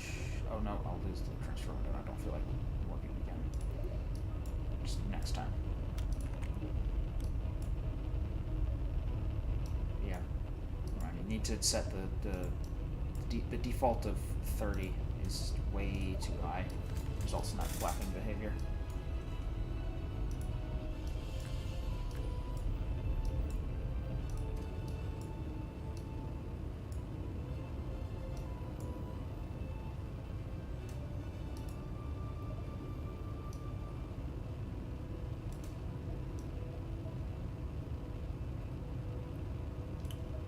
Just gonna let it fugoid its way to victory.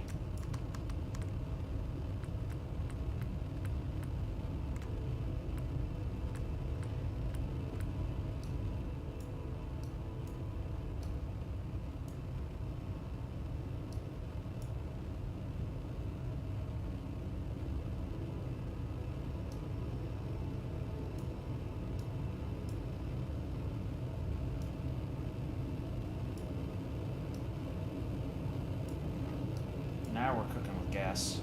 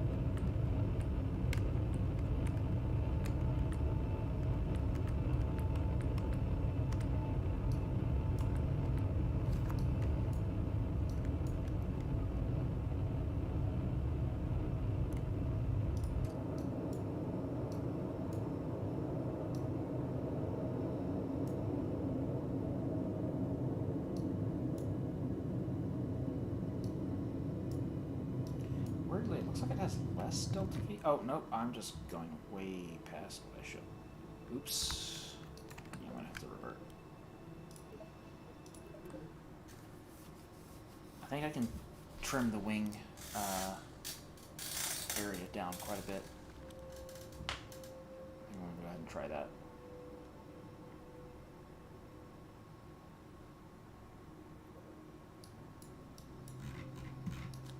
So first,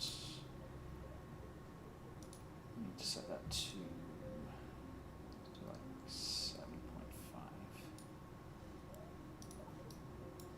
And then these, turn off yaw and roll.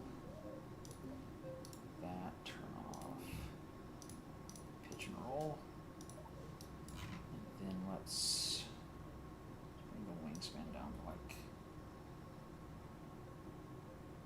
0.6.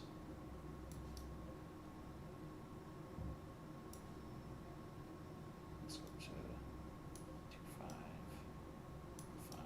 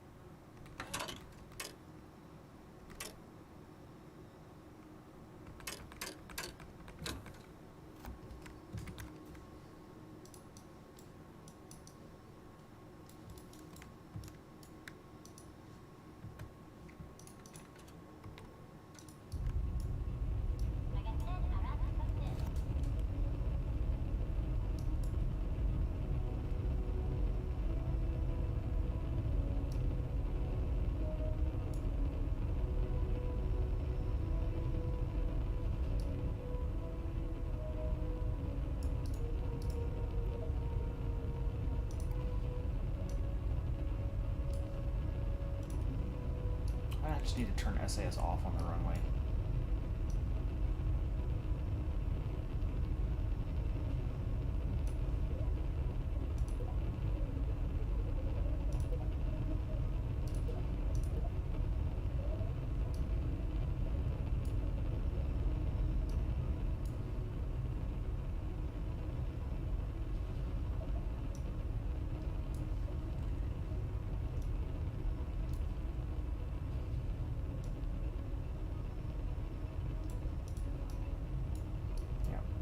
It's gaining speed a lot sooner without the stupid flapping.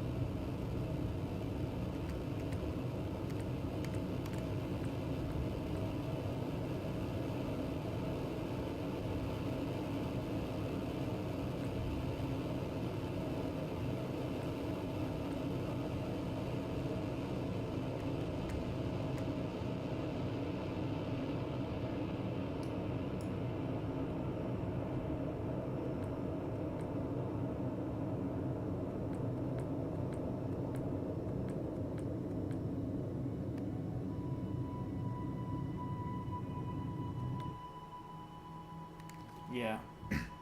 The flight profile's all kind of goofed up because now it climbed too much and then didn't pitch over enough, and it's all scuffed.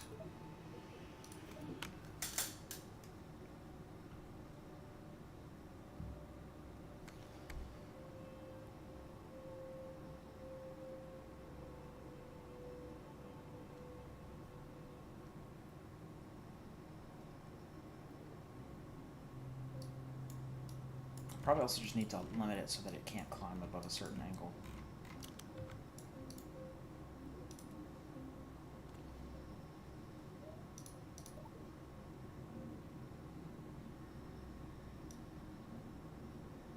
Let's go with 0.8. These were not sufficiently.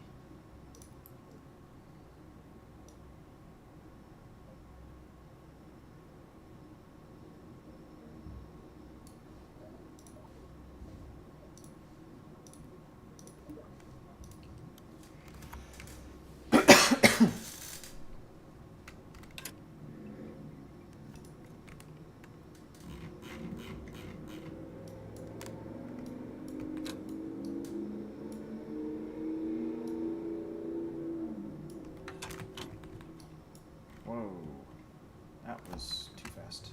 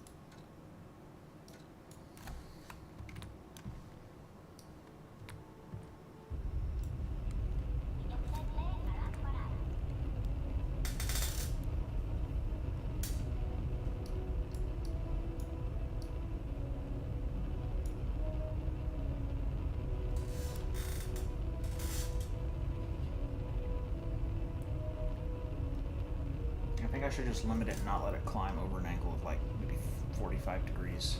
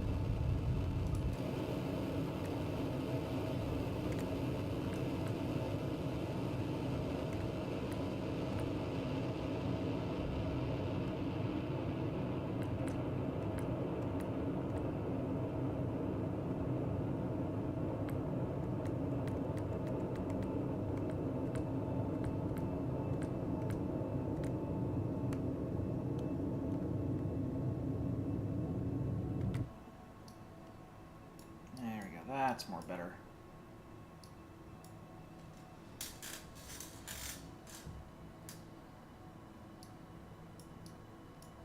Limiting that that climb angle a little bit helped a lot. Yeah, about 7,000 meters per second in orbit. Oh, that's ridiculous.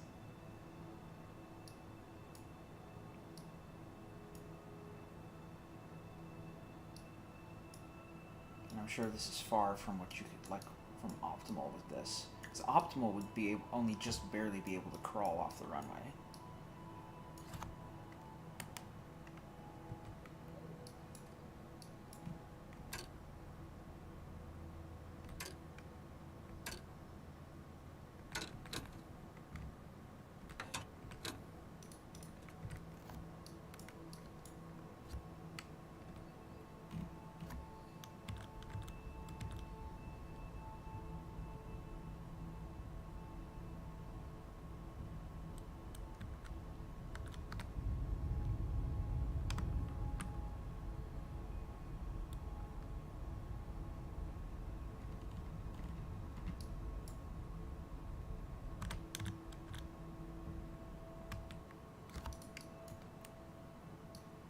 Alrighty. I think for now I'm just gonna stick to Duna.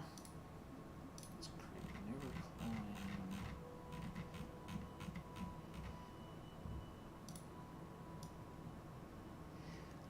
I haven't tried Heat Shield Wing yet, but I would be very surprised if it worked, because it's a very specific bug.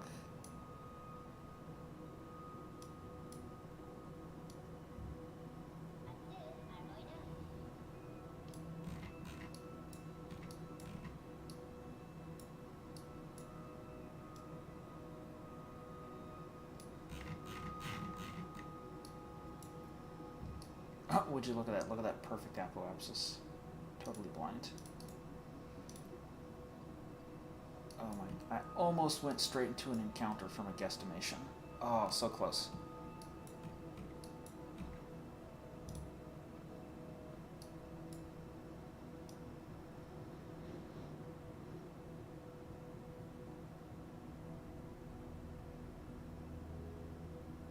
Getting farther away, not closer.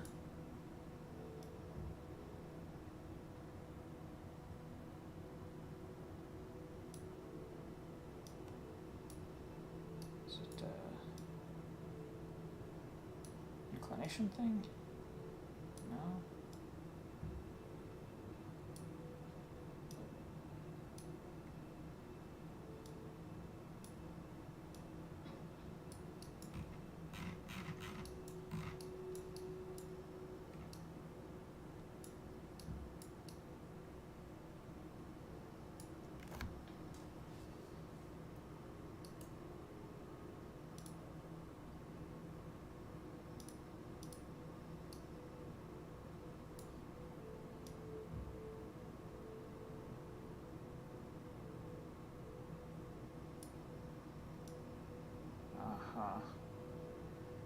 I did not wait quite long enough. The transfer window is slightly ahead.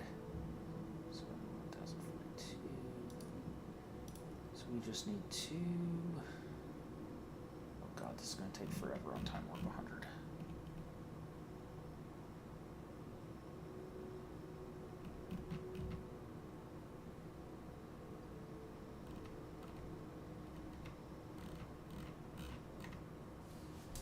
They really need to unlock higher time warps closer to bodies. Let me try saving it and then seeing if I can... What the hell is this save game UI?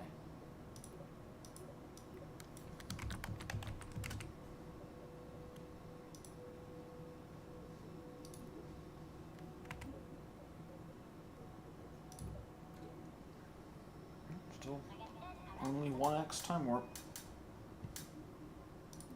What if I go to the tracking station and I delete this craft? Boom, more time warps unlocked. That's so dumb.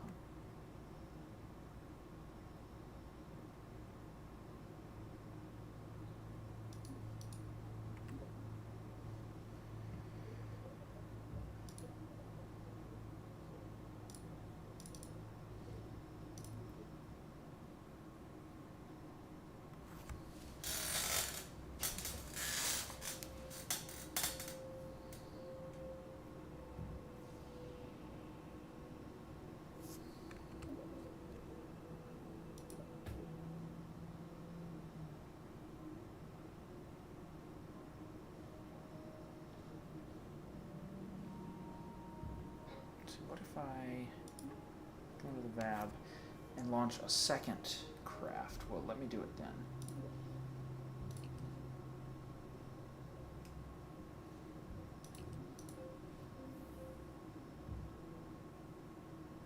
Aha! I can do it if I launch a second craft.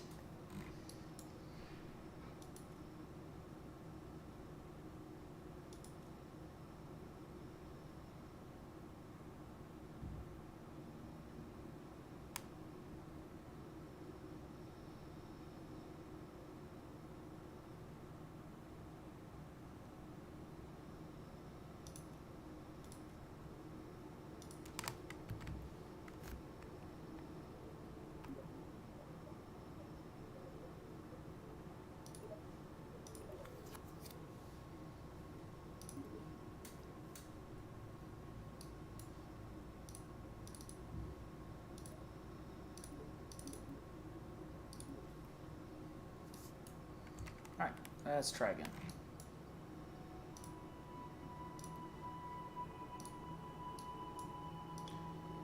Yeet.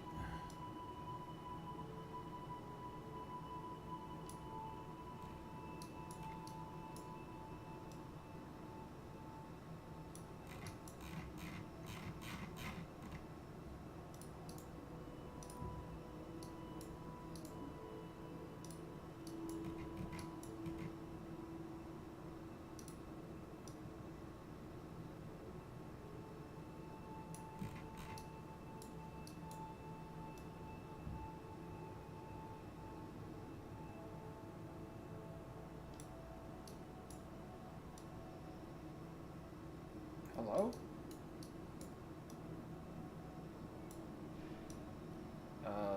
Target, please?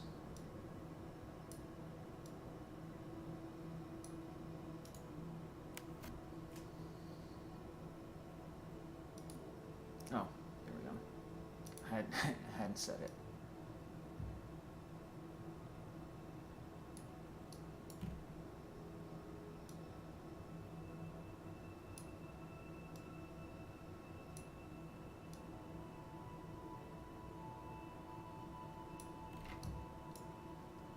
Oh, I didn't time warp enough.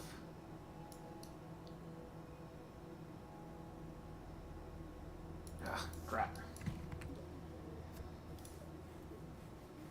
Well, at least I know how to do that now.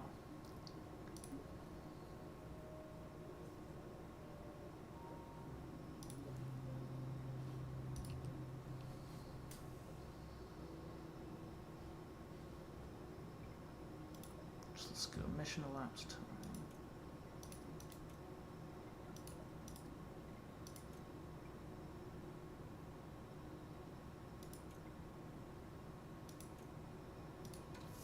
This should be enough.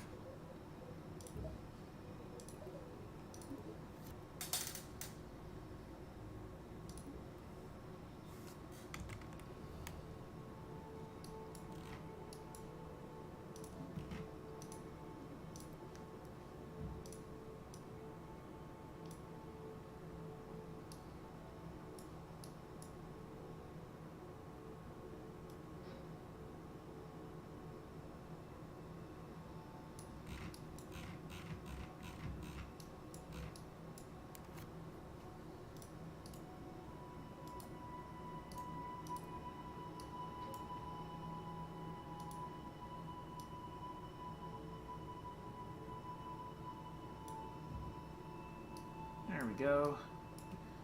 Duna encountered. What's my perips? 27. Oh my god. Show me the periapsis.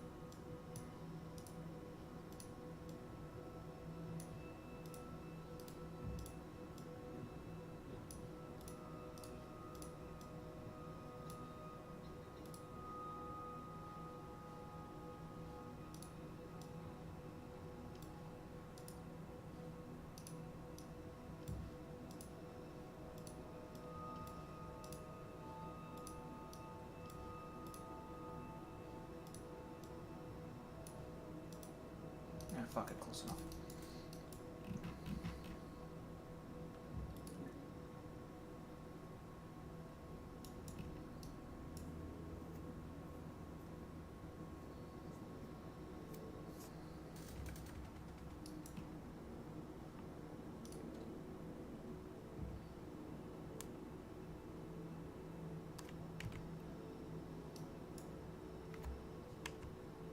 I do wish that they had a point to target. Oh, they do have a. It's right there. You got target, anti-target, and maneuver. Exactly what I was wanting.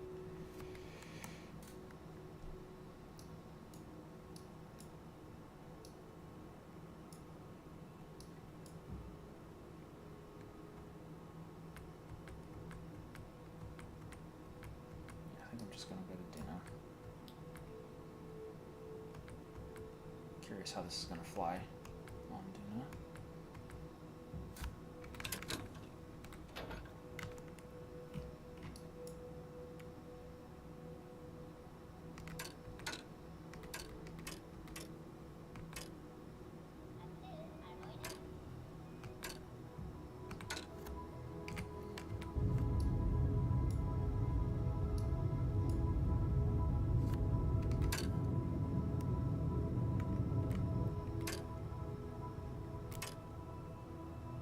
Time warp through burns is so cool. That's definitely like the biggest neat feature. Alright, I do it.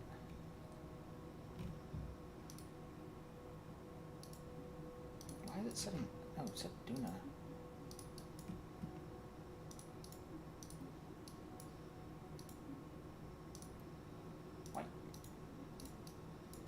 Why can't I set Duna as the target?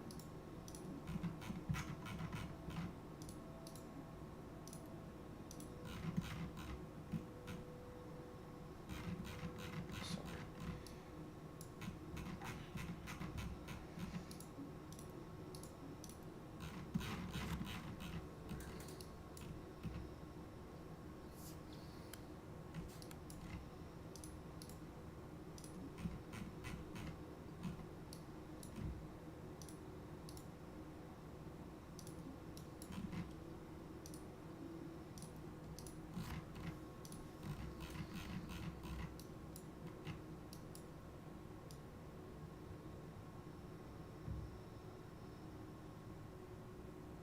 How do I burn so far past?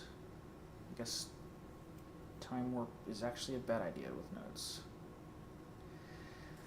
If they should nerf this, so it's difficult to discuss nerfs and buffs for this game simply because, you know, the design philosophy and the scope of the game are so different. If this was like at the same tech level as, like, you know, for example, the nerf, then yeah, I think that would be really overtuned. But, you know, if we're supposed to, you know, eventually get, you know, like antimatter engines and stuff, like, I don't know that compared to stuff like that, it would be overpowered. So it's difficult to discuss balance in this game. I think you have to talk maybe more about balance at specific tech levels, and since we don't know anything about tech levels yet. All right. Well, let's fix our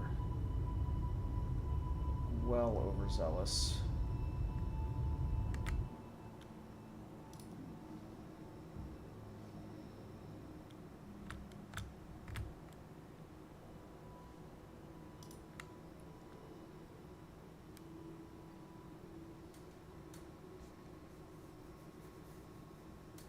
yeah, screw it, I'm impatient, let's just go.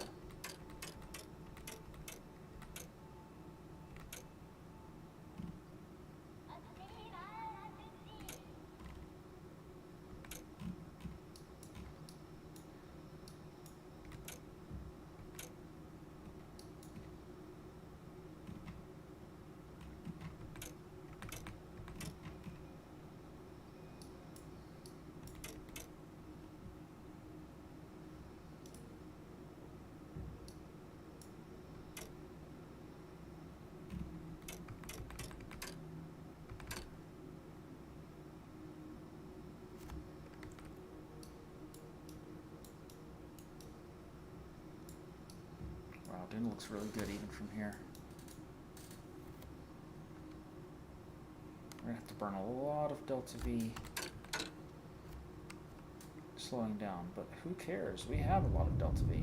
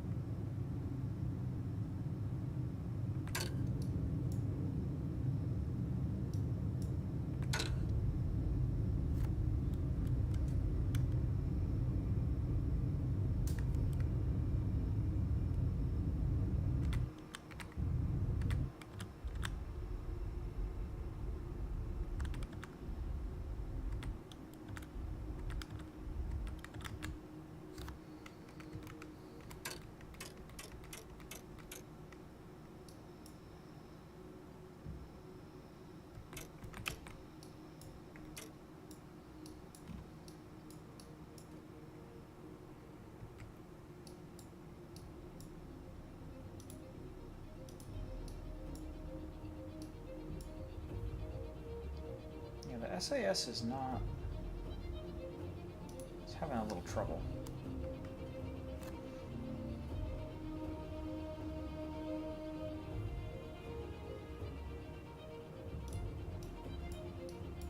At least we know the plane is still stable.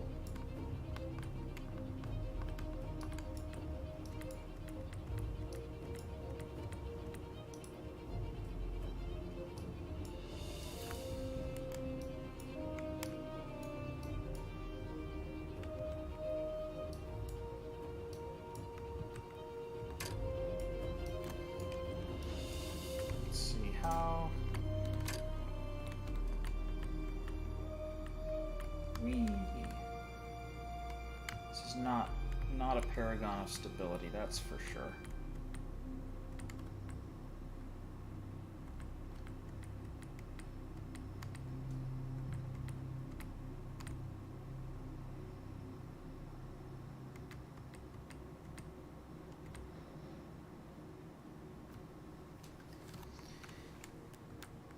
I think as long as, if it sounds like career mode with colonies is the way that it's primarily intended to be played, sounds like if this is placed appropriately in the tech tree, so like you've already done, you know, you've already done a lot of missions and explored most of the, you know, Kerbal system before you get this engine, and that this is mostly something you use with higher tier, like, you know, higher tier technology, then I think it's probably fine the way it is.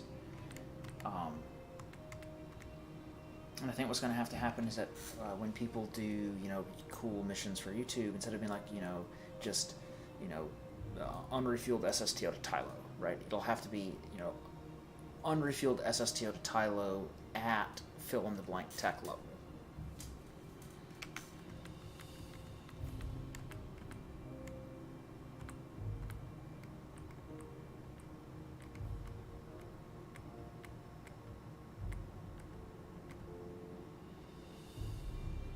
Now we're cooking with gas. Some hell error braking right there.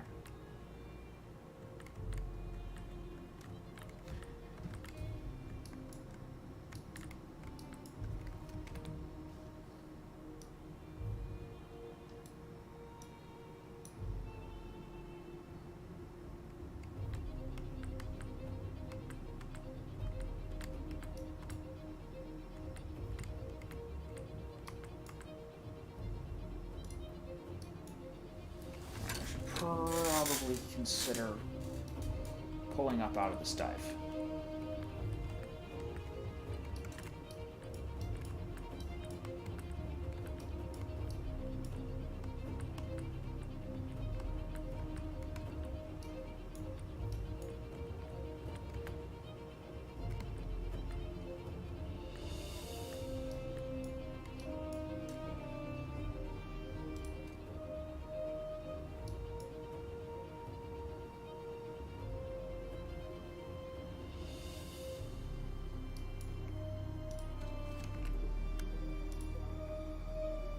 Pause. Ah, you can.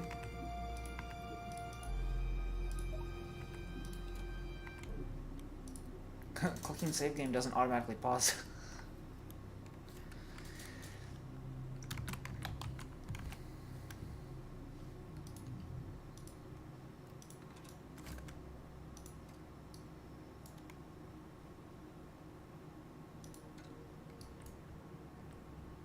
Yeah, the terrain definitely needs some work. It's very flat and samey right now.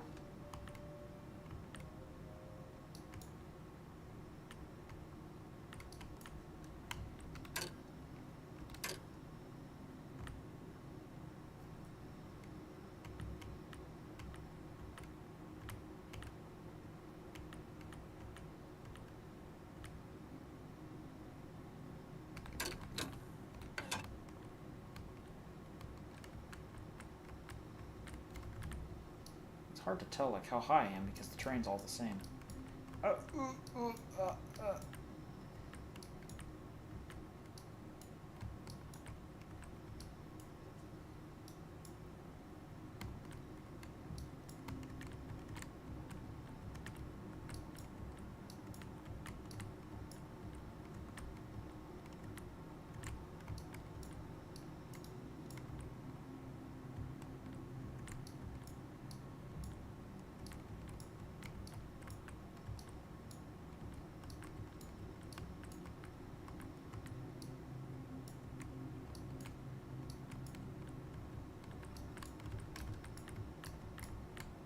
No, I broke my engine. The rest of the plane is fine though.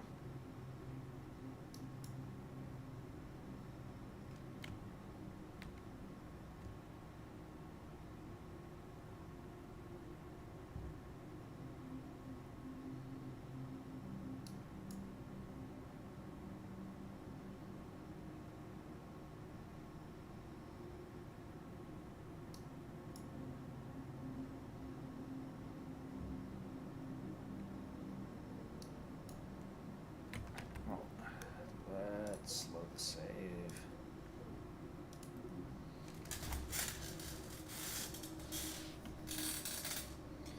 Yeah, lift in stock is quite a bit higher than in far at low speeds, and then there's also, you know, in this game it's kind of an unknown quantity. All right, let's crank the braking power up. Let's turn off auto control friction, and let's crank up the friction as well.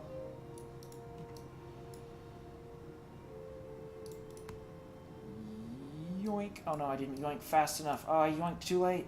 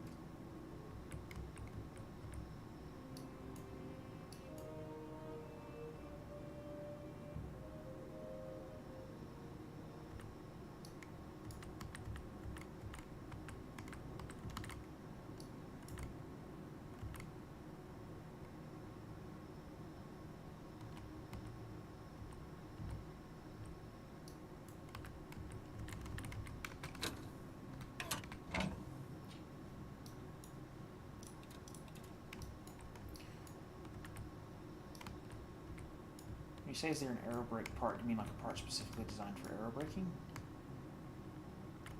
And set her down. Yes! Let's go!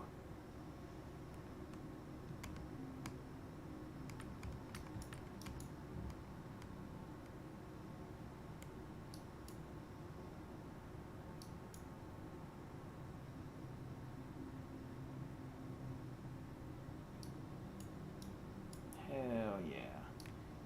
Do a little bit of a drift there.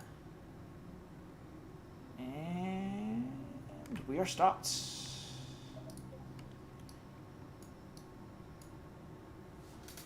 Awesome. Hell yeah. Take a screenshot of this. Did it have a built-in screenshot tool? I don't know. I'll take a screenshot with both that and Steam. Sweet.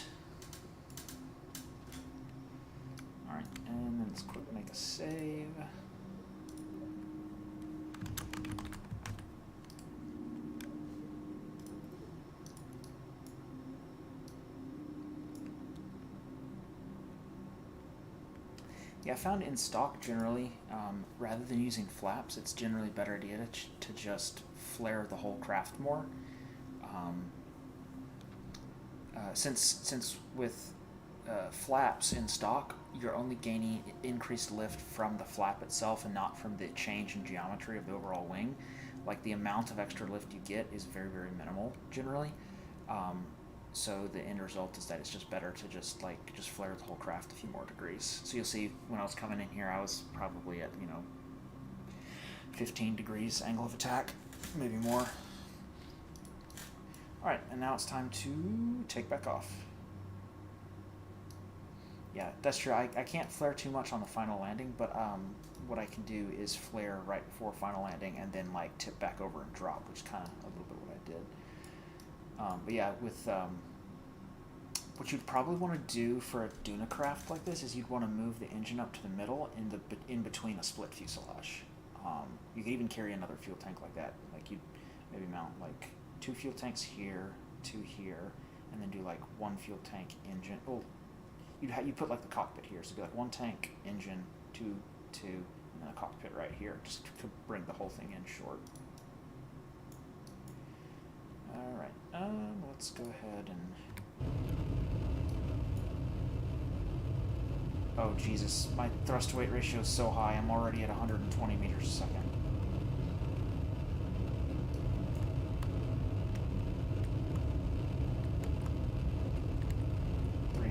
Jesus, it's so excessive.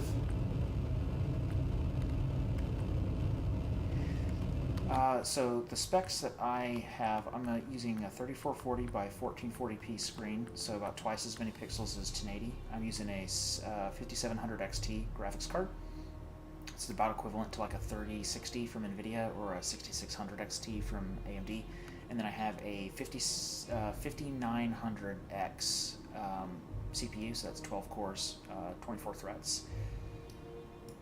Performance is not great close to planetary surfaces, typically like around 20 or even less. Once I'm in space, it's about 60, and this craft is about 30 to 40 parts.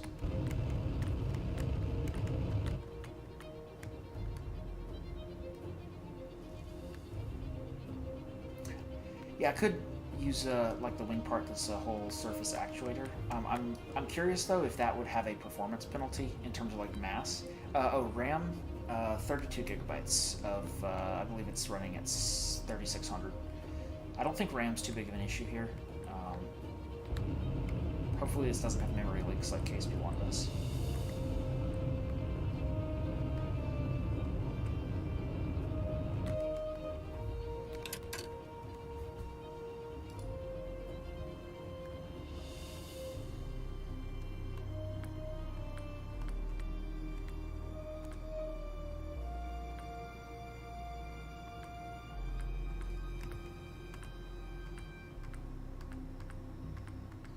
Yeah, if you've only got 8 gigabytes, that might be a concern. I don't recall what their recommended is, but I think it might have been 16. Uh-oh. Looks like my mass is off center somehow. Oh no, I think I was just pitching down because probe rate dropped. Whee! Ah! I think it's unstable because the center of mass has drifted back. Yeah. That's what's going on here.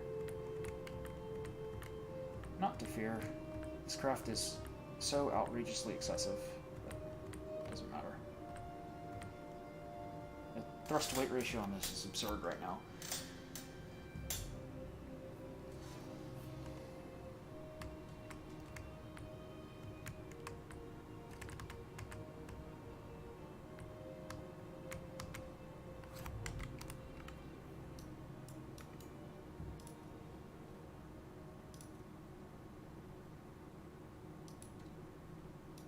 I gotta say that Duna looks really good from space.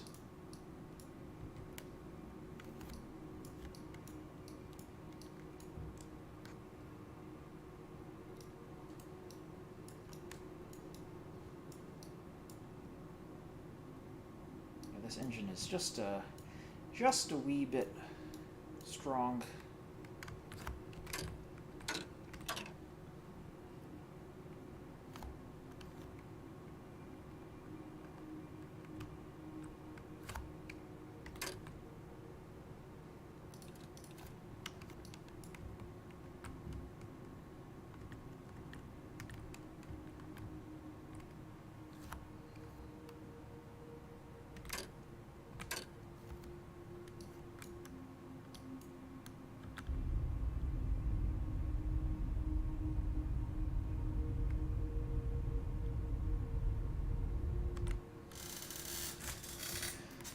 Alright, well, cool. Did a mission to Duna. Don't feel like getting back to Kerbin from here, since, I mean, that's easy, and there's no re-entry heating, so it's not like it'd be hard to capture. I think I'm about played out for now. I've been going at this for about 5 hours now. Getting hungry, so yeah, I think we're gonna call that for my first stream. Thanks for tuning in and chatting with me, and probably be making some videos here in the future, doing some missions once I have a little bit of a better handle on how everything is, how all the systems work and all that, and as early access evolves. Anyways, thanks for tuning in, everybody. Talk to y'all later.